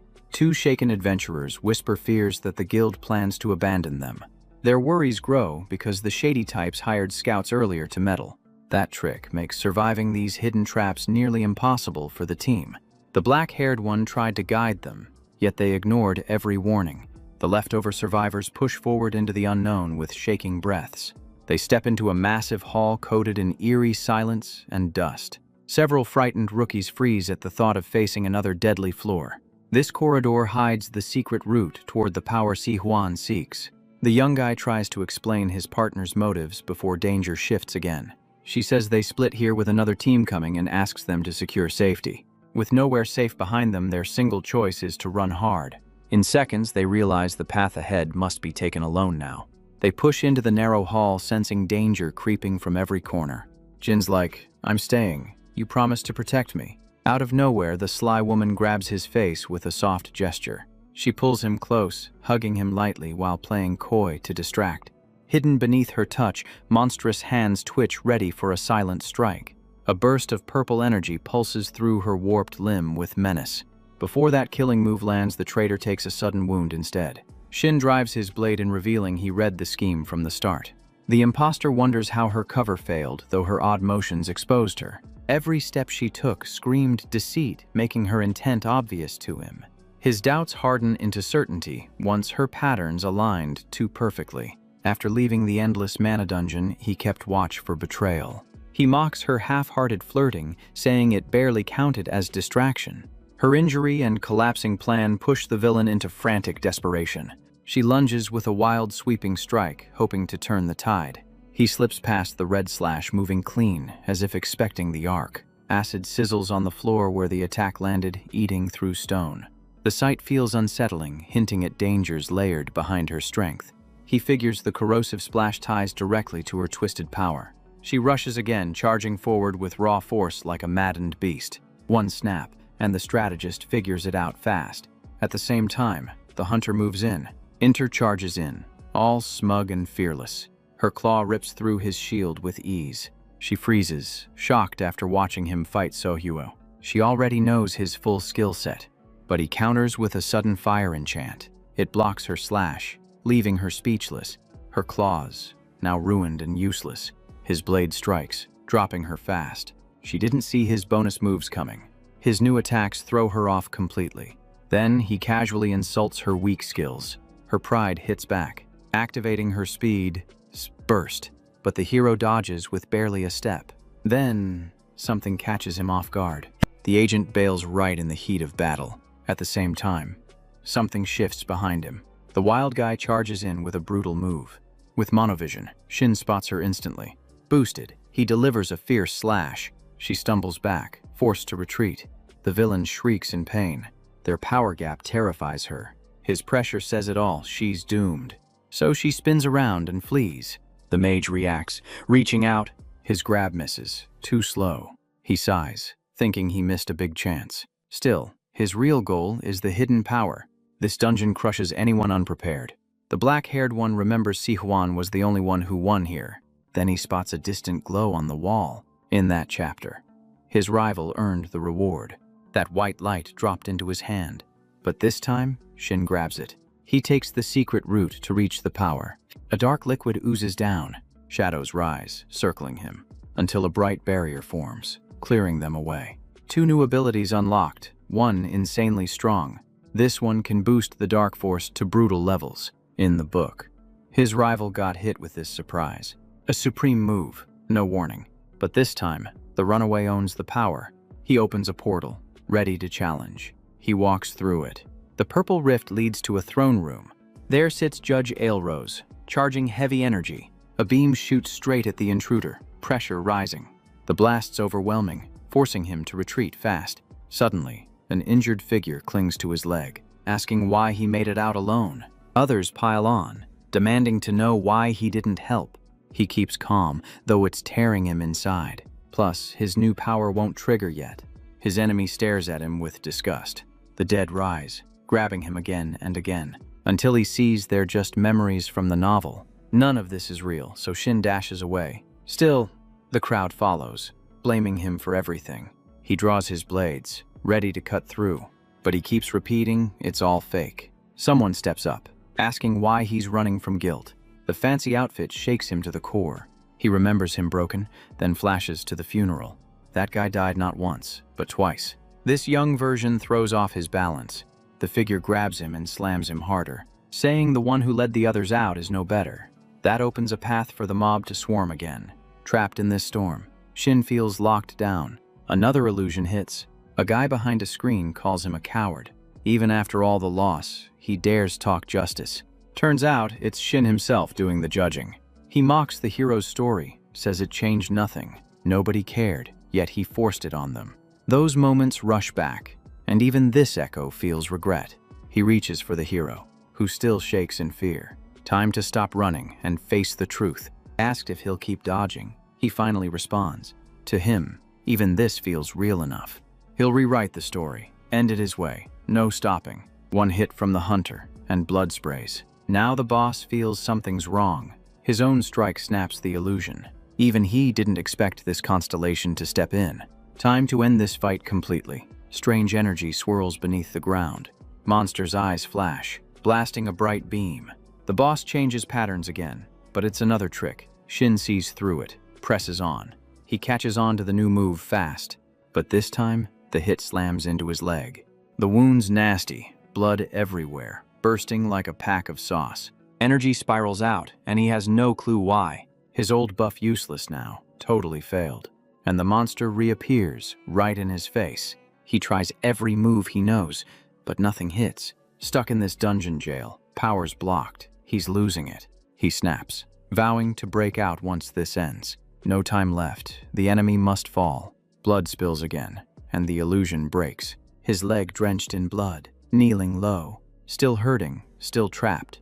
But he smiles anyway. Now it's the final clash with the boss. He winds up a brutal strike to finish it. His blade stabs straight into the beast's eye. Emergency signals go off in every direction. Hunters listed start screaming for help. C1 honors their courage, respects the fallen. Then guild troops storm in, wolves tracking blood. The trio follows close. So Hugh scans for familiar names. She prays they're still breathing. The maniac plans to end them all herself. At last, the creature falls. Its dark force climbs to 73%.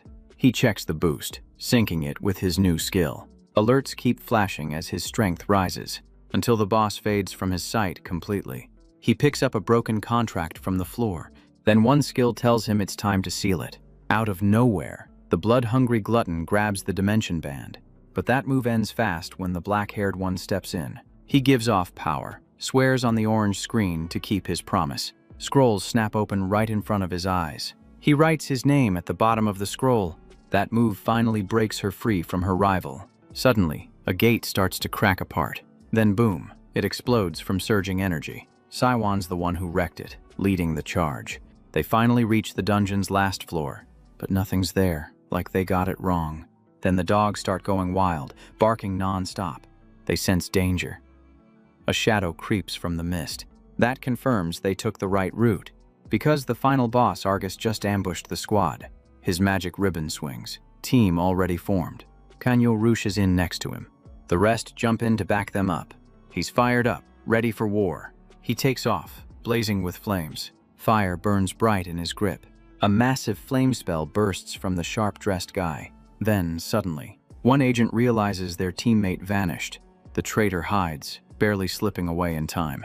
She braces herself after hitting the ground, then pulls out her mirror, checks her face fast. One glance and she mutters, "Nowhere. I'm forgiving my enemy." She remembers her master still has to fight and plans to spill everything.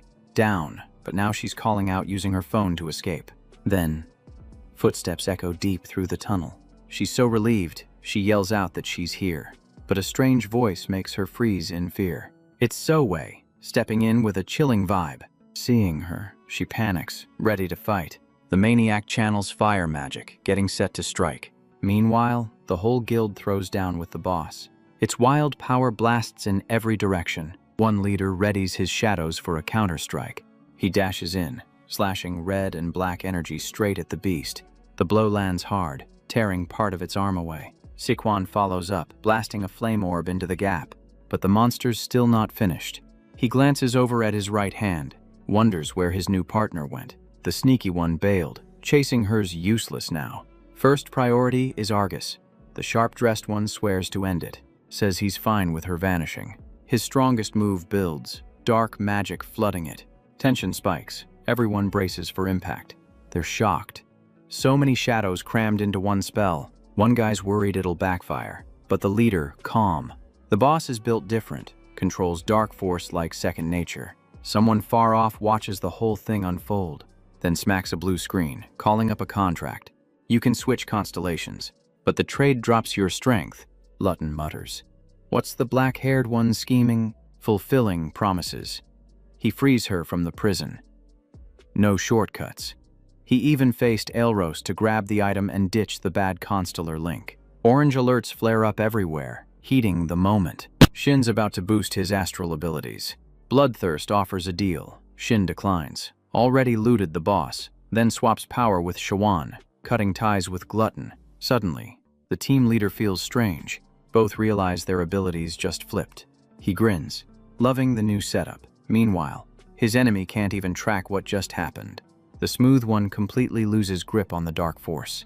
His crew senses something's gone horribly wrong. His energy crashes. A huge beast charges in. The warrior freezes, stunned by the chaos. Then the spheres launch at the Titan. His eyes switch to full darkness. Boom! It explodes on the monster. Flames race toward the faker. He barely escapes. So Hui locks on. Steady, eyes fixed, ready to strike. Her opponent glances back, dodging a near hit. She's running low on mana shields. He lets her flee, just to toy with her. Because now, the real chase begins. She sprints out of the cave, burns marking her skin. Her goal now, report everything to her master, until a chilling presence creeps in. Dark pressure curls around her back. What she sees sends her into panic. Behind her, flames return, closing fast. Her rival charges again, aiming to end her. One strike hits her chest, dropped by the maniac. The taunting hunter tells her prey to wait for the next target. Hellfire coils around her body, burning through. She collapses, charred completely, life gone.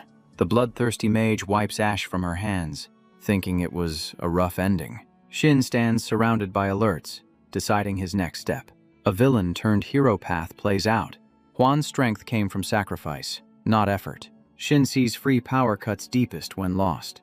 The slick fighter falls to his knees, crushed by it. His partner shows up, asking what went down, and he explains losing a power. Glutton switched his constellation, and Glutton's mad too. They talk about Sohui slipping away from the fight. Either way, time to claim the reward. Even if they deal with setbacks, they need one clear win. The bandit dimension jokes he could have taken the heroes if he finished the monster, but he never needed that prize. Saiwan faces another surprise as a new alert flashes. He only gained 1 level from all that XP. Even the constellations praise Shin, who walks off. Online chatter erupts about the dungeon massacre. The Salvation Guild leader gives an interview spilling details. The fakes pretend outrage over the tragedy, lying that the boss self-detonated to kill everyone, claiming they tried to save people, but failed. Quan Yung credits his leader, hailed again as a hero. Sadly, the public swallows every word. Only the protagonist sees the truth behind it. Of course. The scum keeps twisting the story of the fallen. A woman watches the shady broadcast from afar. Another person steps beside her quietly. This moment shocks everyone watching. Standing there are guildmasters, Casey and Chung Waiyu, the ones who saved humanity. The Salvation Guild joined forces with the International Guild Alliance. Their mission, clear, raid all dungeons and wipe out threats. Everyone cheers, except Shin, who stays quiet. He knows Siwon only cares about himself. Meanwhile, another person listens to the press event. A knock at the door. He nods for them to enter. Someone walks in, saying at least one team saved the day. And this mystery man brought everything, even if it meant spending cash. Inside the suitcase, a burnt body. But all eyes are on the pendant. For now, they won't trash the corpse. Best call is to cremate it, since it's already cooked. They plug a cable into a device from the case and boom! The screen lights up. The sneaky guy wants to watch. A video appears, showing the main character's face, the full fight caught on camera and sent to him. One shot suddenly throws him off. He sees dark energy swallowing the dungeon, and Si-Huan's face lit with excitement. Then the video ends. The young man instantly knows the interview was fake. This is a win for him, a huge one. They plan to blackmail Si-Huan with the footage. If he refuses, they'll reveal everything. And this is Kang's threat. But the slick man stays cool. The other person on the line panics over the call. The Eclipse Agency was built to mine mana stones in Korea. That person asks for more time, but the white-haired one shuts it down, says the big guy can handle this without effort. So they're cutting off the company and dumping the blackmail crew. After the call, it's clear the shady one's still stressed. His constellation broke, and he's still processing. He thinks Sohui recorded him losing control. Now suspects she was planted from the start. All of it just to steal his power. His partner walks in, checking on him. He carries a box filled with potion bottles. They're made from biorant herb to calm dark force effects. He's ticked off, wanted more potions, but gathering the plant's brutal. Things spiraled fast after Master Kyo ditched, and they rushed the kid in. The right hand says the boss should hide his power for now, but looking weak could get him crushed. Still, he acts like the world spins around him and he'll handle everything. He tells them to announce he's joining the joint raid with Shinto. Meanwhile, Eclipse is hunting the traitor who caught him slipping, when the guy in black suggests killing Kang. The boss shuts it down. A woman updates the crowd on the Salvation Guild's latest moves, says the agency's helping out abandoned zones now. Their first hit, Eclipse is third in command. The girl wants the main guy to join, but he fires back with a question, since she called him and dragged in the Seok squad too. Turns out the top guilds hit Eclipse hard already. Then the enemy vanished into the detention field, making it worse. That place is a fortress now. Black Lion got wrecked trying to storm it. Blue Eyes took charge, and the rookies are the strike team's support. Then the smart one asks Shin again, and he knows it's time to strike back. In the original tale, Si-Huan crushed his whole squad. So first take down this rival, then check the agency. If they stir things up, he can sneak in and end it. But his teammate shuts it down, pulling off the mask, says stealth isn't an option for this kind of enemy. But here's the twist. Only one in the group ever escaped that zone. Since that insane breakout, security's been maxed out. Now the hills are a trap maze with brutal terrain. Plus, guards never leave their boss alone. Everyone sees the main guy as their last shot at beating Eclipse. They won't let him walk, even after he risked everything to get out. So the black-haired guy goes, "You scared, or what? 'Cause if they back down, they lose the only shot at revenge. Going back's the only way he clears the past and faces the traitor. He's locked in, solo or not. Only the fearless can ride with him into this storm." Then Si Young shares a sneaky route to avoid detection. The guy hesitates. It's risky, but she says, waiting's worse. If Seok dips, the revenge seeker's going in alone. No hesitation. So he sucks it up and follows the plan. That secret trail's an old hidden path they stumbled on years back, and they've got a spy deep inside with the enemy now. But once inside, things could spiral fast. Even the three of them can't break through that wall. They'll need a tank, a mage for damage, and a warrior up front. Lee's a mage and down to help, but she's leading the outer crew, so Shin plans to call a trusted friend. His friend's phone lights up, buzzing hard. He answers, and Shin goes, like, "Yo, need your help. Dongajay, only you can pull this off. Since this could go abyss-level bad, the recruit's bringing backup. Even if it's chaos," he says. "I'm in." He agrees to help and promises to send support. Shin thanks him for coming through. A kid's excited. The black-haired guy called, but her uncle says, "Get someone else." Sangmi's on a mission now, hyped to learn what's happening. The trio gets a call about bioranta research, but the assassin skips that. "Just wants a word with you." Jury's caught off guard by the contact. Hands tapping, restless. Then it's Kang. Nope. Nobody responds until his contact finally replies. He's mad. His boss is just sitting back. Says, "If they wait, Eclipse is finished." But the guy shrugs. Let it all fall. Abandoning his team leaves Kang furious. He warns the student to watch allies. The desperate recruit says, "We made deals with Sawan." But the mystery guy says, "Nope, I've got other plans for Eclipse and that prison zone." He claims both came from the Salvation Guild's boss. He makes it clear he won't lift a finger for them. Says, the beef with white hair doesn't matter to him. Kang goes, fine at first, but then flips. Says, if I survive, I'm coming for you. Casey from Fortuna just wishes him luck. Kang snaps, slamming his phone hard. Now he's fired up to crush anyone in his way. The dungeon video's going live, and he's gunning for the boss. Yuri looks stressed after hearing the call. One guy's worried about Shin charging the enemy.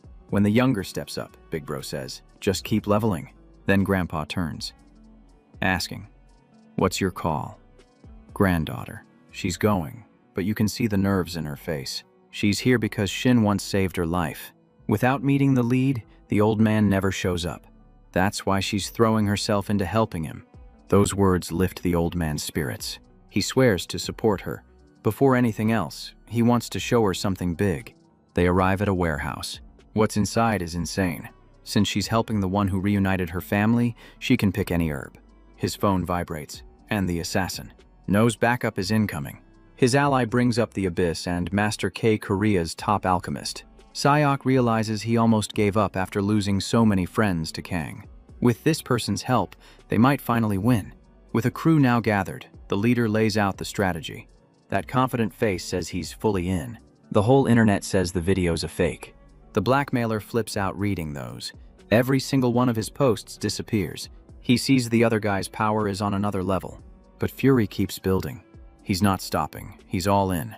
One of his men burst in, panic on his face. He reports trouble with the blue eye.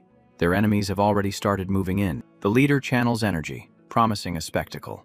The plan: draw the enemy's eyes.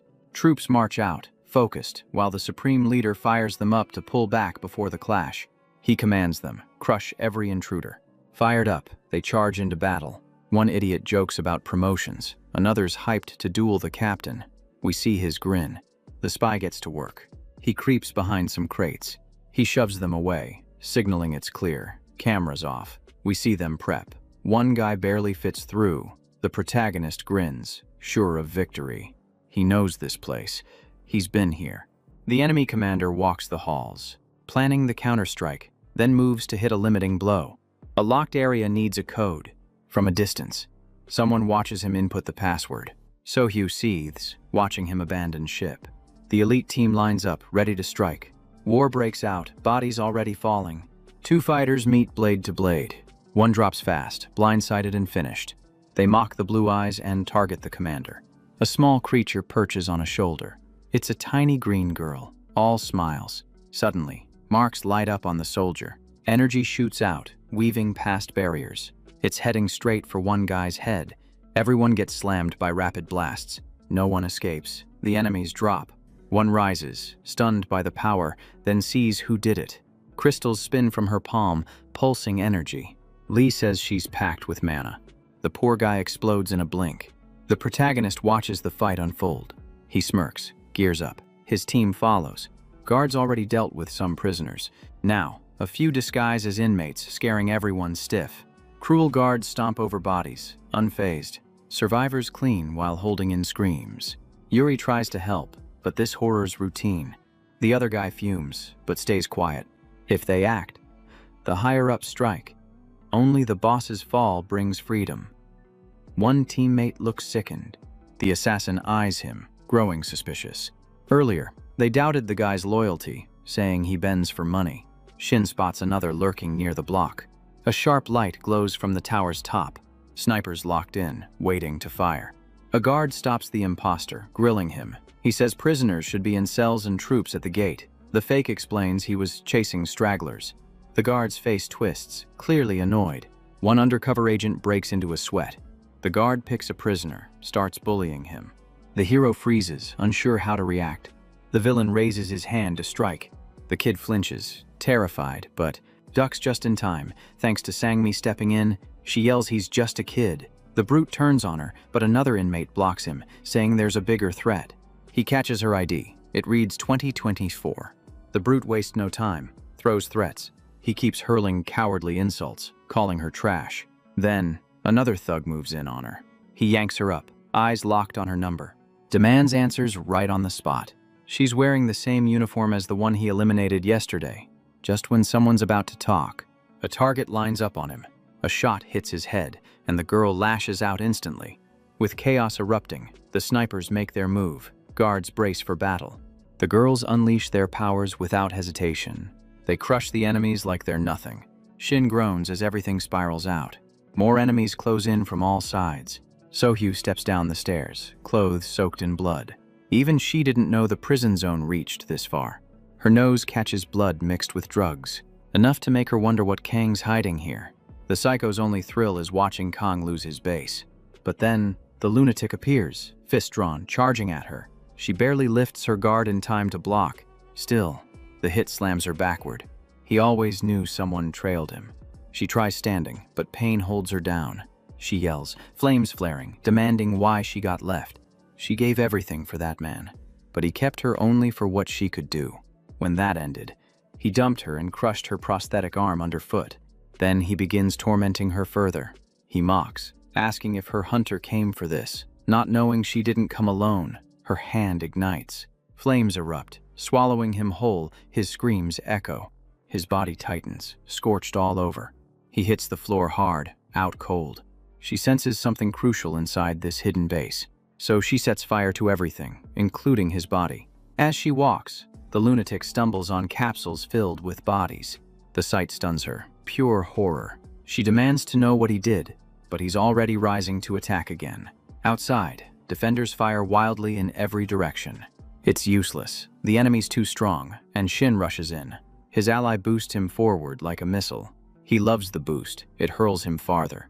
It lets him wipe out enemies instantly. His blades cut deep, wrecking everything ahead. They stand firm, ready to strike back. But the black-haired one opens a gate, then vanishes in a blink, only to reappear behind their backs. Get ready, things are about to escalate. The assassin repeats the attack, again and again, grinning wide. Yuri flows with him like perfect rhythm. The gunners jump in without delay. Extras drop like NPCs in a game.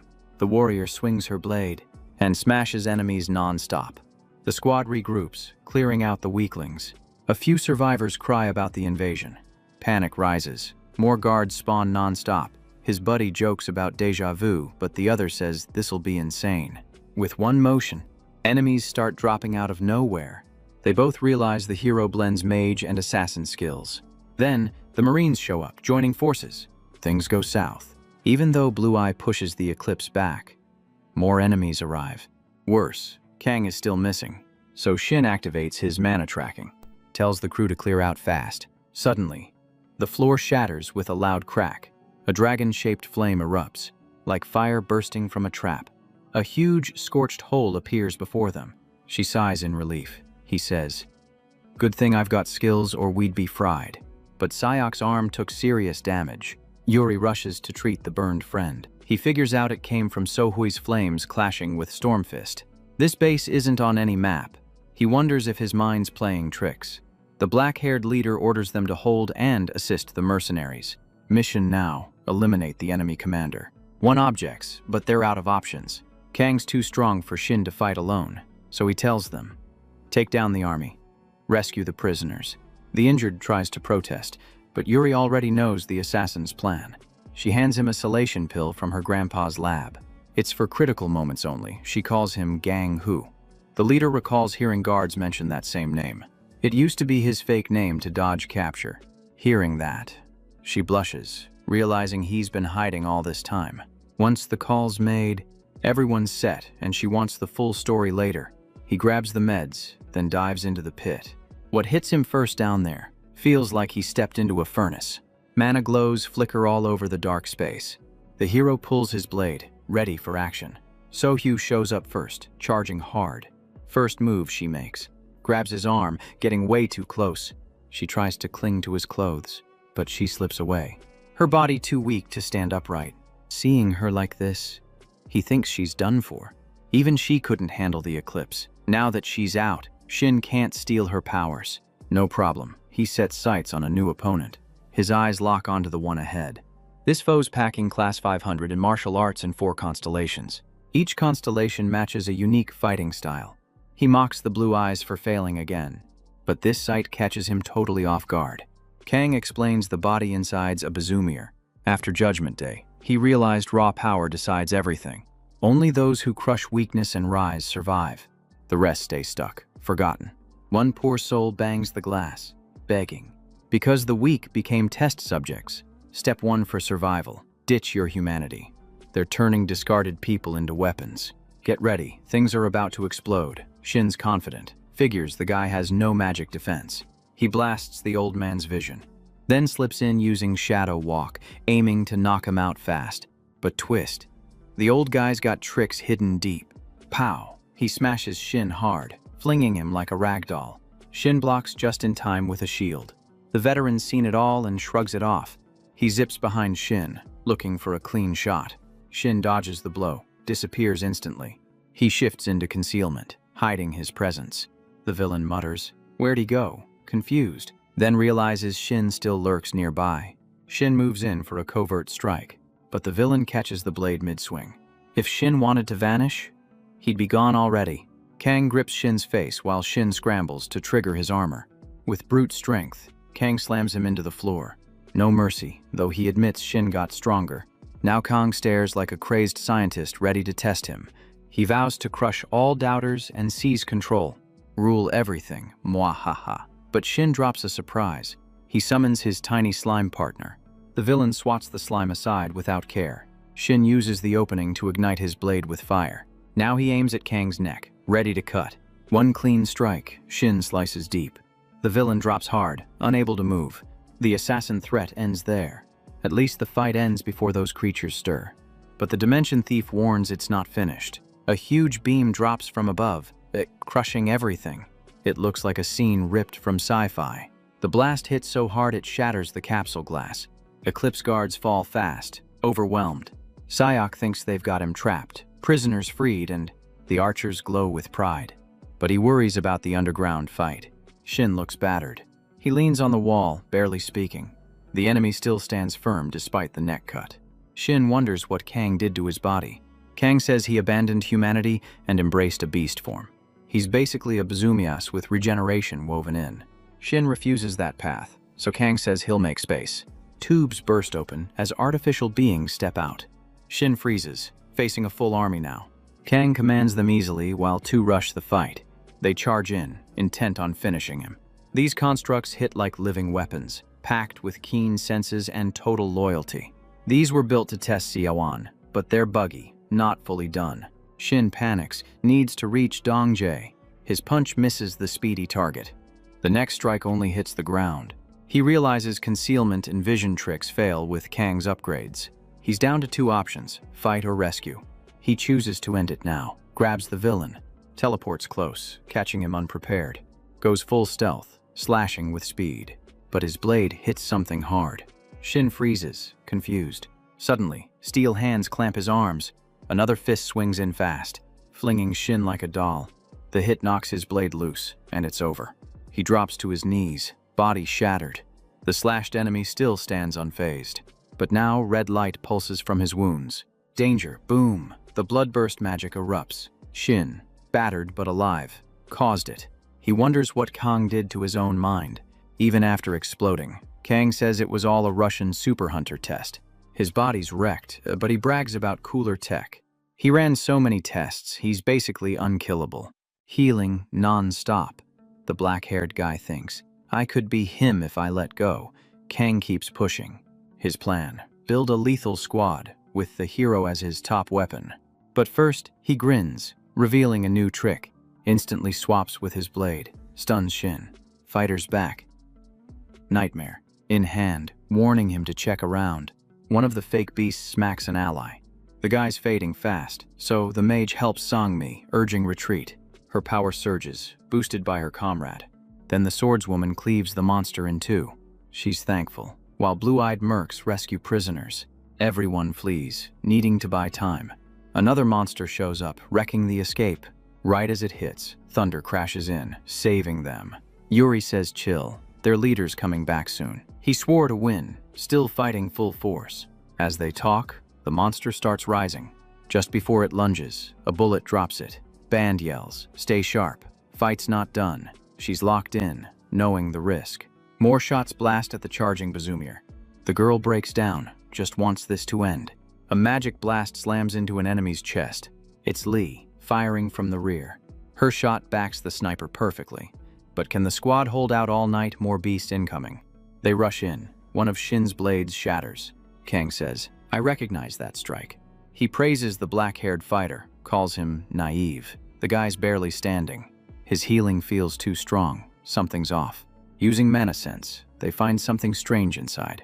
A monostone, lodged in his heart, boosts him. That's why the blade clanged when Sohyue touched his chest. Now he's face to face with the enemy again. But a sudden strike knocks him flat. He drops to his knees, barely conscious. Seconds later, he's out cold. Side effects from that cursed pill kick in. To make it worse, Kang boots his blade away. The villain winds up for a final blow.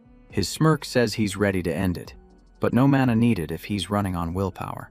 With pure effort, Shin forces himself up. His fists alone are enough now. That aura stuns Kang, but he still charges. It's on, both ready for their last clash. Darkness crackles around the madman. Black Moon Ren activates, magic whirling around him. The whole area gets shredded in the attack. Kang finally drops, out cold, dark power fading. The win unlocks a flood of new skills. The constellations speak to Shin, praising the fight. Even the stolen Seeker of Darkness shows respect. He recalls his nemesis once, used it.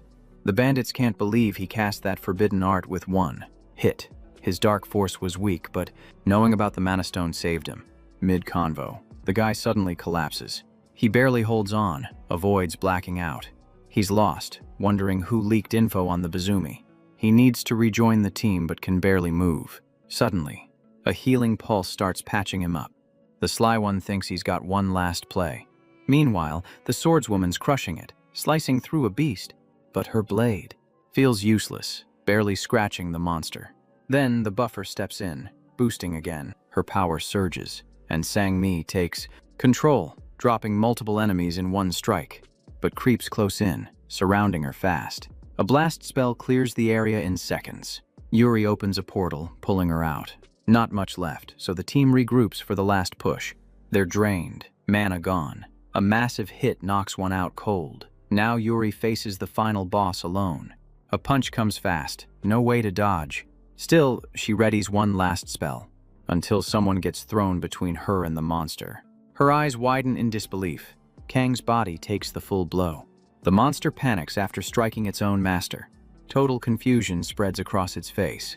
That's when the hero returns, no darkness left. With his dagger, he unleashes a deadly dark moon rend, slicing clean through. The beast slams down, finally defeated. He exhales, relieved it's over. The whole plan worked, using Kang's body to distract. Everyone cheers, seeing the assassin return. He thanks the squad for having his back. Mission done, and he's about to collapse. But someone grabs his shoulder just in time. Lee tells him to rest now. It's over. Yuri rushes in, hugging her best friend tight. She's thrilled he's alive and safe. Time to leave for good. The blue eye absorbed the black lion. Ban chose to officially help the Eclipse survivors. News spreads fast about the horrors at the agency, and they uncovered loads of loot during the sweep. Dongjae and Sang-mi return to their original guild. His uncle nods, impressed by his growth. This journey made him even tougher. Now the two friends are back chatting. He reveals research data on the Bioranti. The herb's first effect blocks dark force side effects. Shin realizes Guanyong gave this to Siwan. After losing the Seeker of Darkness, he takes the potion his ally made. That was the assassin's setup to weaken them. They part ways after reviewing the findings. The shy one awkwardly invites him to a rave. The black-haired guy says, "Tell Master K I said hi." We catch them talking about Sayok and his hero side. She, her fiancé, and a comrade traveled together, fighting injustice across the world. Tears fall onto the photo of her past crew. He was ready to give it all, but it still stings.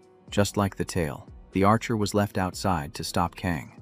Even with tweaks in this world, sorrow still hits. He opens up about losing Ban. Now they dig into her case, finding strange leads tied to Sohyue. It might link to the Eclipse power war, but only one fact stands. Even after scanning the detention zone, Salvation Guild chased corpses. They uncover a feud between the Villain Guild and the agency. The agency aimed to wipe out threats and lock down lost zones. Lee didn't agree with their game, but she and her team had to stop Kang. Now the hero contacts a friend to keep digging. We see the villain and his partner, showing wild fights with Argus. The partner brags about grabbing it solo, but his main problem? His current star sign, which is totally useless. He groans, saying they need to find the Seeker of Darkness. When the white-haired guy says it might be abroad, the squad's stunned. Suddenly, new faces burst into the office. It's his fresh lineup of powerful teammates. Meet the dazzling Elizabeth from the UK, and Vincent Meyer, repping the Netherlands. The higher-ups roll out a grand welcome. Right after the press event, they visit the old vet. Elizabeth's got one goal: save the world like a divine light. Vincent's busy stirring trouble across Europe. The sadist laughs, boasting about his latest powers. When it comes to kills, no one's beating the blonde. The wild one swears she's not a killer, just cleanses filth. When fired up, she smacks the table. Image be damned. She's dying for the slick guy to reveal the mission. They're running dungeons, but that's just a front. It's all about recruiting elites. She guesses it's world domination, but he says it's purification. Her thrill spikes. Just another day in his chaotic crusade. Lesson learned. People always try to steal his glory. These people have the power to reshape the world. She exhales. Then he outlines the Global Hunter Plan. Goal: expand and build a guild with global reach. The maniac swears he'll make that future real. Vincent only wants to boost his own strength. The psycho asks how many allies the white-haired guy wants. He aims for 30 elite hunters. After the talk, everything falls into place. He'll use the pair to master constellation deals, unlock truths. The swordsman doubts them, but the leader trusts their potential. Time to watch the recordings. The screen lights up, everyone leans in. They immediately catch Shin in the video. The lead speaks about the eclipse in Siwan. It's Dohun, a hunter. His report matches Ban's.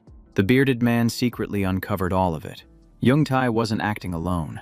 Taisu and Junho also betrayed the guild. He fumes, thinking they were peacekeepers, but the black-haired guy disagrees, says justice won't work. His friends lost, so he explains. The media's owned by the enemy. No one trusts the truth. If exposed, the world would turn on him. That shakes him hard. The main guy warns, lose this man and it's all over. The assassin tells his informant to hold steady. But there's a real reason to strike now. He discovers global powers are contacting them. It started when he welcomed some guests. He looked sideways, nerves shot. He didn't know Vincent, but Elizabeth was familiar. Her presence confirmed the villains were gathering strength. Shin realizes they're tied to the 30 star. The slick one's moving faster than expected. They trade thanks for all the work. The redhead's all in to wipe out the Salvation Group. He only wants one thing, the dope. Bohun stays breathing. His role's too important. They scan detention footage, track the lead guy, confirm his ID, and that he made it through the justice chaos. Then, the maniacs meet his top enemy, the same one Yeren had flagged. That's why the sadists. He plans to smash his pact with Blue Eye and cut ties fast, but his right hand reports fresh clues that push their mission forward. Earlier, he enjoyed quiet moments with a girl until fate dragged him away.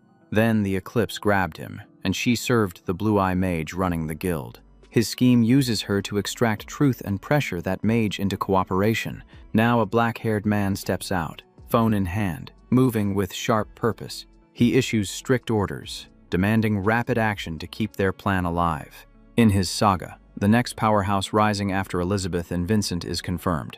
That upcoming foe is a savage barbarian warrior with raw strength in every move. To follow that fighter, the team must rush to Japan, chasing danger across borders. Our story pauses here, leaving the path ahead thick with unknown turns. If this hit your feed, drop a like and return for more chapters of the tale. He ends with a gentle farewell, a quiet bye-bye closing the moment.